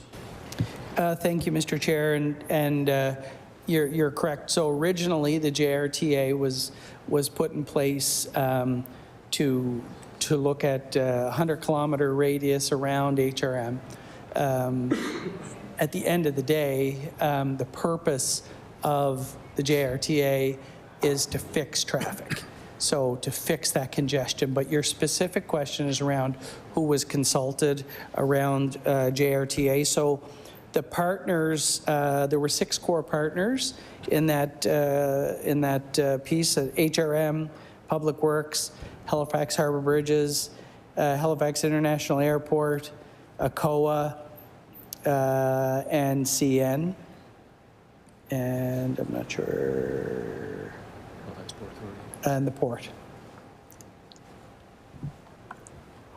I recognize the member for Cape Breton Centre, Whitney Pier. I thank the minister.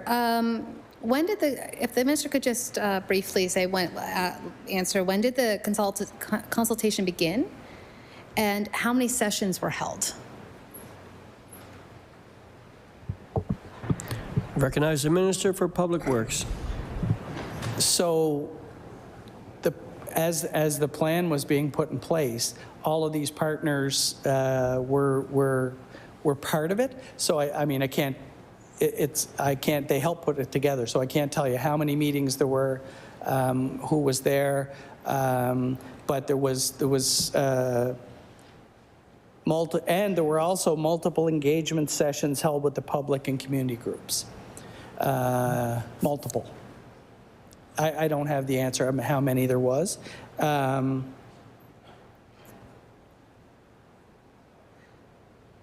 So, and again, as soon as the JRTA was created in 2022, consultations began. So yeah, so there was lots of consultation around that plan, around the issues around the congestion, and you'll see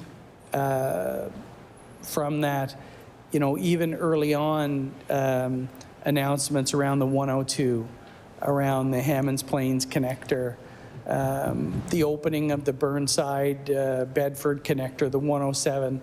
And I'm not sure if any of your members actually travel that road, but I've heard lots of positive feedback, and that's a great example of collaboration between Public Works and HRM. When you think about that particular road, I forget, maybe Mark can correct me, I think there's 9 roundabouts or 7. There's a numerous, 7-ish roundabouts that were built. So there's a lot of collaboration required between partners to get all that done.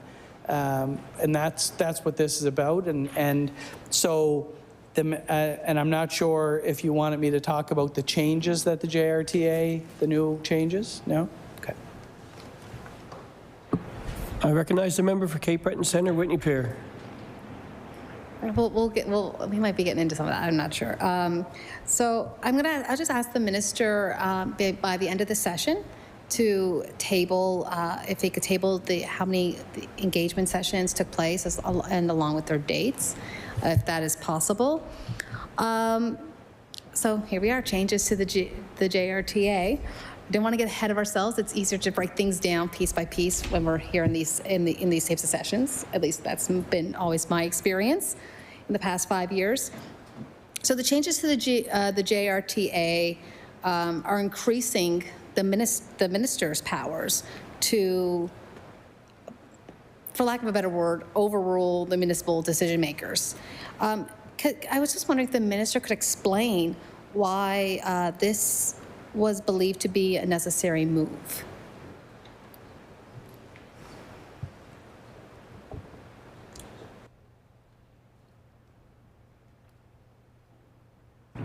I recognize the Minister for Public Works.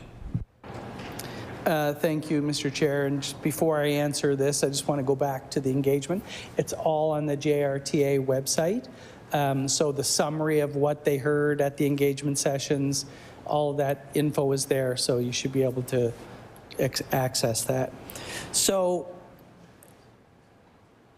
the JRTA, I'm not sure if you were here when I was talking to the, I know I can't say that. I'm not sure if you heard me say when the other member was asking the question about JRTA.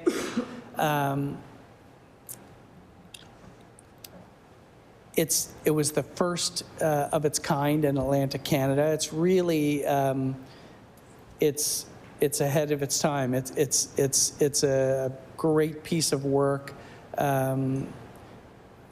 around the HRM area, so around the 100-kilometer around HRM. Traffic congestion is a huge issue. We all have heard the stories of people sitting in their cars for hours while they're trying to get to and from work. There's nothing more frustrating than traffic. So this government has said it's going to fix the traffic situation in HRM and further. So JRTA was developed, hugely successful, getting rave reviews across Canada. So people are talking about the work that's being done on JRTA. So some of the changes, so based on that great work of the JRTA, some of the changes are, and the biggest change is the fact that it's now going to be province-wide. So obviously the name is changing from JRTA to Link Nova Scotia to better reflect the work that the JRTA can and will do across the whole province. It's about linking people to work. It's about linking people to families. It's about linking people to communities. It's about linking businesses to goods and services. It's about linking businesses to get their products across Canada. It's about unlocking the potential for Nova Scotia. So that's why it became more provincial in nature. So expanding that scope of the agency and changing the governance structure. So now there was a board of directors. It's now an advisory board to the minister. And there will also be a technical advisory board, which will include a lot of the partners that were involved in the more localized. It's about moving away from an HRM-specific one-time project to an agency. So it's aligning it with the corporate agency piece. It will also clarify the municipal roles and responsibilities and the ministerial oversight that comes for that. It will allow the creation of regulation. It will, and a big piece of this is to allow us to access the federal transit funds and other federal funds. The federal transit fund is $30 billion a year over 10 years. That's $3 billion a year. And right now, Nova Scotia is one of 2 proponents that are eligible to apply. That's huge. It will also it will move JRTA from more of a planning to now an implementer. So it will allow the JRTA to implement things. It will allow the JRTA or Link Nova Scotia to own and operate assets if it's in the best interest. But the end goal is to get people around the province faster, safer, and move goods and unlock Nova Scotia's potential. Before I recognize the next question, I just want to remind everybody in the chamber and in the gallery that your phones should be on silent. We are hearing a ding in there somewhere. I recognize the member for Cape Breton Centre, Whitney Pear. Thank you. The minister said a lot there, but I wasn't hearing about any issues that came up that would explain why the minister needed more powers. So maybe I'll break it down just a little bit more. And so to the minister's knowledge, Chair, has there been any issues with the provincial government being able to work collaboratively with the municipalities on transportation plans that would make it necessary to make this type of move?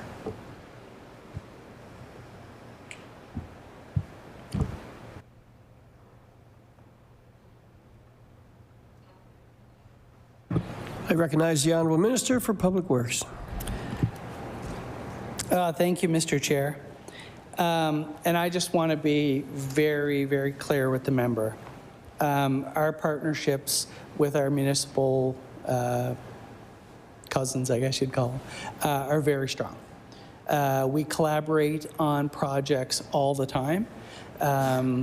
This is a tool in the toolkit, you know, so our relationships are great, our projects, our work is strong. But that being said, our responsibility is to fix traffic and congestion in Nova Scotia. Our job is to efficiently and safely move people and goods. Our job is to unlock the potential for Nova Scotia moving forward with our internal trade barriers and our interprovincial trade barriers. And these are tools that are there, and we don't anticipate using them. But at the same time, we have to get things done. And this is a government of fixing things, and we're going to fix the traffic situation. I recognize the member for Cape Breton Centre, Whitney Pear. Thank you, Chair. I feel like we're kind of fixing a problem that doesn't exist.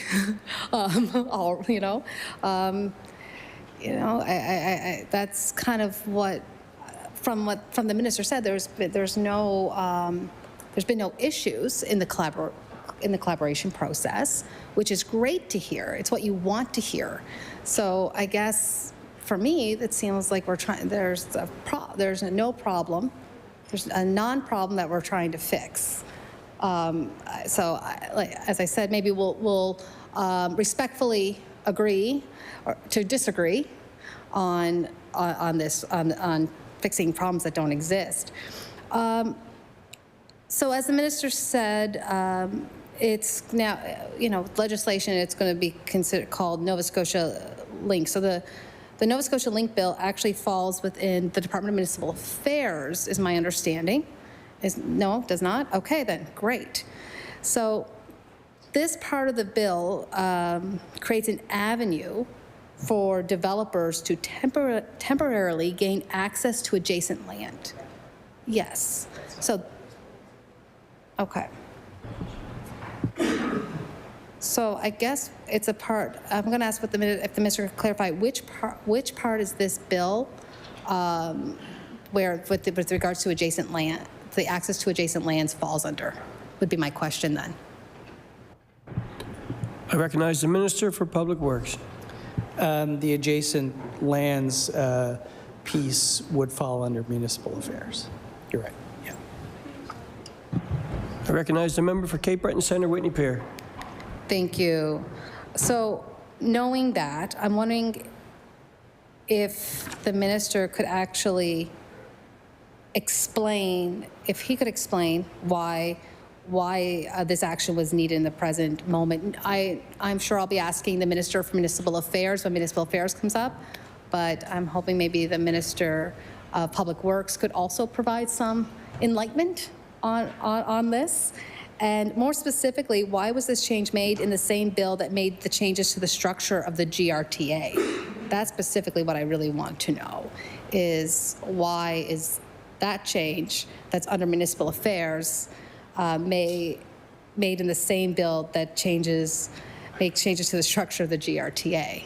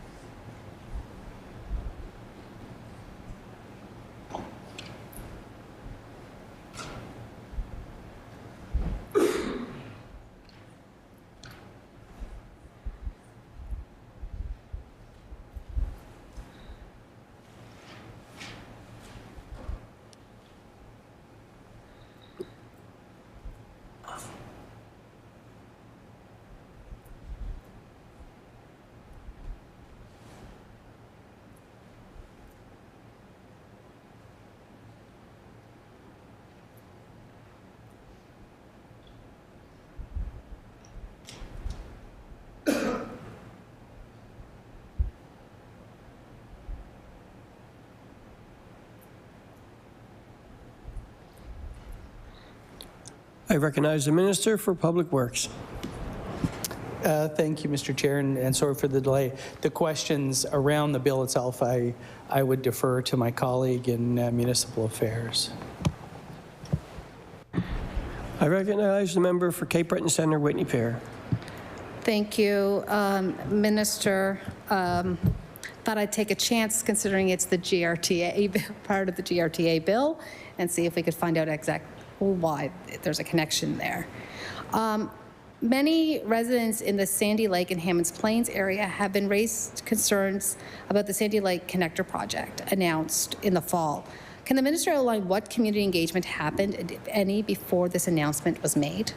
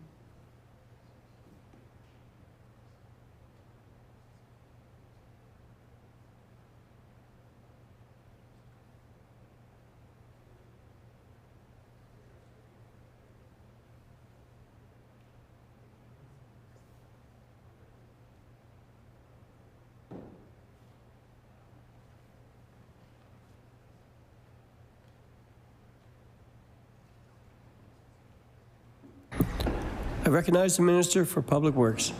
Thank you, Mr. Chair. So the actual announcement on that new road was to begin the study and the pre-engineering.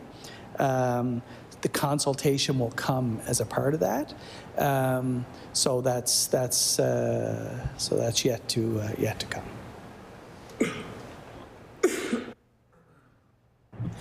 I recognize the member for Cape Breton Centre, Whitney Pear. Thank you. I'm wondering, Chair, if the minister can the minister explain where the idea came from with regards to Sandy Lake and Hammonds Plains the Sandy Lake Connector project, I should say, and Why was it announced when it was, and how long was this idea in development stage before it was announced? The other question I have, and I might as well just ask them all in one parter, as seeing as time is slowly ticking by, what evidence is there to support a notion that the connector will improve the traffic flow?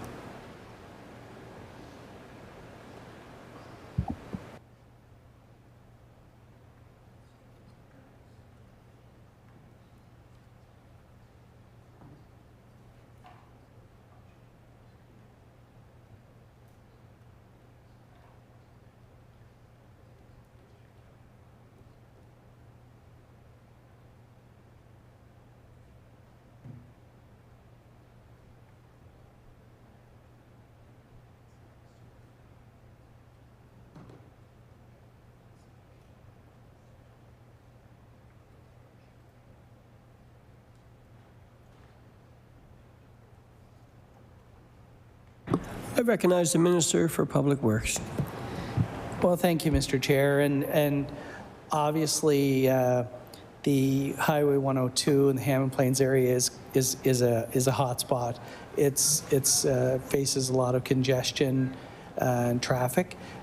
So the department would have planners that would be looking at these things, you know. So and it doesn't.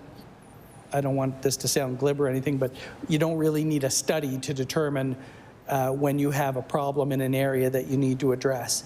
And so part of our commitment is that we're going to fix traffic congestion within the HRM and the rest of the province, and this is a potential way to do it. And it's going to the pre-engineering work, at which point the consultations and all those things will take place. I recognize the member for Cape Breton Centre, Whitney Pier. Thank you. I'm going to switch some gears a little bit, keeping us on our toes. So this is going to be on cell service and internet. I'm wondering if the minister is able to tell me how many civic addresses or households are not connected to cell or internet service. Cell or internet service. I'm wondering if that information is available. I recognize the Minister for Public Works. So I can tell you on the internet piece, the goal was 95%, and we've actually hit 99%. So I think I'm going from memory here, but in 2024, there were 10,000 addresses that still didn't have internet. That's now down to 900. And when you factor in the satellite, 100% of homes in Nova Scotia have, and now we're down to less than 900, but 100% of homes would have access through the cell programs. That's been hugely successful. And on the cell piece, right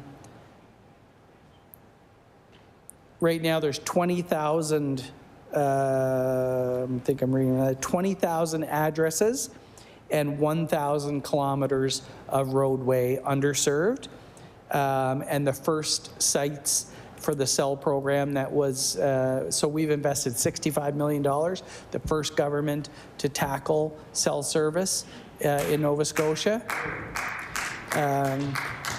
So we'll have in 2025, we'll have those first sites online.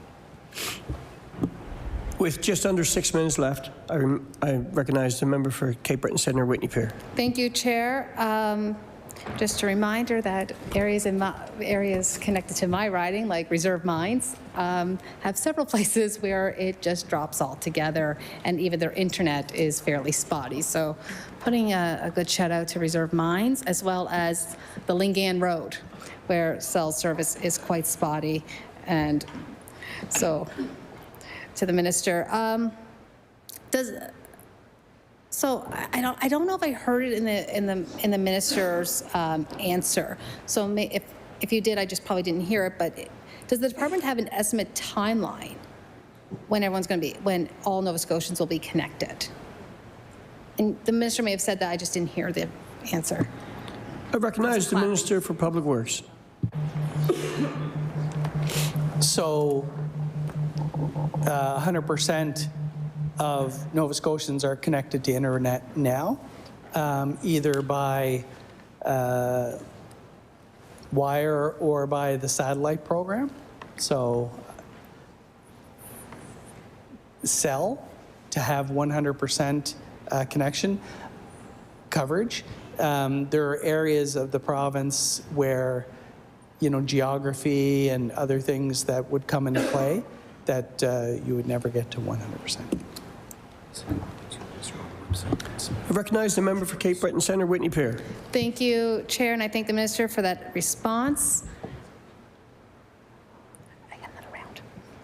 Can the minister outline how areas are selected on a priority basis to receive upgrades in cell infrastructure?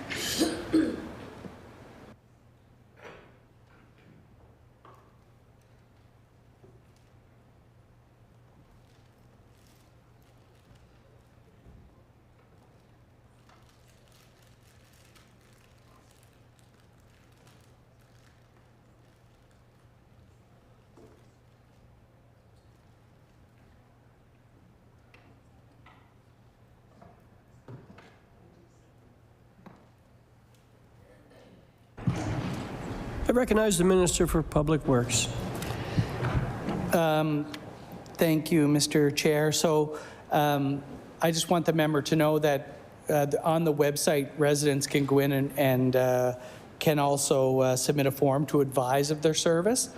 And with regards to areas that are spotty for internet, I would certainly have them look at the satellite component, because they can get their equipment covered, right? So, and then they can have, and the service with the satellite is generally really, really good. And when there's no prioritization in area, everything is looked at equally. I recognize the member for Cape Breton Centre, Whitney Pear. Thank you, Chair. In July, Rogers was selected to deliver more cell infrastructure. Can the minister tell us how many other private companies applied to deliver this work? How much is the contract with Rogers worth? And is this amount spread over multiple years? And when does the contract expire, with 2 minutes to go?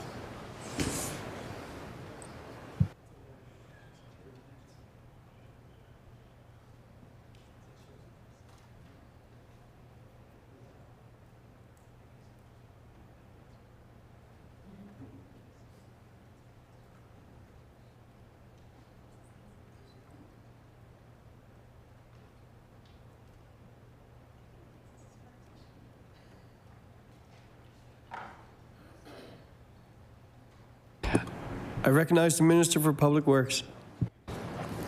Thank you, Mr. Chair. We can get that information to you, because with a minute left, we're probably we're not going to. But what I wanted to let you know is that phase 2 of the project closed in December, and the tenders are currently under review for that. So we're moving more faster with the technology, and we want to continue to grow the cell program, and we will get back to you on the contracting information that you requested. I recognize the member for Cape Breton Centre, Whitney Pear. Thank you. There's only 45 seconds left in this round of questioning. So with that, I just want to take some time to thank the Public Works staff for being here with all of us this evening, and for providing the information that we need here in estimates. And I have so much appreciation for all of you and the work that you do. I know I'm in constant contact with a lot of you on a quite regular basis, and I thank you always for trying to provide the information and to hear the concerns from my residents. And I will see you in the next round of questioning. Thank you all so very much.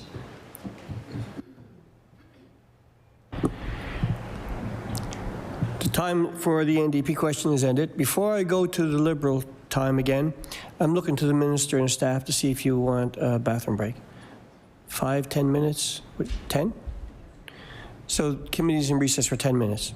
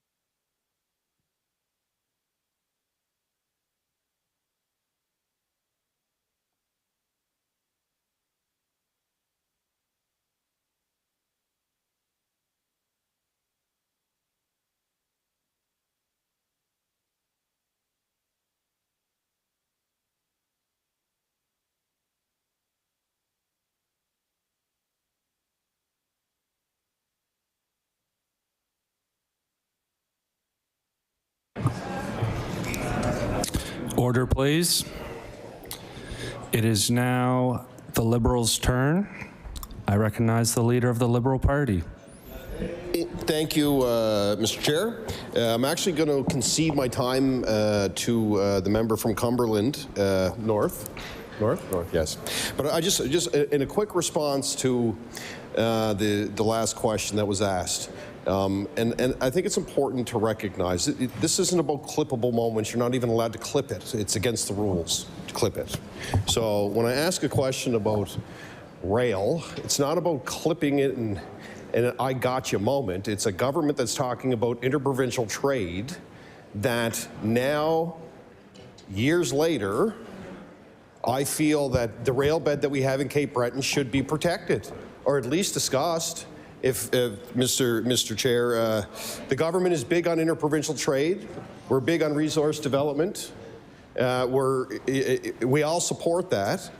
And the best way you can move critical minerals is by train, period. It's safer for our highways, it's better for our waterways. If we're not barging, it doesn't impact fishing.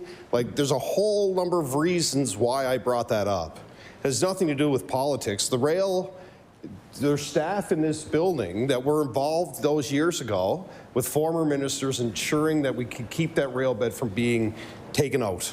And there are parts of it that will never be used again. I know that myself. There's parts in Sydney that will never probably be used again. But if you're going to talk interprovincial trade, if you're going to talk about growing industries, you need to have the infrastructure to move product around from province to province and move product to port. And that's why I'm asking the question around the rail, and that's why I asked the question to the minister. Because before he was minister, this government wasn't supporting that rail line. There was no business, they said there was no business case. I understand there's a report being done in conjunction with CBU on light rail in Sydney. We'll wait to see what that is. But now the stakes are very different. We now have a completely different relationship with the United States. We're all now talking about breaking down interprovincial trade barriers.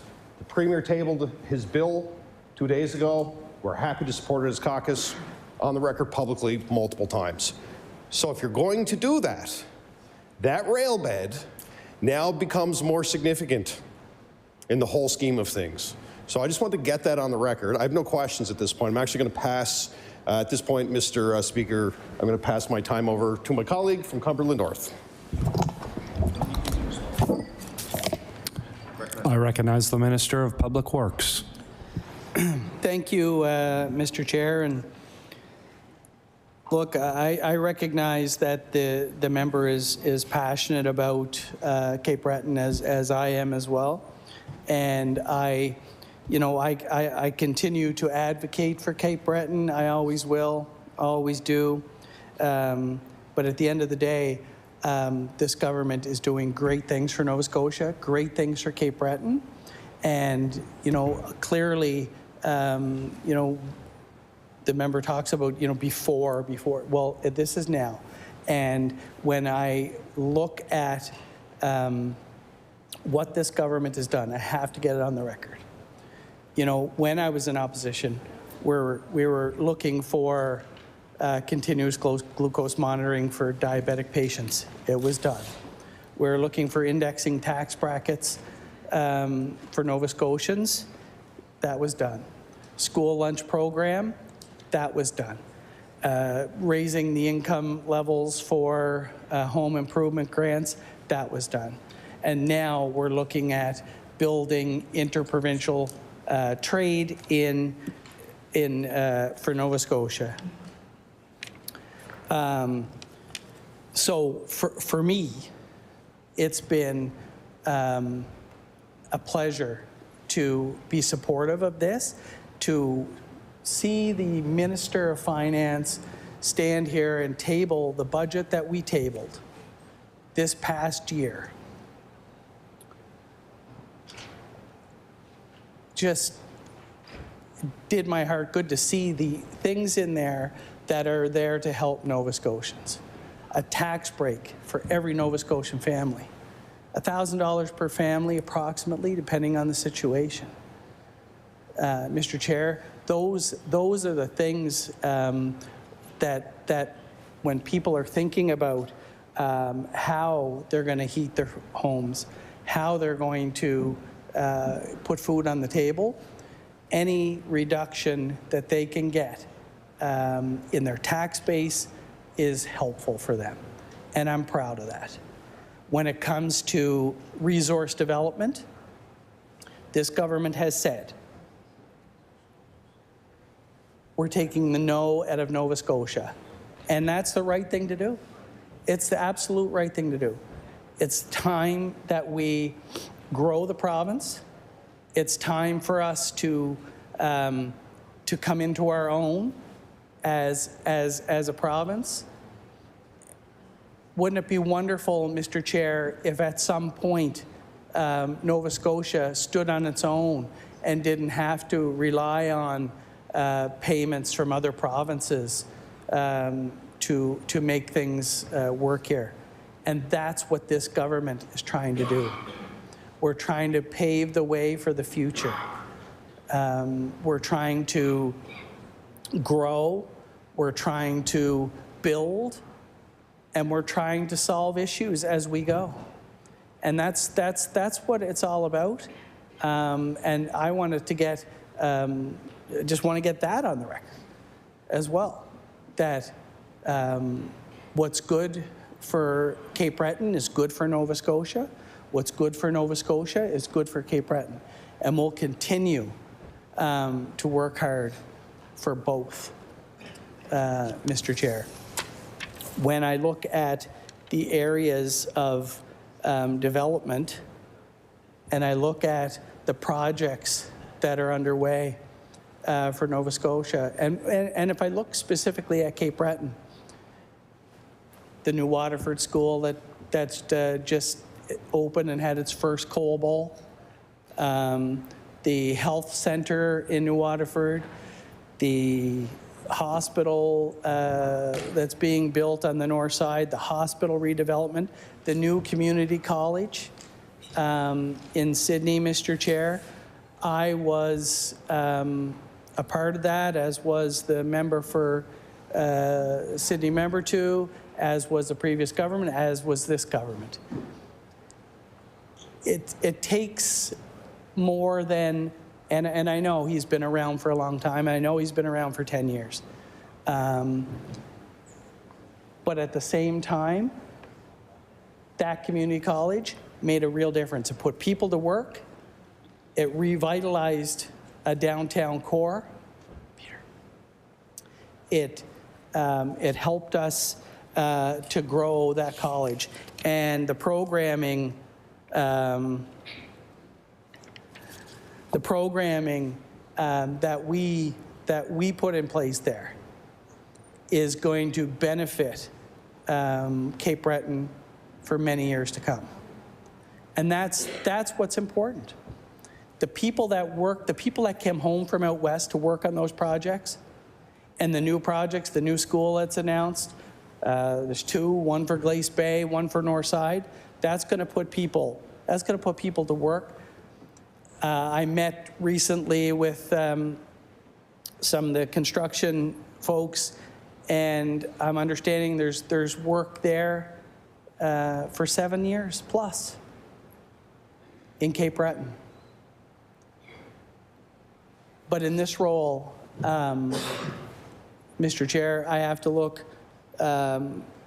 obviously provincially and make sure that when we look at our transportation systems, from the isthmus to the ferry in Cape Breton and every part in between, from the ferry in Digby to the ferry in Yarmouth, you know, Englishtown, all of these things keep our individuals moving, keeps our goods moving across the province, keeps our economy rolling.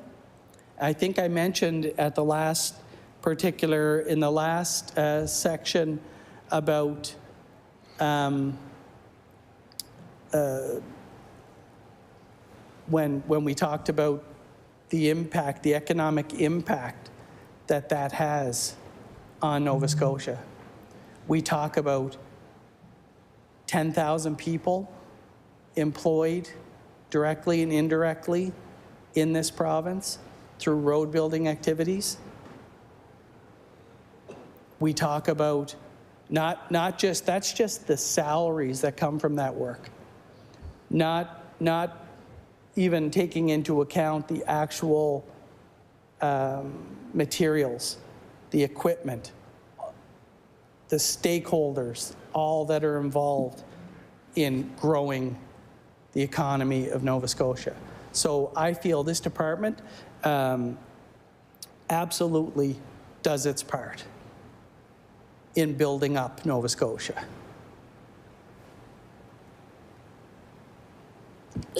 We're working diligently.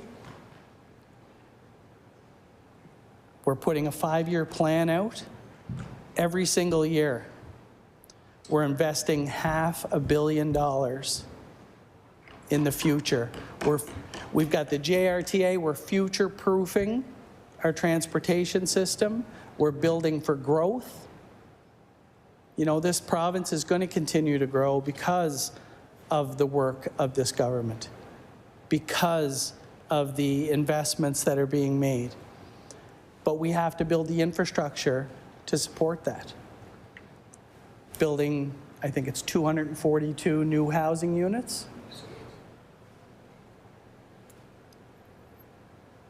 We're building, twinning new highways. We're constantly thinking about the future. So I just wanted to get that out there, Mr. Chair, and I'll sit down now. I recognize the member for Cumberland North. All right, thank you, Mr. Chair. Wondering if I could ask the minister a couple of questions around infrastructure and funding for Cumberland North, specifically some of our bridge projects. So there's been some concerns around safety and infrastructure for the Tidnish Bridge. I'm wondering if the minister would be able to provide an update around planned work for the Tidnish Bridge. Thank you.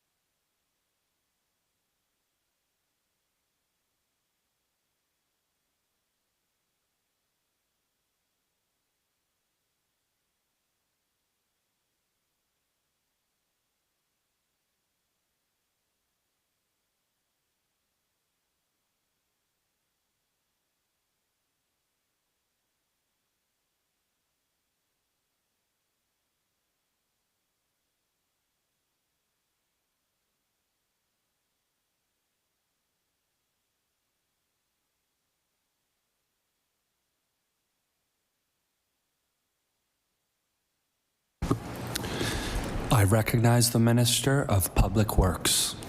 Thank you, Mr. Chair. So that bridge has been identified and it's currently in the planning stages. And when that's complete, it'll be put out to tender. I recognize the member for Cumberland North. Mr. Chair, I'm wondering if there may be a timeline associated with that, or an estimated timeline.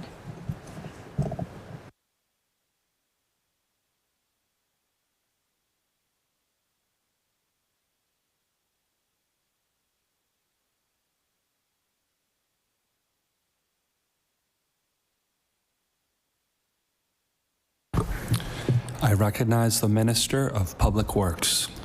Thank you, Mr. Chair. We don't have a timeline on that one right now.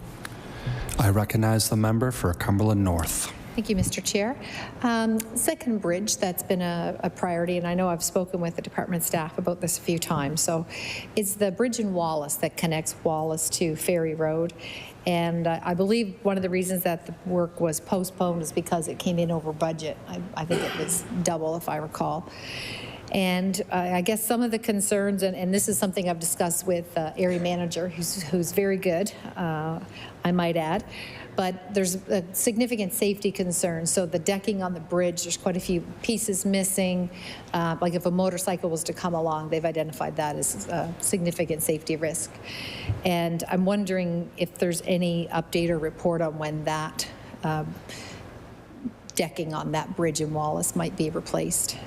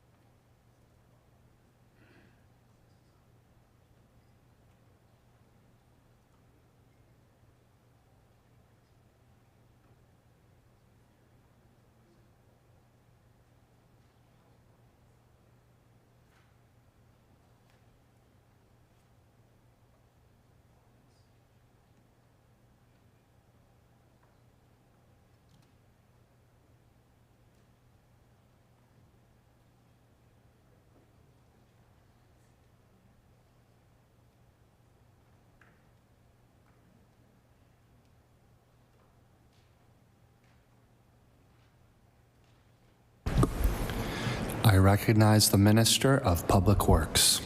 Thank you, Mr. Chair, and the member is right. It was tendered, and I think it came in at double of what the expectations were. So it's currently being monitored by the maintenance team. So if there's an issue there, you should certainly bring that forward and let the area manager know that the issue, and then they'll pass it forward to maintenance. I recognize the member for Cumberland North. Thank you, Mr. Chair. Thank you to the minister. I guess 3 other bridges I'll just identify that are on our priority list would be, they're all 3 of them to share common infrastructure, and that they have wooden decking. And all 3 have had to have repairs in the last 12 months. One in particular is the one in Shinnemakas on that road, and it had a lot more extra traffic because of the Oxley Creek culvert that was out for an extended period of time. So I'll just mention those 3 bridges. So Shinnemakas Road Bridge, Thompson Road Bridge, and Pugwash River Road Bridge. They're all 3 are that old style with the wood decking that and every time I get pictures sent or complaints, I always send them off to the area manager, and they do sort of like a temporary fix, but they may need more of a permanent fix in the future. Another infrastructure project that we've been waiting patiently for in our area is in Pugwash, the storm drains, the storm sewer. That was identified back after Hurricane Dorian. And there's the storm sewer there is very aged, so it's not able to accommodate the large demand that's on it now. And the municipality, the village of Pugwash, had a great Infrastructure water project, I think the former MP for our area might have actually had something to do with that, who's now an MLA here in the House from Colchester. But that work, which was desperately needed, ever since that infrastructure project was done, the village people would like to have sidewalks.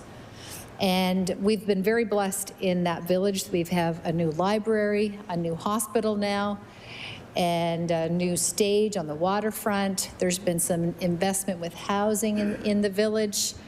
Farmers markets, one of the most successful in the province. It's just a going concern. New bank by the credit union. So this growth that's happening is seeing a lot of activity, and the village people really would like to have improved sidewalks. There is quite an older population there, which triples or quadruples in the summer months. And so for safety and accessibility, they've been asking me for sidewalk. But the sidewalk can't get done until the storm drains get replaced, till the storm sewer gets done. Now, the area manager did tell me it was on track for half of it is on track for 2026. And he said there's not a date for the second half scheduled. Now, it was my understanding it was going to be part of the capital plan last summer, and the work didn't get done, and it's not scheduled for this summer. So I just bring it up with the minister because it is such an important infrastructure need in our area. And just in case somewhere, somehow, there happens to be a little extra money lying around, this is definitely a priority for the North Shore. And we also have another significant project that's underway there, and that's our yacht club and marina is expanding. Mr. Bill Mundell, who was an incredible businessman here in Nova Scotia, he actually did drilling all over the world. Logan Drilling, his son owns the company now. He made a significant donation, over $100,000 to the marina. It's called the Bill Mundell Marina now. And the yacht club has been working with the federal government to get dredging done. Anyway, I'm just sharing this all with the minister just to emphasize new sidewalks in the village is a piece that's kind of, everybody's been waiting to get this done because there's so much else. And I'm starting to hear from community groups. I'm hearing from East Cumberland Lodge Board of Directors. I'm hearing from Communities in Blooms, all advocating. And the minister may have even received some correspondence on that too. So I don't know if the minister wants to respond, if they have any updated information on that infrastructure project that's needed for Pugwash or not. And I will just add, I know the area manager for Colchester that's responsible for Malagash and Wallace, he's also has on his list the Wallace. It's not a village, but it's a small community. It also needs new storm drains. It's had patchwork done on several occasions, and it's right across from elementary school. Sometimes there's big holes, and they have to patch them up because it's not safe in case a child was to fall into it. So I don't know if the minister would have an update on those two storm drain projects or not. Thank you.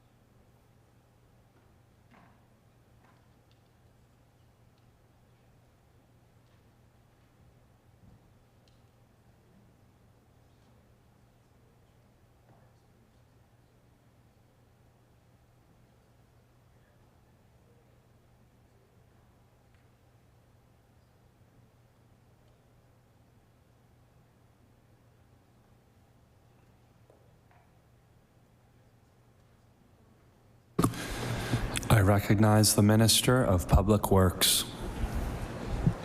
Thank you, Mr. Chair. And so I'm going to separate these out. So with Pugwash, the design has been completed, and you're right, it is slated in the 26-27 year. And with Wallace, the survey is complete, and so design needs to be done after that. I recognize the member for Cumberland North. Thank you, Mr. Chair. Thank you to the minister, and I know that'll be great when those projects can be done.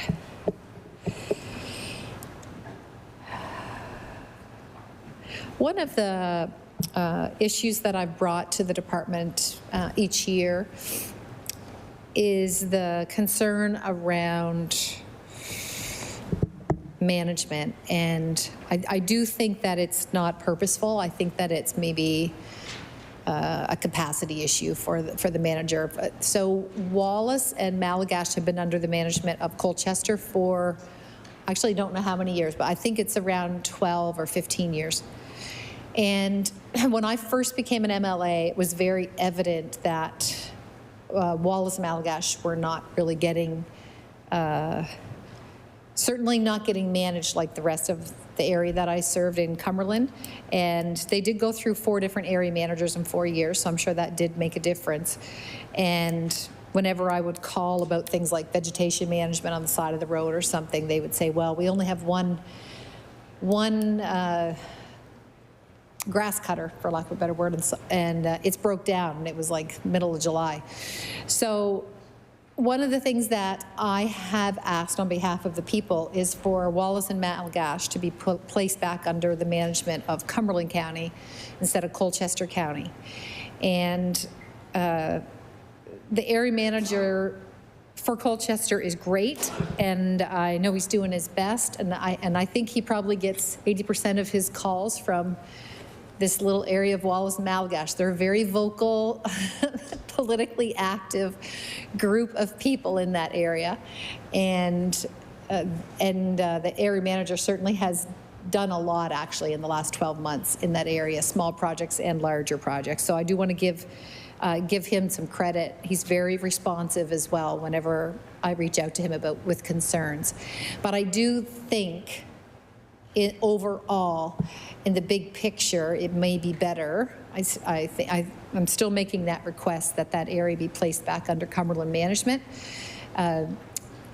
Not last, your staff might be able to correct me. I don't think it was last winter. I think it was the winter before. We had very significant snowfall, and literally it was so obvious in the Wallace area, like where my roads were managed under Cumberland versus where they were managed under Colchester. And there was literally no provincial equipment, with the exception of once that came into Wallace and Malagash for snow removal for about 4 days. There was some snow removal done on the provincial highways, but it was all done by local contractors, local farmers, local businessmen that had equipment. Thank goodness that we had them. But even on the Trunk 6, the main thoroughfare, where it ended from Cumberland management, it was around Highway 368, the truck route, and it went from being completely snow cleared, even the sides of the roads, to one pathway through the middle of the Trunk 6. So I will just leave this, Mr. Chair, with the minister. I don't know if the minister's aware where this is the first time I've brought it up with him, but I know the department have told me several times they're working on this, and that it was actually with Union, and they were looking at the negotiations. From an infrastructure standpoint, there is a garage, public works garage in Wallace. There is the ability to have equipment placed back in Wallace in that area, and I know that's certainly what the people of the area would like. So I'll leave that with the minister.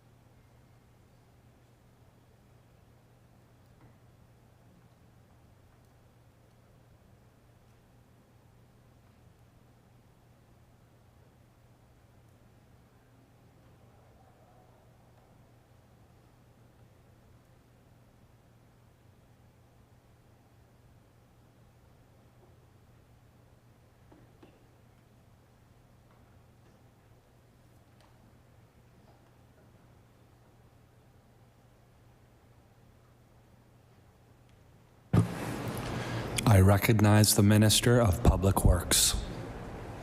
Thank you, Mr. Chair. And so you're correct. It is managed under Colchester, and that's part of an agreement that was made in 2012. Currently, there's no plans to change the work boundaries, but regardless of the zones, and you talked about the service levels. So there are service levels for the department that we strive to meet those service levels. And if you're seeing service levels not being met, then certainly bring that forward to supervisors in the area and management in the area. And, you know, based on every year is obviously different with the levels of snowfall. And this year it's been an ice situation. We've had more ice than snow. We've had ice multiple days in a row, and then it gets cold, and so the service standards are there. You know what they are, and so if you're feeling that it's not being met, certainly bring those things forward. Yeah. I recognize the member for Cumberland North. Thank you very much, Mr. Chair, and thank you to the minister. And we've got a great crew up there, I will say, in Cumberland and in Colchester. But I do think that the Colchester manager, I think, has a lot on his plate just with Colchester. So I think, and I do think workers, local workers, I think it's just natural that if you live in a community that you tend to take care of that community first.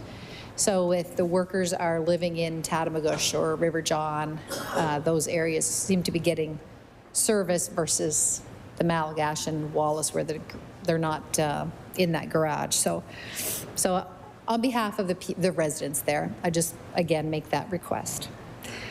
I will let the minister know I grew up with family. My father worked for Public Works for 35 years, road grader, operator. Yeah, and he served in the role of, I guess it would be probably operating supervisor or area manager, I'm not sure which his title was, for about 7 years. And then that was back in the day when the government changed. They lost their job, so that did happen, but thankfully he was able to go back to being an operator. But I want to just share with you, like, the dangers. I don't ever overreact if there is snow in that in the ground, because I was growing up having a father that was out there during the snowstorms. I know firsthand what it's like. It's not an easy job, and they sacrifice a lot. In fact, one year, Minister, he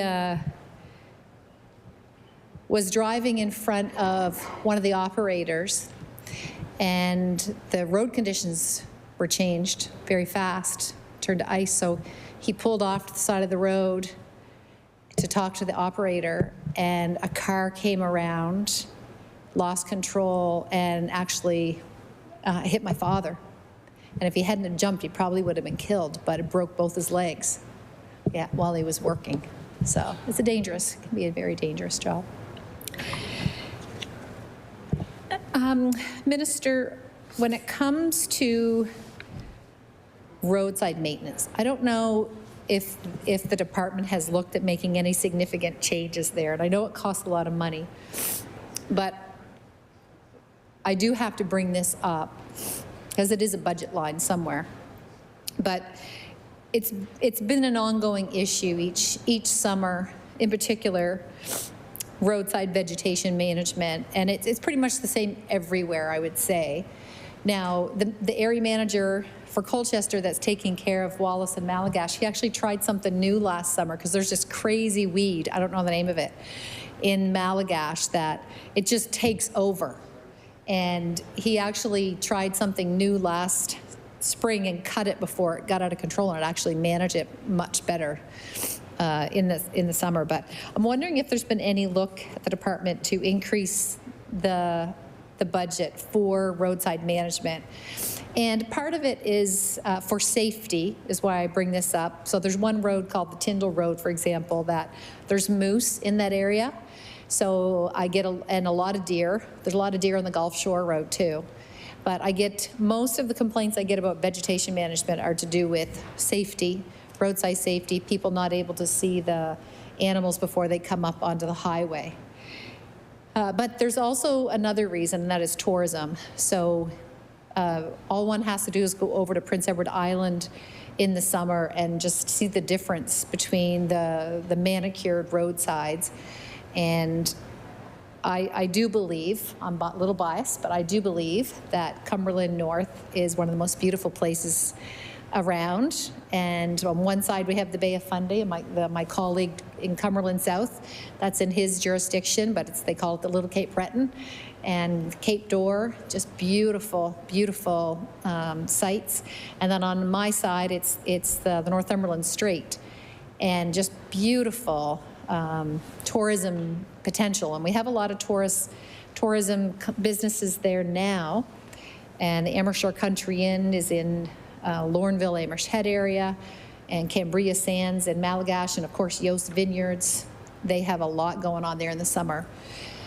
And of course Pugwash, and all the things that I shared there.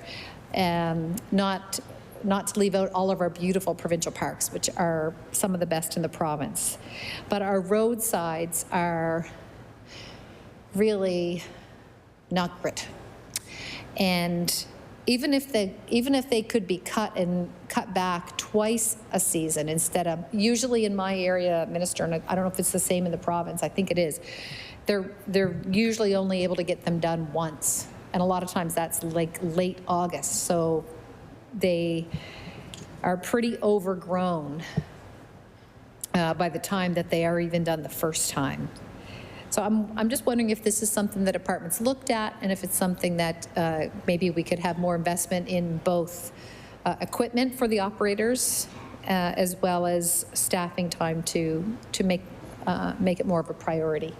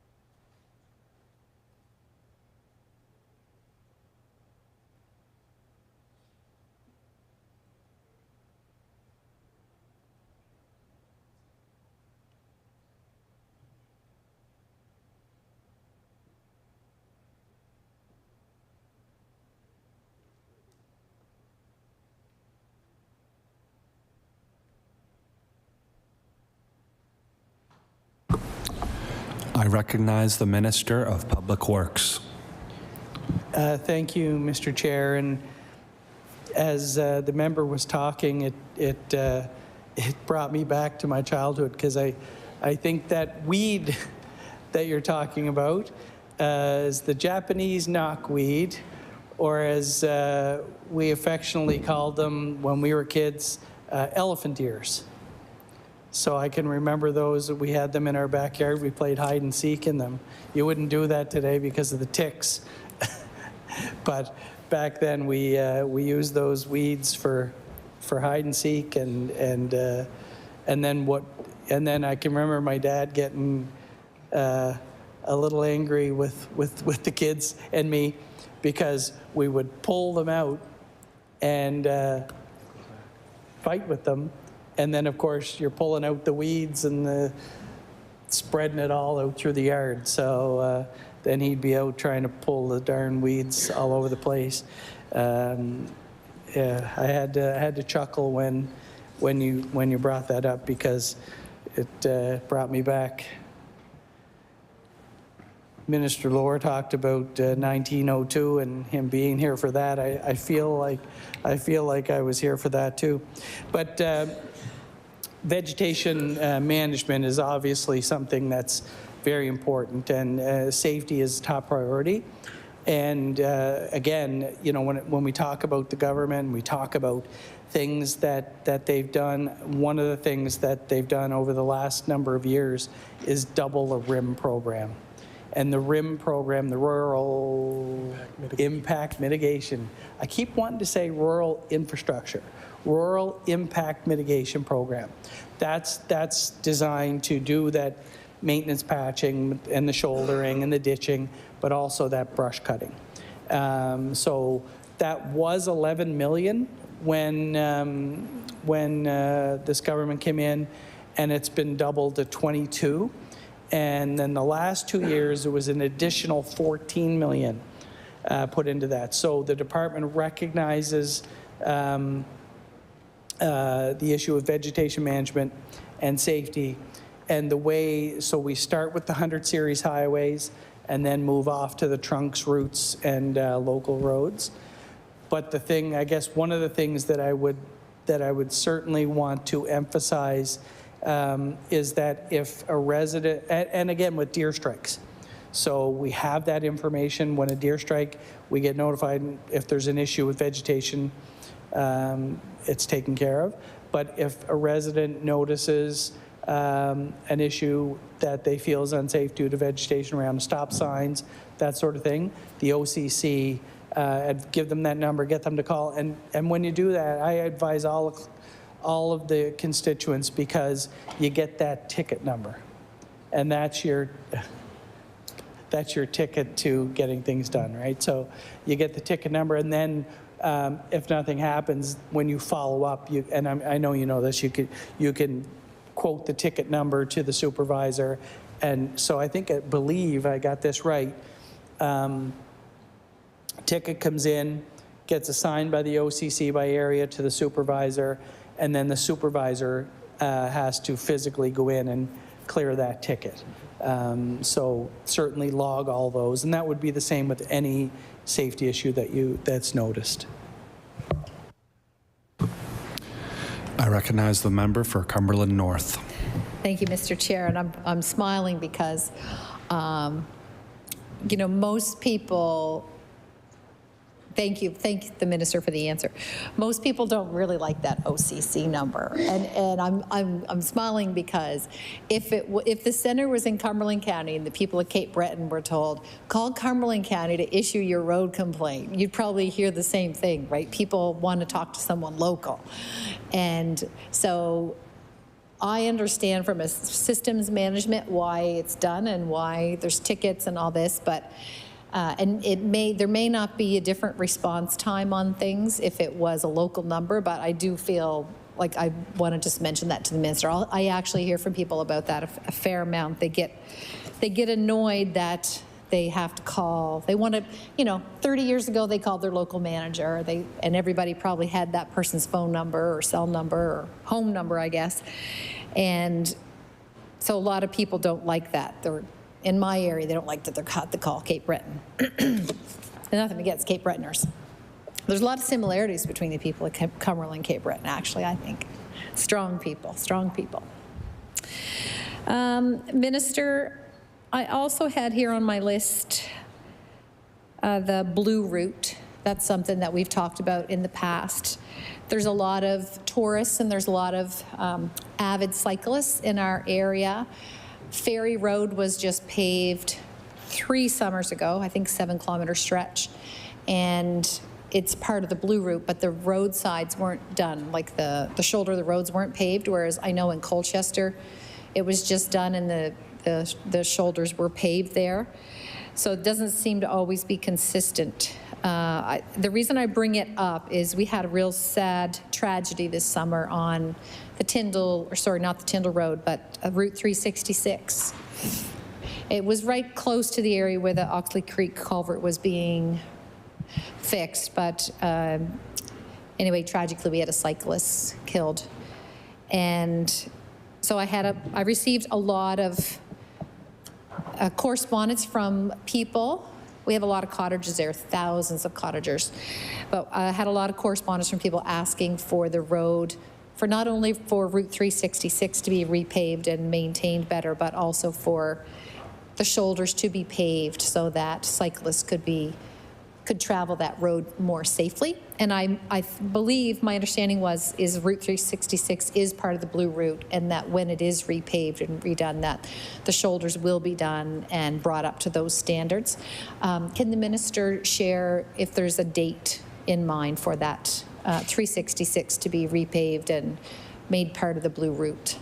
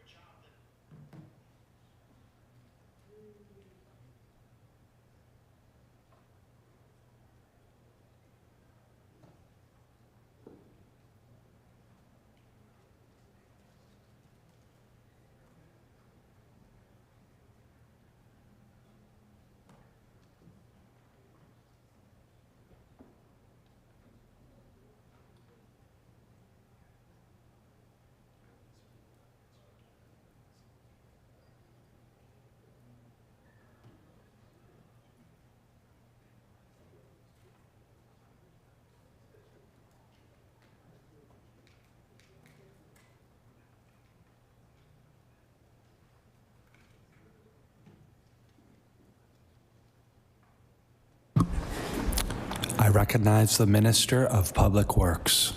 Oh, thank you, Mr. Chair, and you're right. So 366 is identified as a Blue Route, and I understand it's beautiful country up there. And so, and it has been identified as a future project. And when they do the design for that project, they'll determine whether or not this. So when the shoulders get done, it's based on traffic volumes and other metrics and criteria, which all get covered during the pre-planning phase for a project. So once the pre-planning for that specific, so they'll know what the scope is for the project. We don't have a timeline on it right now. I recognize the Minister for Cumberland North. Thank you, Mr. Chair, and thank you to the minister. I have a question, Mr. Chair, that's not really budget related. It's more of a policy, and it's a request. It's a very specific, unique request. It's come up with the staff before, but I'd be remiss if I didn't bring it up for the people of this area. There's one of our provincial beaches is called Heather Beach, and it has been a highly, highly populated area for years now. And I would say over the last 7 to 10 years, we have more and more permanent residents there. It's a provincial road, and it's the roads, the houses and cottages, rather, Minister, are very, very, very close to the road. And not the last time, but the time before that I met with the department staff to do my plan, they actually brought it up on Google Earth and took a look, and were surprised. Like, you could literally be driving down the road and the cottage or home are like right there. So the reason I bring it up is I've had a request from the residents there, and they've actually formed a formal society. I encouraged them 2 years ago to form, so they now have a Heather Beach Society, and they put forth formal requests to different departments and municipality. And one of their requests is to have the speed limit lowered to below 50 because of the dense population and because of the proximity of the homes and cottages to the road. And it is, our understanding is that it is under the minister's discretion that the speed limit can be lowered to 25 or 30 if the minister was to deem that appropriate. So I would like to make that request to the minister on behalf of the residents of that area. And maybe I better not say, is a lot of us have summer cottages and summer homes and family there, even some of the colleagues here in my house, or here in this house. So I will just put that there. I don't know if the minister wants to ask any questions about that specifically. I will add, I have 2 roads that request has been made, Seagrove as well as Heather Beach. They're both provincial roads and both heavily populated. Heather Beach more so for sure, but I have had requests from residents for both of those roads.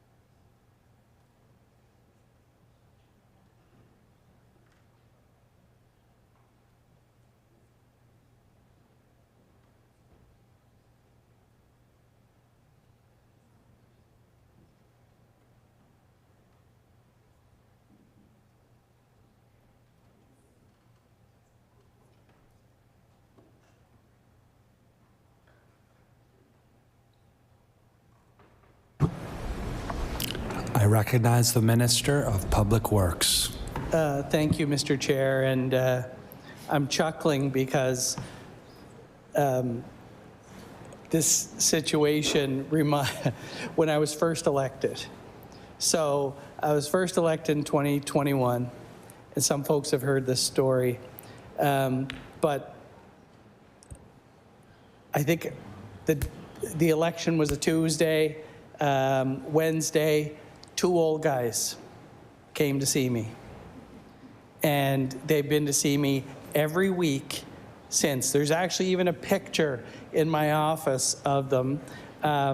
They came in so often that one day Joanne put them to work. And we actually call them Stadler and Waldorf from the Muppets. Because when they came, I didn't even have an office. They met me in my garage. And they said, Fred, there's a crosswalk on Park Road in Florence. It's by a school. There's lots of seniors around. We want a flashing light. And in my naive mind, I'm like, piece of cake. This is my first win, right? They didn't tell me that they'd been working on it for 9 years. So I committed. I said, we're going to get you guys a flashing light. That's going to be the first thing I do. So they left all happy. I was the best thing since sliced bread. Needless to say, I still don't have a flashing light. I still don't have their flashing light. But I've worked with those guys. We've worked really hard to mitigate the situation that was dealing. We've got a speed sign now and all those things, and that was done a couple years ago. I guess the whole reason that I go into this point is because, unbeknownst to me, and I know you've been around so you know the process, but there's an actual person in the department by zone who looks at all of the different traffic speeds. And what I've come to find out is through investigation, they're very, very busy. So they have to do all of the detours. They have to do all of the figure out, okay, because I'm not the only MLA looking for a crosswalk. There's 55 of us, or however many in their particular area. I guess, at the end of the day, all of this to say is we'll take it back and have a look and get the department staff to take a peek at it. I recognize the member of Cumberland North with 3.5 minutes remaining. Thank you, Mr. Chair. And I extend an invitation to the minister to come up, take a look. He could approve that. He could come up and take a look. We love doing road trips with our ministers and staff.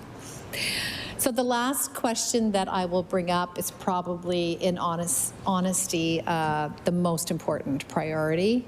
I'll save the best for last, but and that is our Trunk 6 highway. And I know the staff know this. I know the area managers have been trying to get funding for this, but it's been in a deplorable state, I would say. It's heavily driven. We have a lot of the population that drives from Amherst to Pugwash or back and forth each day. Salt trucks go on that from the Pugwash salt mine, so there's a lot of heavy traffic, as far as also pulp trucks, a lot of pulp trucks on that road. So, and I know the area manager told me that partial, I think half of it's scheduled for this coming summer, and then 50% for next year.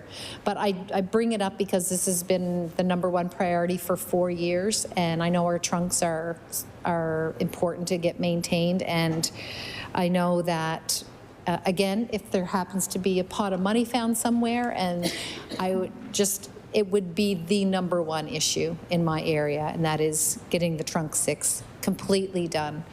If there was any way it could be all done this summer and not just half. I think 6 kilometers or 6.5 kilometers scheduled for this summer and 6.5 for next or something.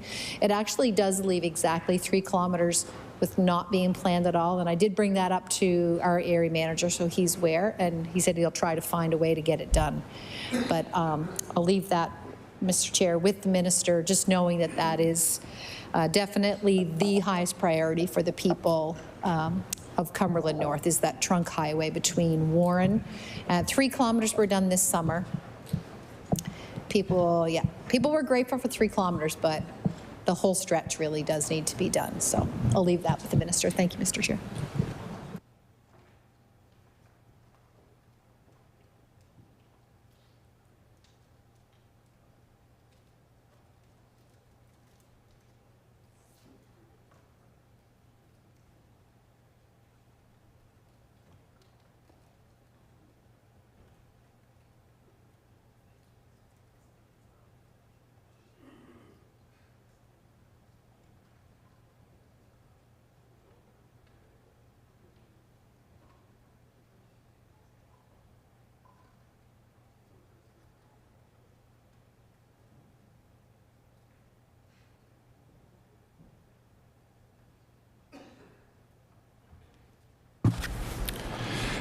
I recognize the Minister of Public Works.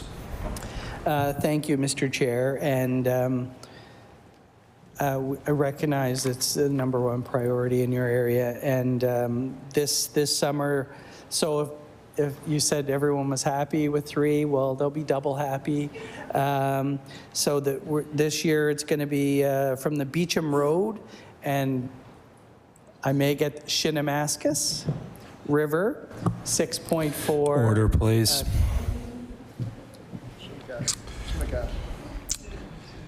It is now time for the NDP. Before I recognize the member, I'd like to ask the minister for time management.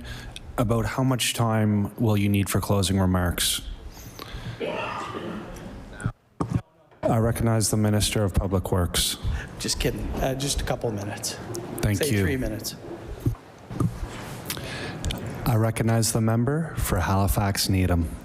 Thank you, Mr. Chair. I have a question about the bridges and the decision with removing the tolls. With the removal of the tolls, what role will the Halifax-Dartmouth Bridge Commission play once the tolls are removed? Will the commission continue to exist in the same form? And what will happen to the staff employed to support the tolls and the MAC pass and the folks that are responsible for the MAC passes? Like, could the minister please explain what will happen?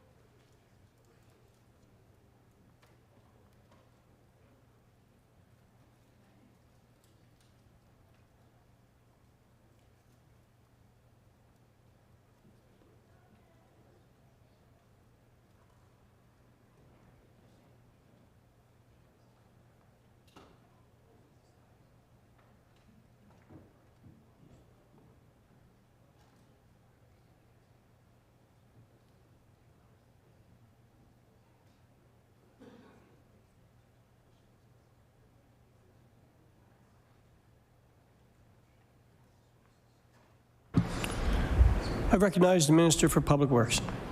Thank you, Mr. Chair. And the Halifax Bridge Commission will remain to operate and maintain the bridges. I recognize the member for Halifax Needham.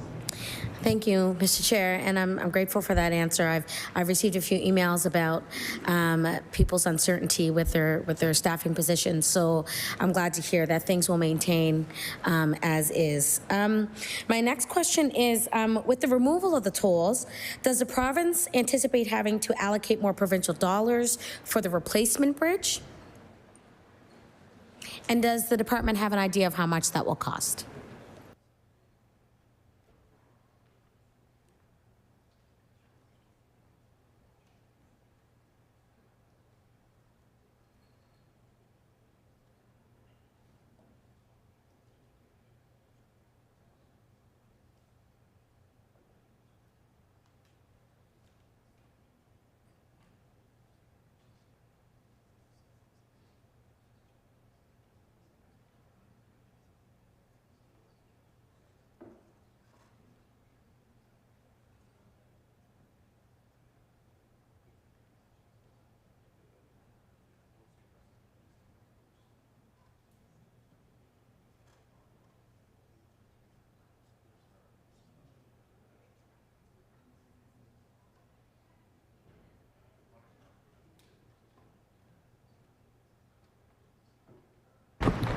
I recognize the Minister for Public Works.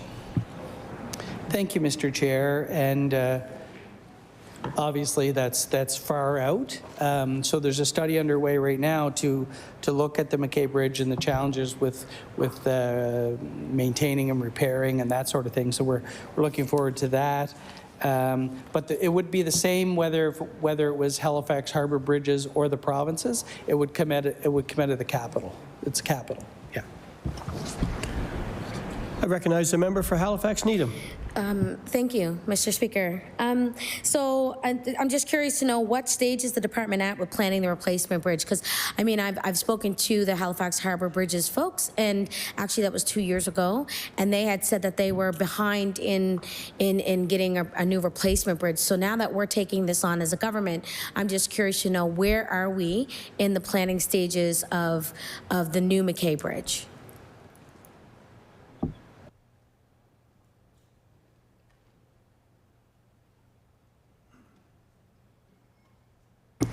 I recognize the Minister for Public Works. Thank you, Mr. Chair. And as I mentioned, an independent study is currently looking at the possible rehabilitation of the McKay Bridge. It's in progress, and it'll be shared when it's completed, so then we'll know more. I recognize the member for Halifax Needham. Thank you, Mr. Chair. So I'm just curious to know a little bit more information, and maybe this might be something that we could talk about maybe offline, but I'm just curious to know where the placement of the McKay Bridge will be. I was given 2 options, and I'm just curious to know which one of those options is where they've decided upon placing the new McKay Bridge.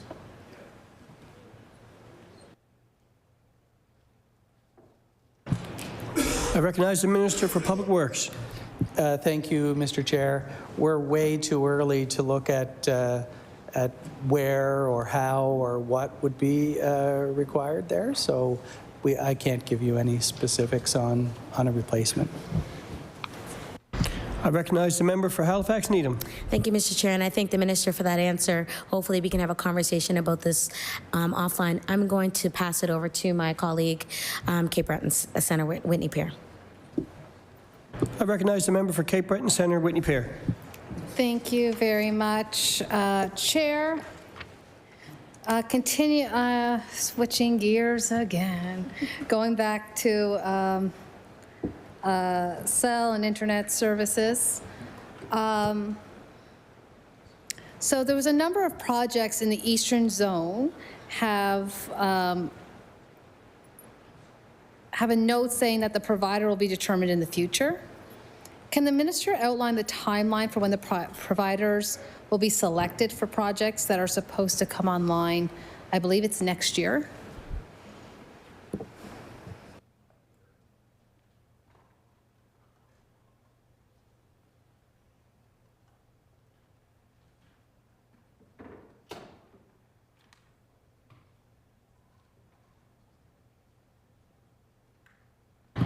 I recognize the Minister for Public Works.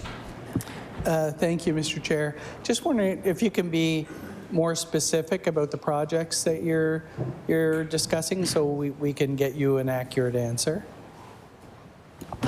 I recognize the member for Cape Breton Centre, Whitney Pier. I don't have any particular in mind. It was more or less a general question of the projects. So some of the projects in the Eastern Zone had a completion date in 2026. And are underway, and others are not. So I'm more or less those that are not on the way. And is the minister confident that all the projects listed on the Build Nova Scotia website will be completed on schedule? On the Build Nova Scotia website.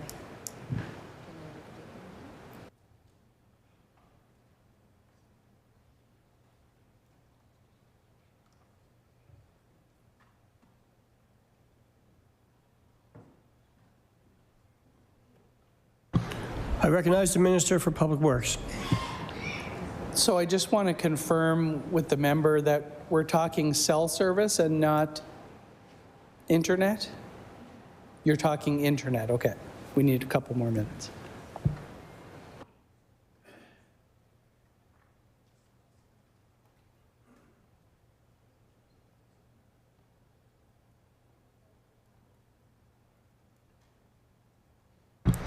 I recognize the Minister for Public Works.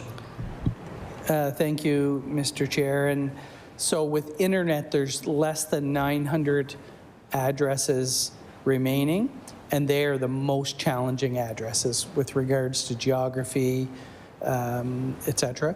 But I want to stress that those 100% with the satellite program are available. So if folks are having difficulty getting connected through or getting service or what have you, the satellite program is still operational, still there, still ready to go, and they should take a look at that one. I recognize the member for Cape Breton Centre, Whitney Pier. Thank you, and I thank the minister. We've heard from constituents that in Cape Breton and other rural areas that landlines can also be unreliable due to weather conditions. Is the department aware of the problem, and is any work being done to find weatherproof solutions to ensure Nova Scotians have reliable access to landlines? I recognize the Minister for Public Works.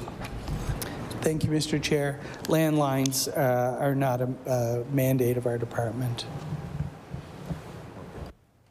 I I recognize the member for Cape Breton Centre, Whitney Pear. I believe I heard the minister say it was that it's not part of the department, and I'm just wondering, is it in consideration if there is a number of residents in Nova Scotia having these issues with landlines? Would it ever become something that the department would be looking into?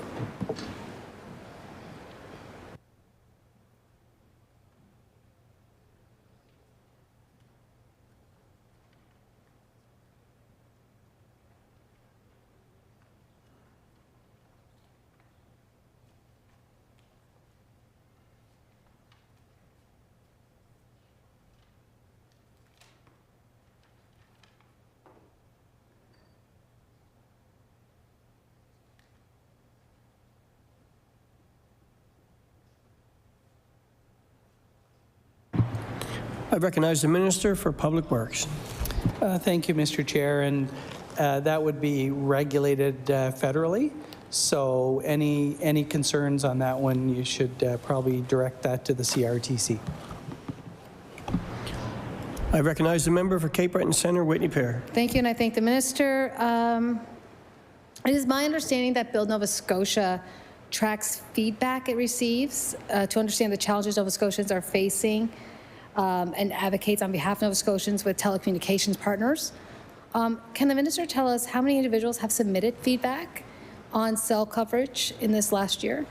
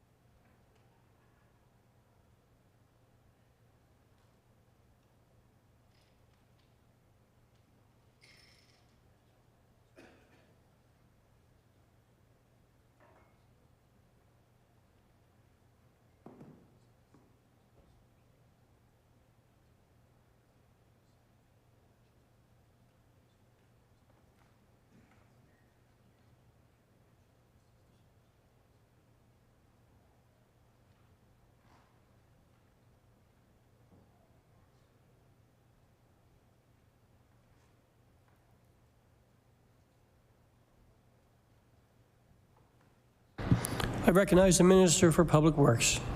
Thank you, Mr. Chair. And the web just went live, so previous to that, it would have been written correspondence, so we don't have numbers for that. Sorry.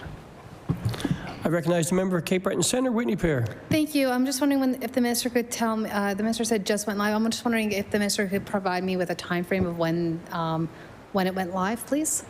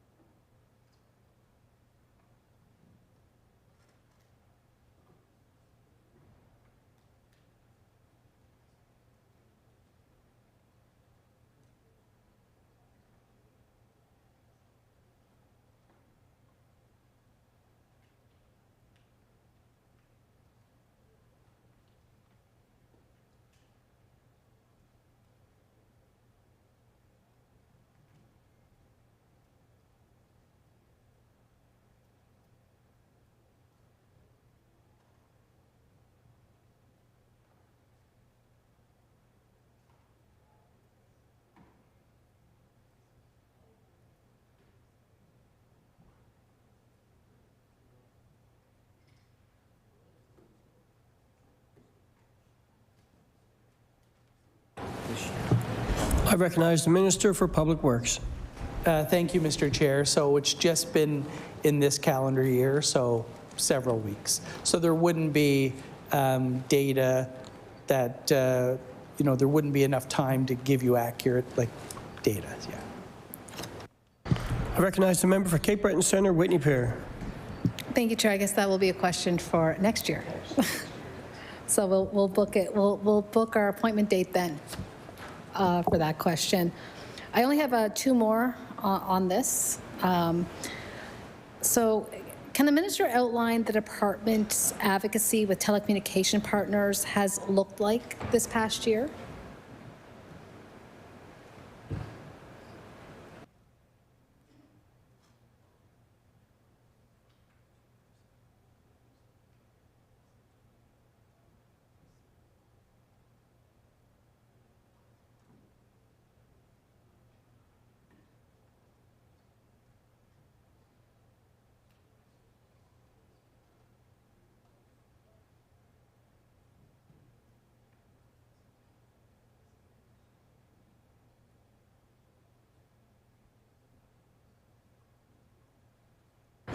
I recognize the Minister for Public Works.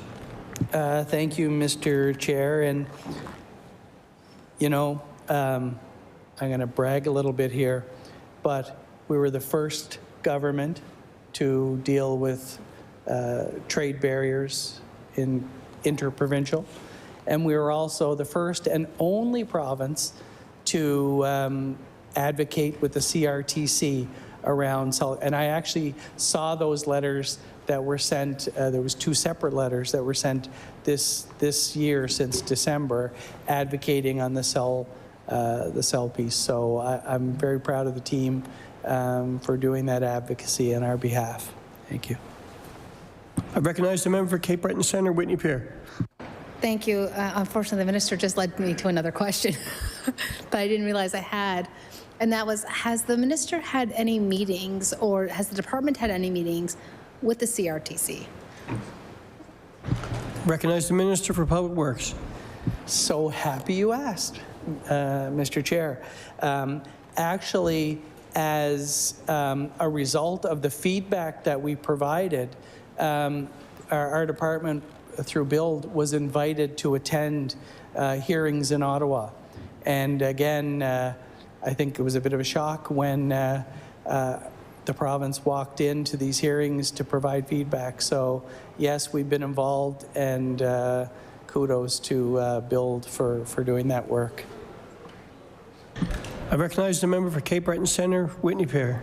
Thank you. I thought I only had 2, and then you asked that, and I had 3 then. So it's my understanding that the government is investing in provincially owned telecommunications, and they can correct me if I'm wrong on that, in unserved areas. And if that is the case, how many towers are there any towers currently in place? And if so, how many, and how many will be added in the next year?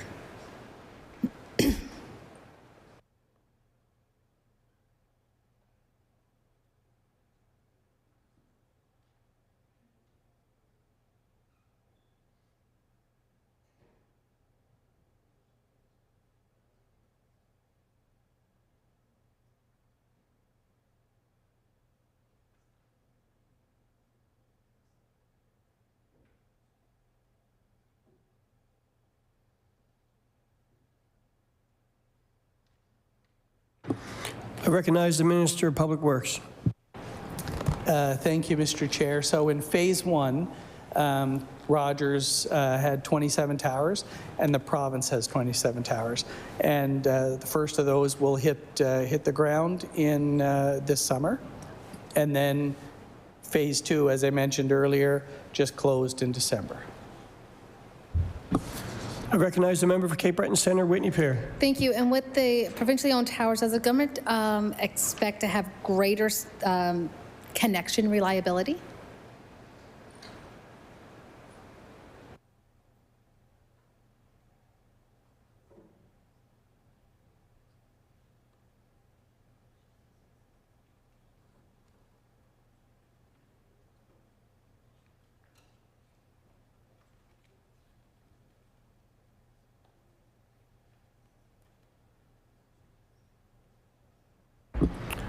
I recognize the Minister for Public Works.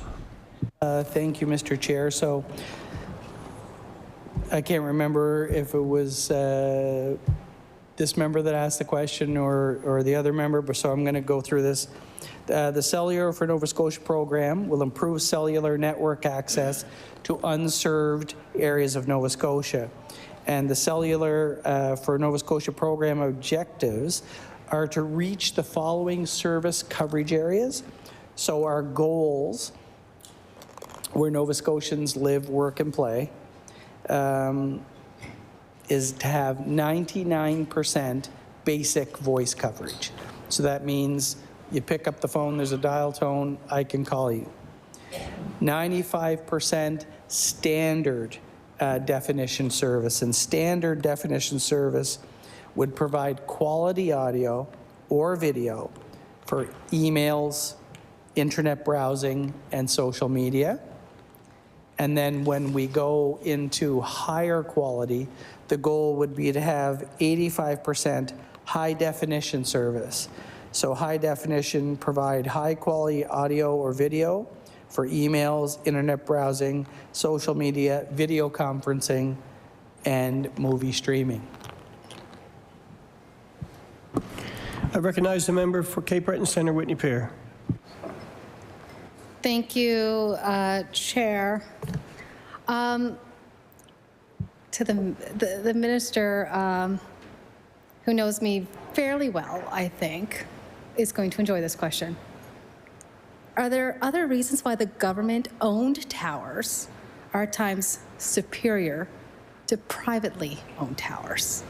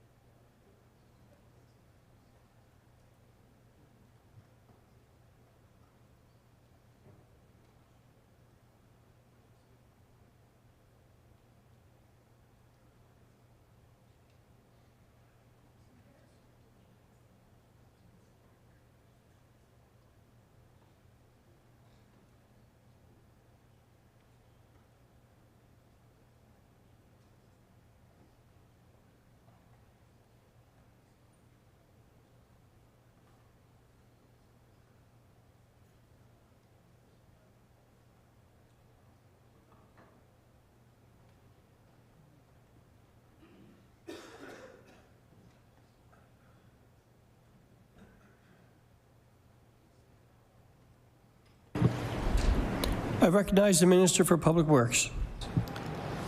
Yeah. So the towers are the same, so there's no difference between our towers and the other towers. But our towers will provide a different purpose, because with our towers we'll have TMR for emergency management, but those, I don't profess to know anything about that stuff. That would be a question for Service Nova Scotia or emergency management. So there will be just the radios on ours, and we would then allow service providers to put their infrastructure on the towers. I recognize the member for Cape Breton Centre, Whitney Pier. So of course they'd be far superior. It's okay, Minister. I know quite a bit about TMR radios. Spending a lot of time around fire departments and as well as other emergency personnel. I'm gonna switch a little gear again, and I want to finish up on some questions here regarding J-class roads. So after our discussion the night before last, I actually received an email from an individual, and I kind of summed up what that email had said. And so the constituent had said that the minister's answer to J-class roads, in their opinion, was inaccurate. It was explained by this constituent that municipalities submit roads to the department for consideration, but not all roads submitted by HRM recently have met the requirements for funding. So I'm wondering if the minister can the minister and this person asked if we would ask this question to the minister. Can the minister outline what the department is doing to better communicate with the requirements for this program?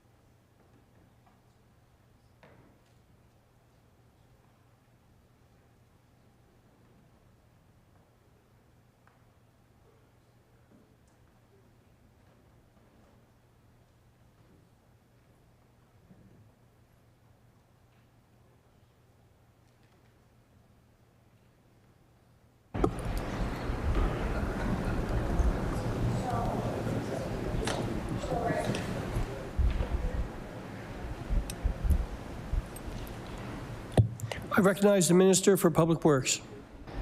Thank you, Mr. Chair. And just with regards to the actual email, I'm just wondering if you could table it so we can have a look at it, maybe understand a little better. But I'll just kind of explain how J-class roads are allocated. So there's an allocation put, as you know, J-class roads are 50-50 split. J-class, at the same time every year we go out to all the municipalities, ask them to submit their priorities. We allocate the funding that's available on our side based on the number of J-class kilometers in a given municipality. So if there's 100,000 kilometers and CBRM has 10,000, they'd get 10% of the allocation. So then whatever portion of the allocation that's met by a given municipality, then we would kind of award that piece to them, and then we could go forward from there. I hope that answers your question. I recognize the member for Cape Breton Centre, Whitney Pear. Thank you, and I am just going to first receive permission from that individual who emailed us, if we could pass along their email to the minister. I think that since I didn't fully read it, I actually don't have to submit it because I didn't fully read it in full. I summarized. And so I just want to get permission first. I think that's the most appropriate thing to do. And then maybe the minister can follow up with that constituent at a later time. And along with, I think within that email, there was some other questions that came about. Maybe these might be a little easy, maybe, another way of going about this. Are the roads submitted by municipalities through the J-Class program publicly listed anywhere with a note on whether they were approved by the province or not?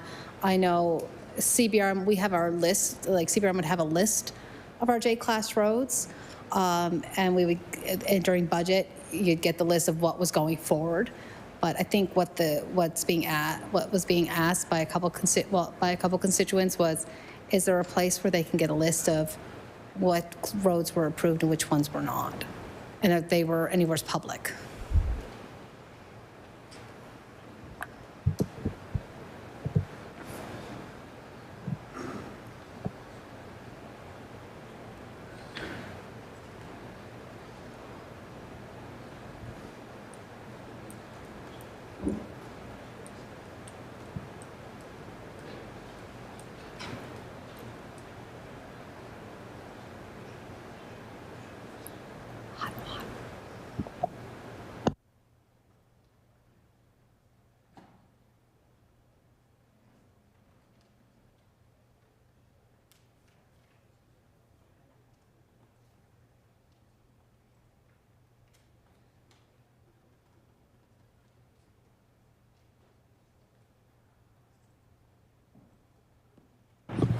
I recognize the Minister for Public Works. Thank you, Mr. Chair. So what I would say to those constituents is that they should probably ask their local councillor as to what gets submitted. And then we advise the municipality which ones we're approving. But if they want to see what's being done, that would be a public tender. Excuse me. So when we're actually ready to go forward with a road, then the tender. So they'll see which roads, and based on the tenders, they can infer which ones were approved. I recognize the member for Cape Breton Centre, Whitney Peer. I understand the minister's point. I think what's being asked here is if there was a publicly listed area with a note of whether J-Class roads were approved to be done or not to be done, and reasons as to why or why not. We know which roads are going to be done because they're going to be on the council budget, on the budget lines for the council. So we know those are going to be done. I think what they're looking for is reasons as to why or why not that their road was not approved by the province. So what, this is my final, this is when I think that this might be my final, depending on the answer, because I might have a follow-up. What measures are in place to ensure that this program is meeting its intended goal to maintain local roads? I recognize the Minister for Public Works. So there's, just to go back to the previous comment, there's no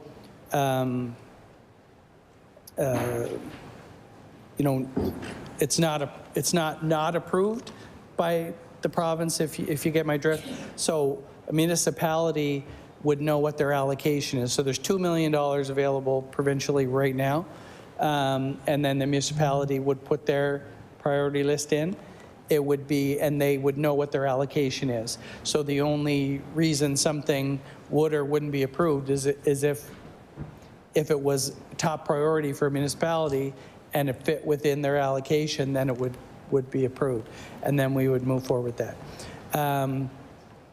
We recognize that it's a bit of an outdated system, and it's one of those negotiation things with the service agreement that Municipal Affairs would be working on, and at some point, hopefully there'll be a new allocation, a new system to make that work. Because I can tell you that J-Class roads in my area are an issue, and I hear from my colleagues all the time on both sides that J-Class are an issue, and it's something that needs to be addressed. I recognize the member for Cape Breton Centre, Whitney Pear. Thank you. I just want to take this last moment to again express my appreciation for the staff at Public Works. A big shout out to Cape Breton because the staff there I deal with a lot, and they are truly an amazing group of people. And I'm sure they are in every area. So again, thank you to the staff here tonight. This evening, helping and providing answers to us. It is immensely appreciated, and thank you for all the work that you do within within Nova Scotia, within all of our communities.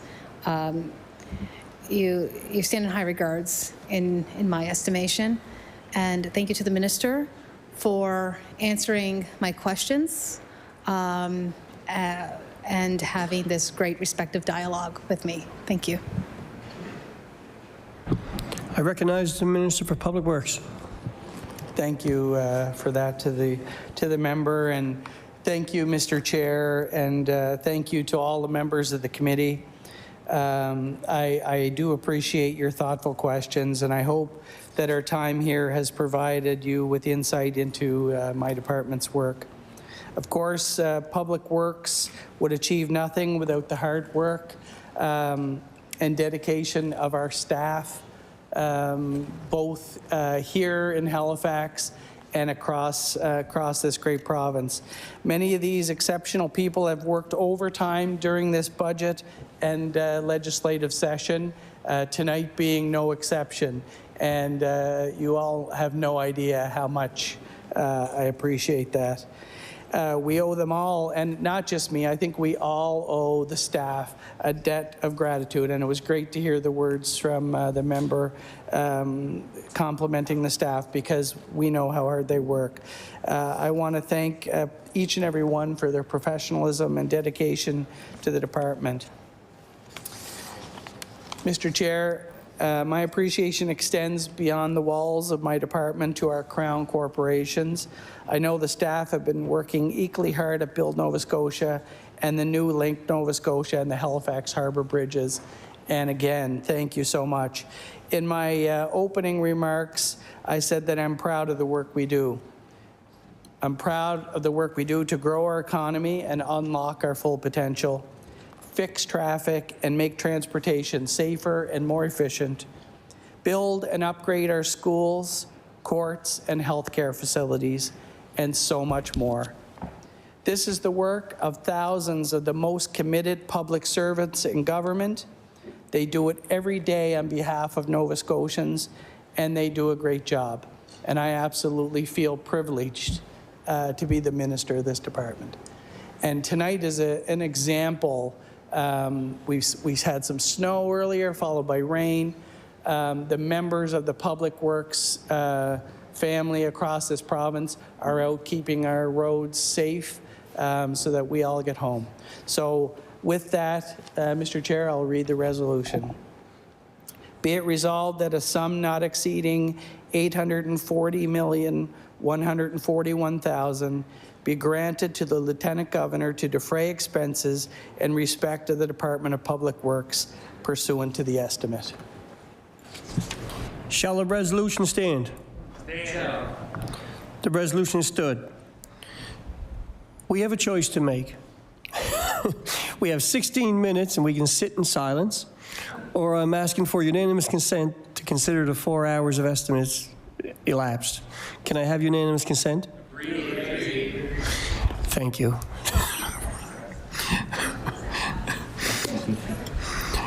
Time for consideration supply has elapsed. I recognize the Honourable Government. I'm going to pause. We're going to recess.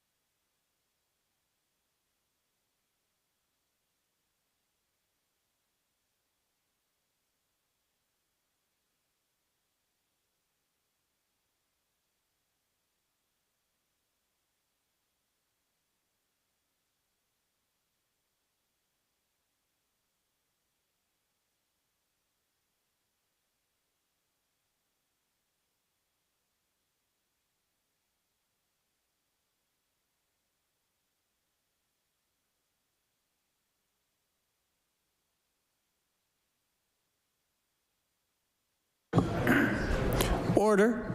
The committee is back in session. I recognize the substitute House Leader. Put the mic on. Oh, thank you. Chair, I move the committee do now rise and report progress and beg leave to sit on a future date.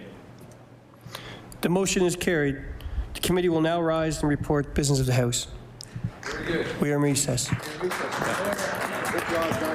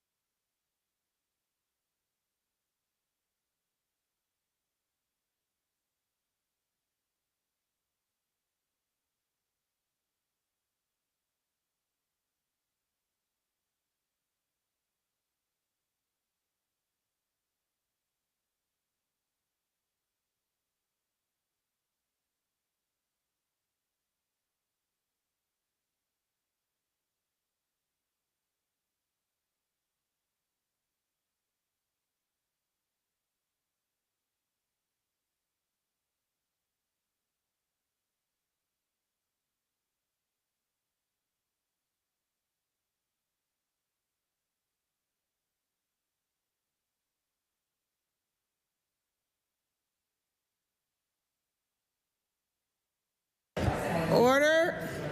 Order. The Committee of Whole on Supply reports. That the Committee of the Whole on Supply has met, has made progress, and begs leave to sit again.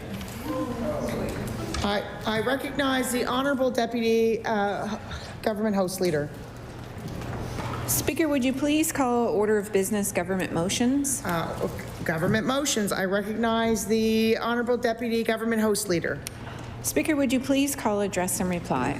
Address and reply. I recognize the Honourable Member for Halifax-Chebucto. Thank you. Thank you, Speaker. I wonder if we've ever considered why the first bite of the Valley strawberry tastes so good. I'm curious how Mother Nature knows when strawberries are at their peak. How does she know? It's the most amazing thing, and something that I have a special interest in. She keeps secrets, and she tells them to us only in whispers of the wind, and if you're listening.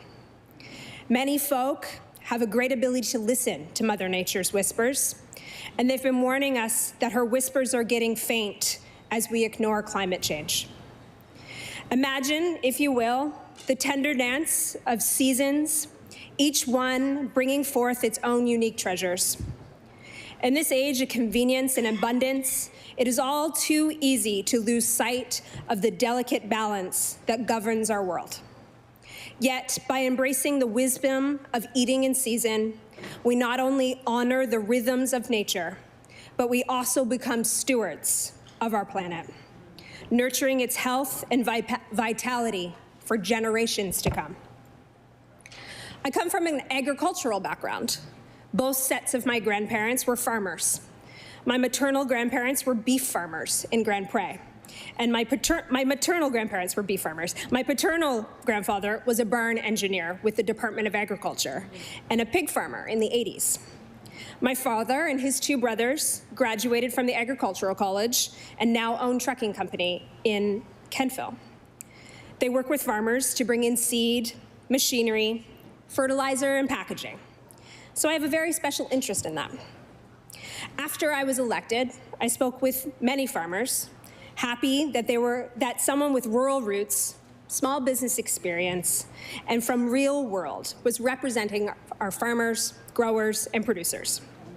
It gives me great pride because I believe in their work, and I have a special interest in talking about it whenever I have the chance. I'm really curious about the tides. I have a special interest and curiosity in their strength and power. I'm curious of the stories that they tell.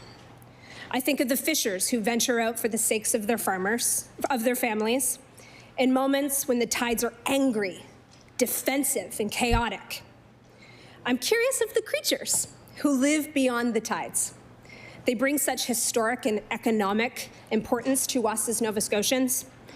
And as they crawl along on the bottom of the ocean, way down deep, do they know how important they are? I have a very special interest in that. I'm curious about the surfers, one of which I live with and who was in the water today.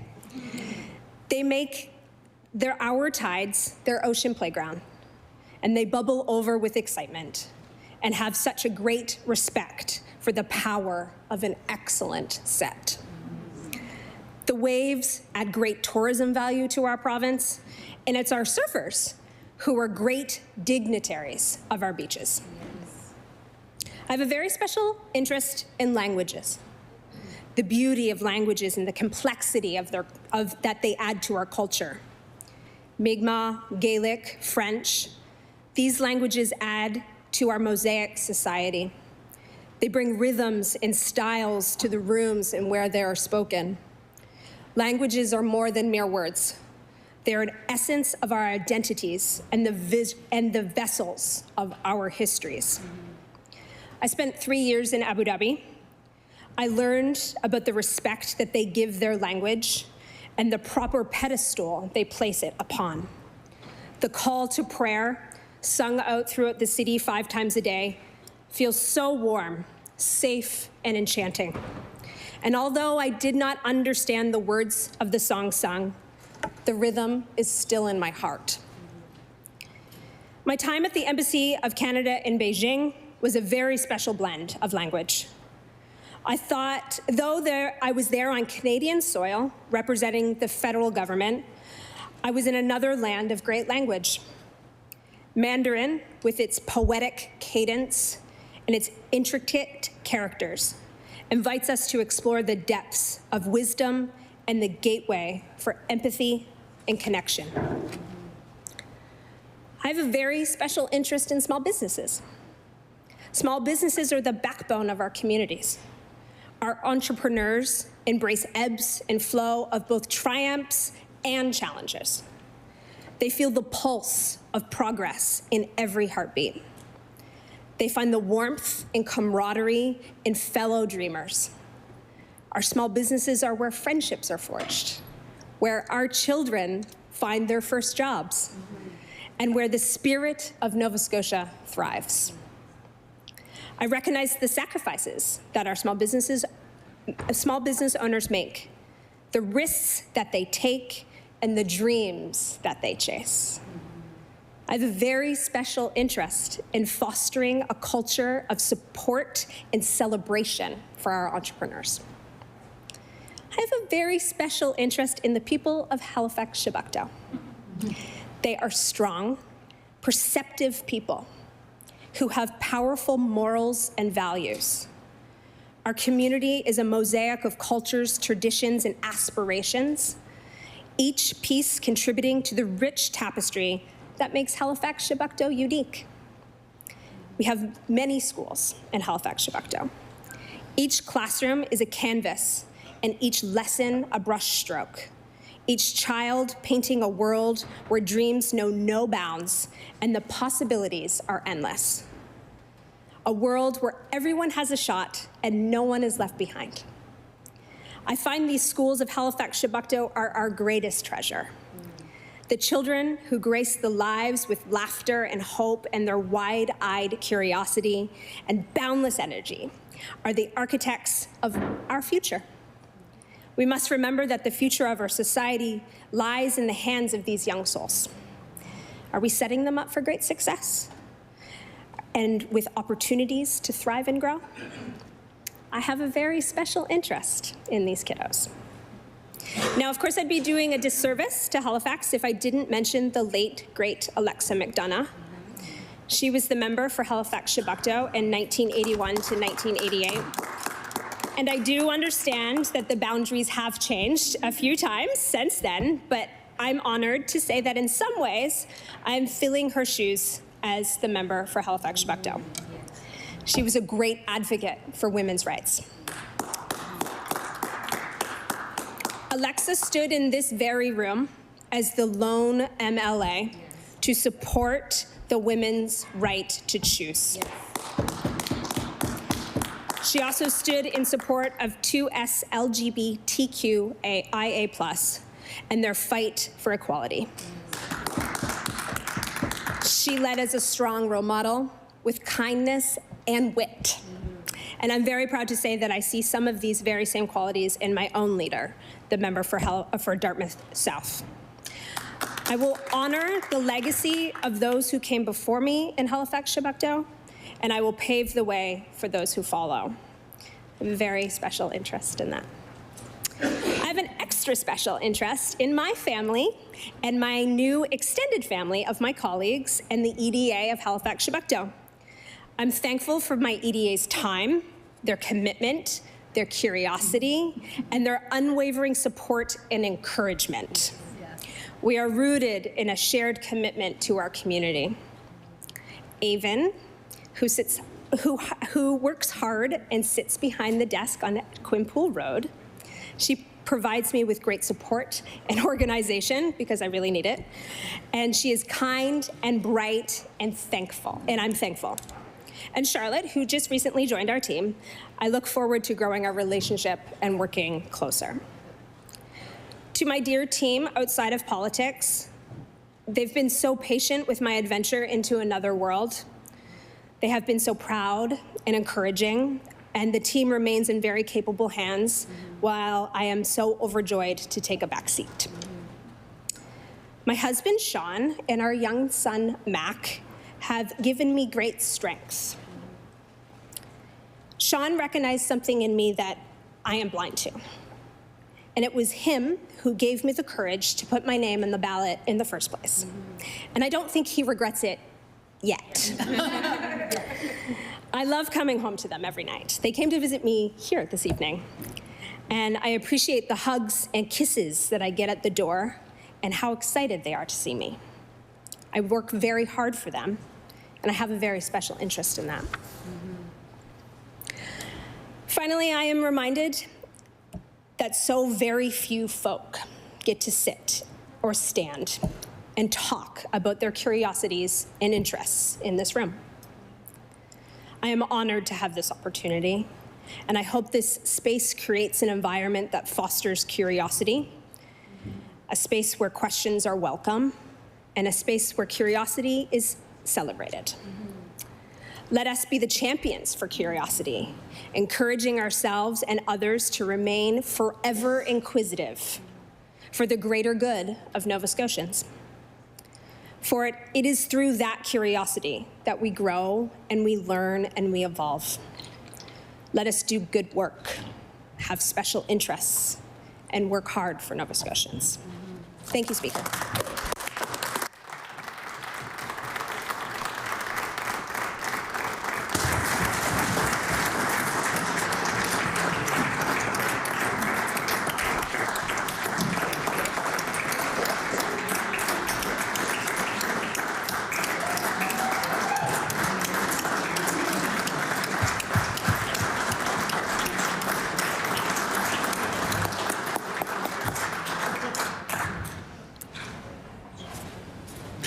I recognize the honourable member for Fairview Clayton Park. Thank you, Speaker. That is going to be very hard to follow because mine has a little bit of a different tempo. Speaker, honourable members, my apologies. I beg leave to make an introduction. Absolutely. Thank you. Everybody, the birthday boy is here. Man.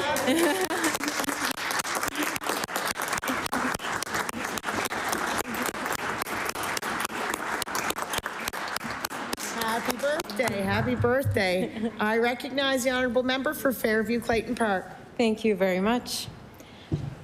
So I am Lina Abdullah Mirghani Hamid, or Lina Hamid, and I am honored to be here in the People's House to represent Fairview Clayton Park.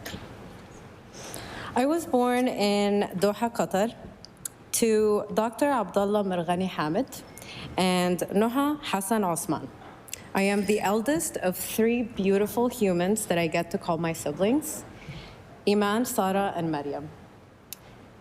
I'm not going to get into talking about them because when I do, you have to physically stop me. I have to be physically stopped. All I will say for now is that I love you and I'm extremely proud of you and I will always and forever be grateful to you. My father is a retired ear, nose, and throat surgeon from a little village in Sudan called Al-Dabba in the northern state. Al-Dabba is the last time I went there, over 20 years ago, there weren't any roads that led to there. It was a desert that had to be driven through, and so you had to find a driver that knew the sand dunes and how to get to the village. And so, needless to say, we got lost and almost died in a sandstorm. But that all to say is that, you know, my dad, you know, he came from a very small town, and was the first, from my understanding, in his village to leave to study abroad. And so he actually studied medicine in Ireland. But when he was in Sudan, the village that he grew up in, there wasn't schools in the village, so he had to travel. And so he had to go to a boarding school. And because they lived on the Nile, the village he would travel to, it was also on the Nile, so he would take a river bus. Take 72 hours, I think, to get there, and that's why it had to be a boarding school. There was one working car, My mother is a banker and a dedicated stay-at-home mom. Her father is from Al Mas'udiyya in Al Jazeera state in Sudan, and her mother is from Cairo, Egypt. I haven't had the chance to go to my mother's hometown, though I hope someday things are stable enough for me to be able to do that. Though I have been to Egypt many, many, many times, and I am married to one. While all of that might sound confusing, and where is she actually from? And I know I've talked about that quite a little bit, but this confusion is actually what makes me a very proud third culture kid. So what is a third culture kid?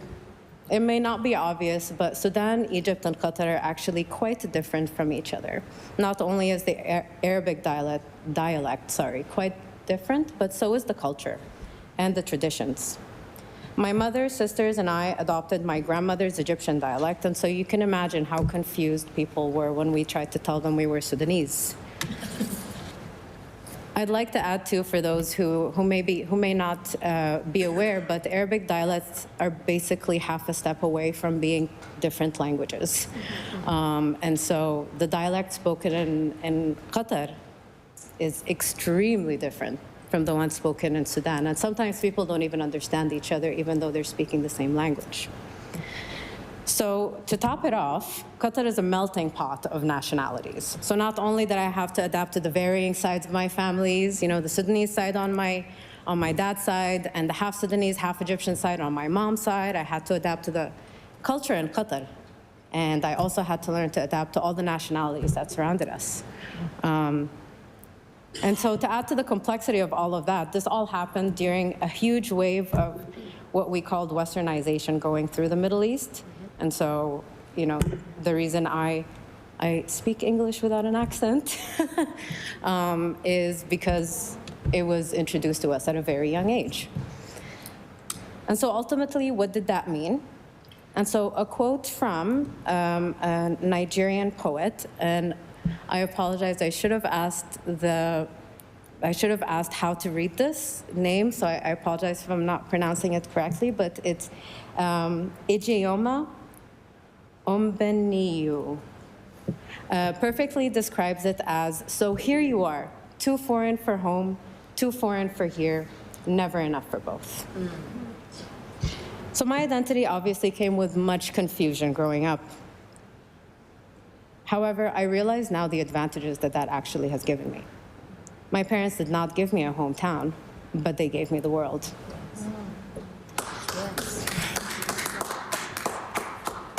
They didn't give me roots, but they gave me seeds and showed me how to plant them wherever I wanted.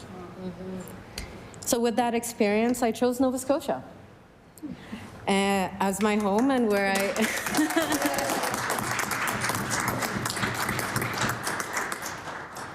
I chose Nova Scotia as my home.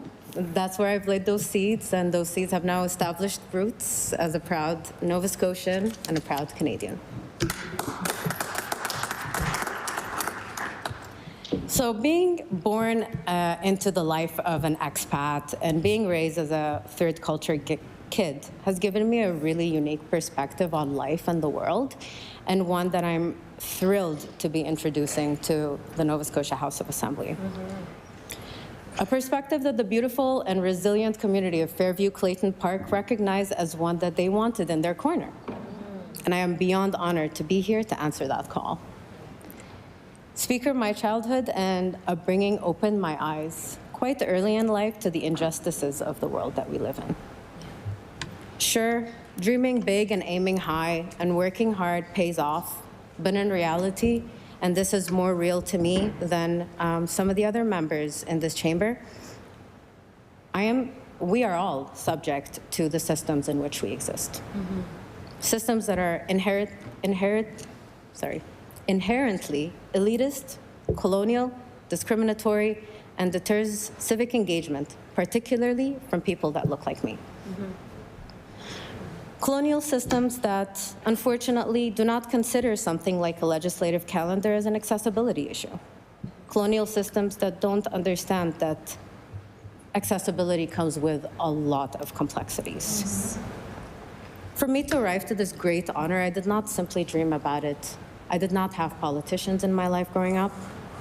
My path was not straightforward. It was not smooth. I've had to make more stops. I've had to take more turns and detours. I've had to face more ever-shifting dead ends. But don't get me wrong, I will always appreciate and honor the path that got me here. Indeed, what it actually means is that I am even more prepared for the stage.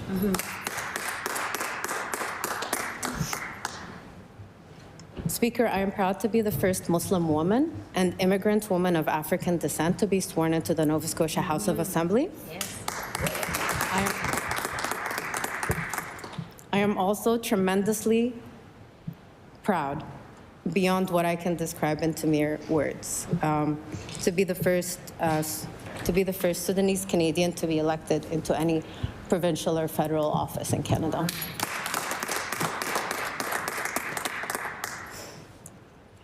Speaker, I'm proud to be an immigrant, and I will not stand for any demonizing or scapegoating of immigrants.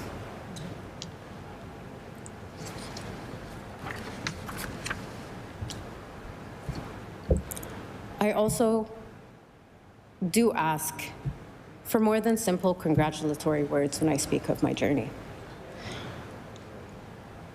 When I talk about my experience, it's not simply to speak about my experience, when I speak about my journey, it's not simply to speak about my journey, it's to speak about the experience and the lessons that came with that journey. And what it's like to not have had democratic rights growing up. And what it's like to be present in this house right now. I would like to also add that, I understand that I bring a different perspective, and because of that, I genuinely I'm open to any of my colleagues in this chamber. There's a situation that, maybe needs some extra cultural sensitivity. I would love to support with that. So please, the offer is on the table, and I hope it is accepted. So my identity now and my place in this chamber has given me a very unique responsibility, and that is to do such a thing, to be able to help others navigate situations with folks that look like me. I want to take this opportunity to thank all the people that lifted me to this position. I would like to start by thanking Alana Harper, the amazing constituency assistant for Fairview Clayton Park. The community and I are so thankful to have Alana. The hard work and passion that she has brought day in and day out for the very few weeks that we've worked together is unparalleled. And it's truly a blessing to be able to know that the constituents and the community of Fairview Clayton Park is in excellent and competent hands while I'm here. So thank you, Alana, for holding it down.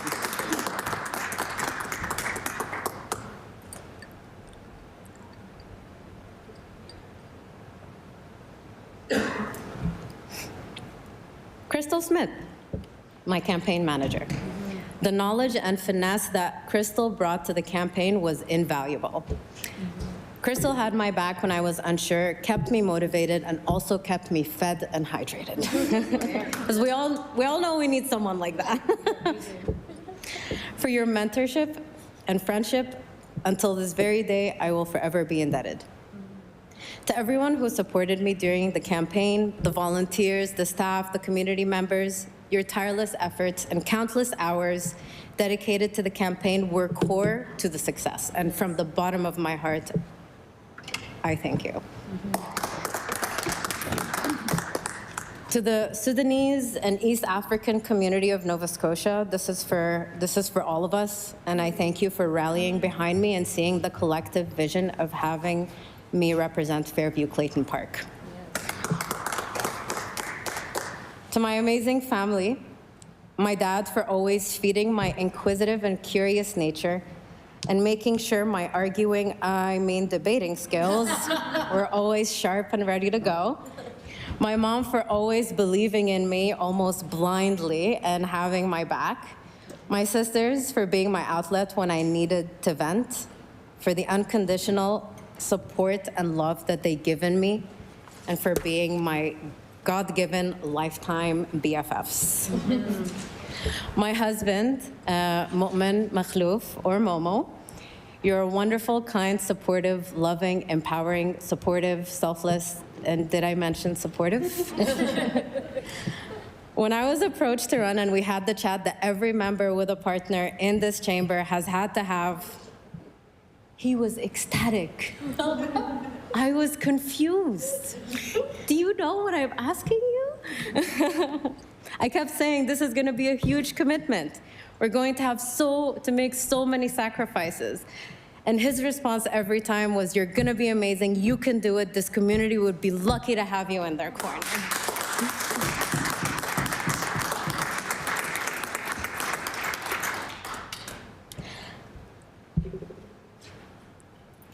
Thank you for being exactly who I need, giving me exactly what I need when I need it.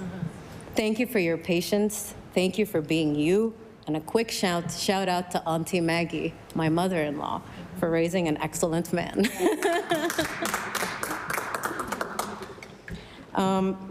To our son Yusuf, or Batatas, as I like to call him, which means potato in Arabic. Thank you for being the little light that brightens up every single day, every single time. I love you more than words can describe. Speaker, as I previously mentioned, I did not dream of being a politician. Quite the contrary. Just a couple years ago, I was outside this very house protesting on housing.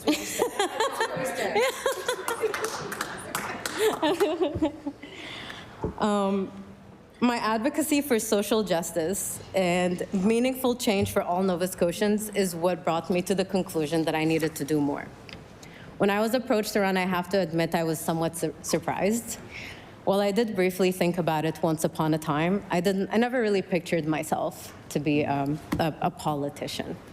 I have, however, been a community advocate and a community servant for years. In a way, I feel that seems to be the most natural path to being the people's representative, and so I'm very proud to be here. In the month of campaigning and the months since, I have had the pleasure of getting to know the amazing people of Fairview Clayton Park on an intimate level. While it is a new riding electorally, it is a historic and vibrant community filled with kind and hardworking folks. While so many people and families have been in Fairview Clayton Park for generations, many more are newcomers from across the province, across the country, and across the world. Folks moving to our beautiful province are looking for a more affordable place to live in the city. Historically, would have chosen this vibrant community. I remember when I lived at the top of Washmill in Main Avenue in a 2-bedroom that was just $1,200. That is no longer the case. The people of Fairview Clayton Park have told us over and over that housing and life in general is no longer affordable. Long gone are the days of people moving there for a calmer, more stable, more affordable life. The speech from the throne did very correctly identify the impact that poverty can have on life expectancy. However, I refuse to believe that resource extraction and undoing decades of environmental progress is the only way that we will get good paying jobs so that people can live longer. I refuse to believe that that's how we will be lifting families out of poverty. I refuse to believe that this is the one singular way that's going to lift the 1 out of 3 Nova Scotians struggling with food insecurity. This is an imaginary ultimatum. Nova Scotians are capable of making their own choices. They're capable of making their own choices for their province and their livelihoods, and they do so through voting. Our responsibility as representatives of the people is to collaborate with the people we represent. What's happening right now is that decisions are being made for Nova Scotians.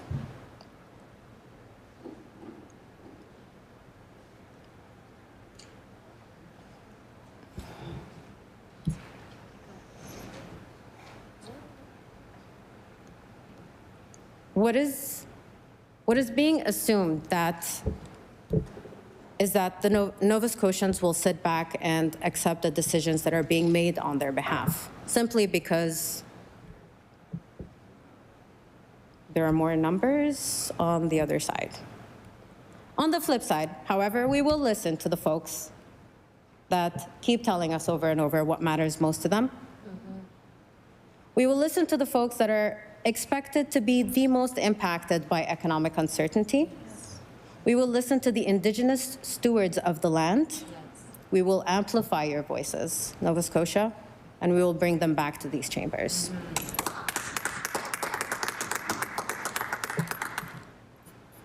Unfortunately, there's only a particular group of people that is being addressed right now.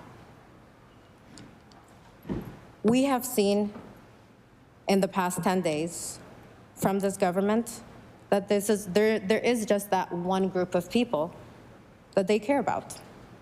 The fact of the matter is, I'm not here to perform a little dance for clips to be sent back home. I'm here to do exactly what this role dictates. I'm here to represent my riding of Fairview Clayton Park, and I'm here to do it loudly and proudly. Nova Scotians are watching, and they do understand what is happening in this House. The speech from the throne said, "The government will lead this effort, but needs Nova Scotians to join." My thoughts were, why are we assuming Nova Scotians are sheep? How can this government claim to be fair and democratic when they are making decisions without consultation with real people and without discussions with all the members on all sides of this House, because we were all elected to be here? Nova Scotians are very capable of doing research, and digging in and speaking up for themselves. Why is it assumed that Nova Scotians are incapable of doing some research and finding out that the EMR system that's supposed to decrease ER wait times was actually supposed to be in place 2 years ago, is now costing us almost $500 million, is not being led by a company that specializes in medical record management, and is unsustainable because it's not going to be integratable with the national system that is being explored.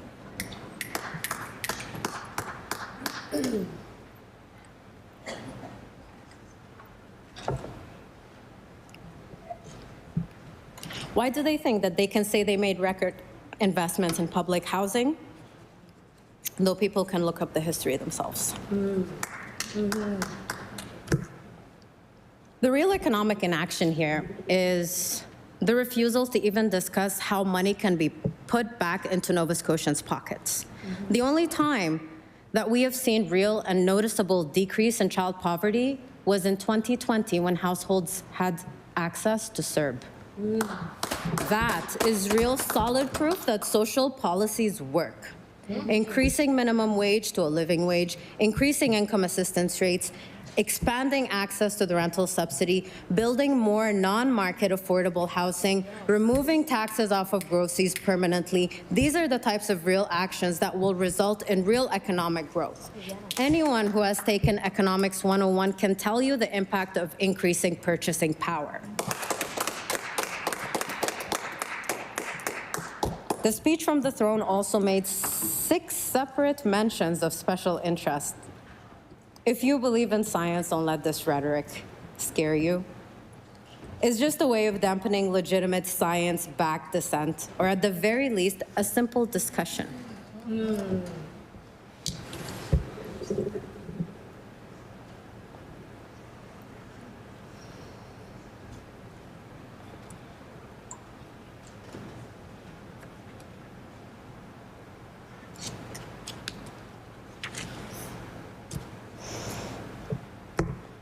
Speaker, time and time again, when we've attempted to have discussions or ask questions, questions are called rude and not helpful.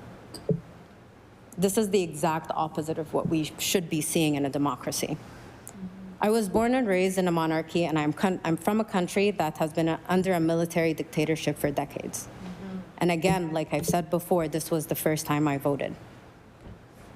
What is being laid out here is not, like I've said before, not what I was expecting. But I am so extremely glad for the amazing team that I sit around. keeps me going every day.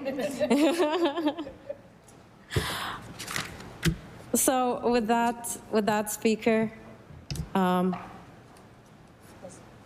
just want to say that we will continue to represent our constituents the best that we can.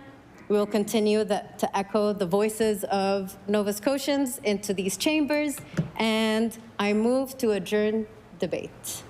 Or address and reply. Thank you.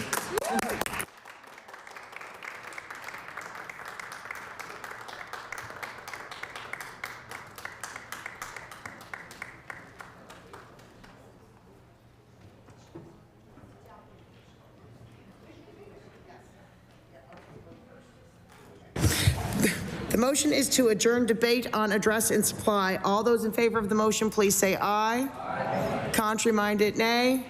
The motion is carried. And in those 10 days, you've probably learned that I'm a bit of a stickler for certain things. I'm going to ask you to table that quote of the poet that I would never be able to repeat the name of either. Okay, perfect. Thank you. Thank you. I recognize the Honorable Deputy Government Host Leader for Government. All right. Speaker, this concludes government business for today. I move that the host do now rise to meet again on Friday, February 27th. February 28th, between the hours of 9 a.m. and 5 p.m. Following daily routine, government business will include committee holds on supply. Thank you. The motion is that the host rise to meet again on Friday, February 28th from 9 a.m. to 5 p.m. Would all those in favor of the motion please say aye? Aye. Contrary-minded, nay. The motion is carried. We stand adjourned until Friday, February 28th.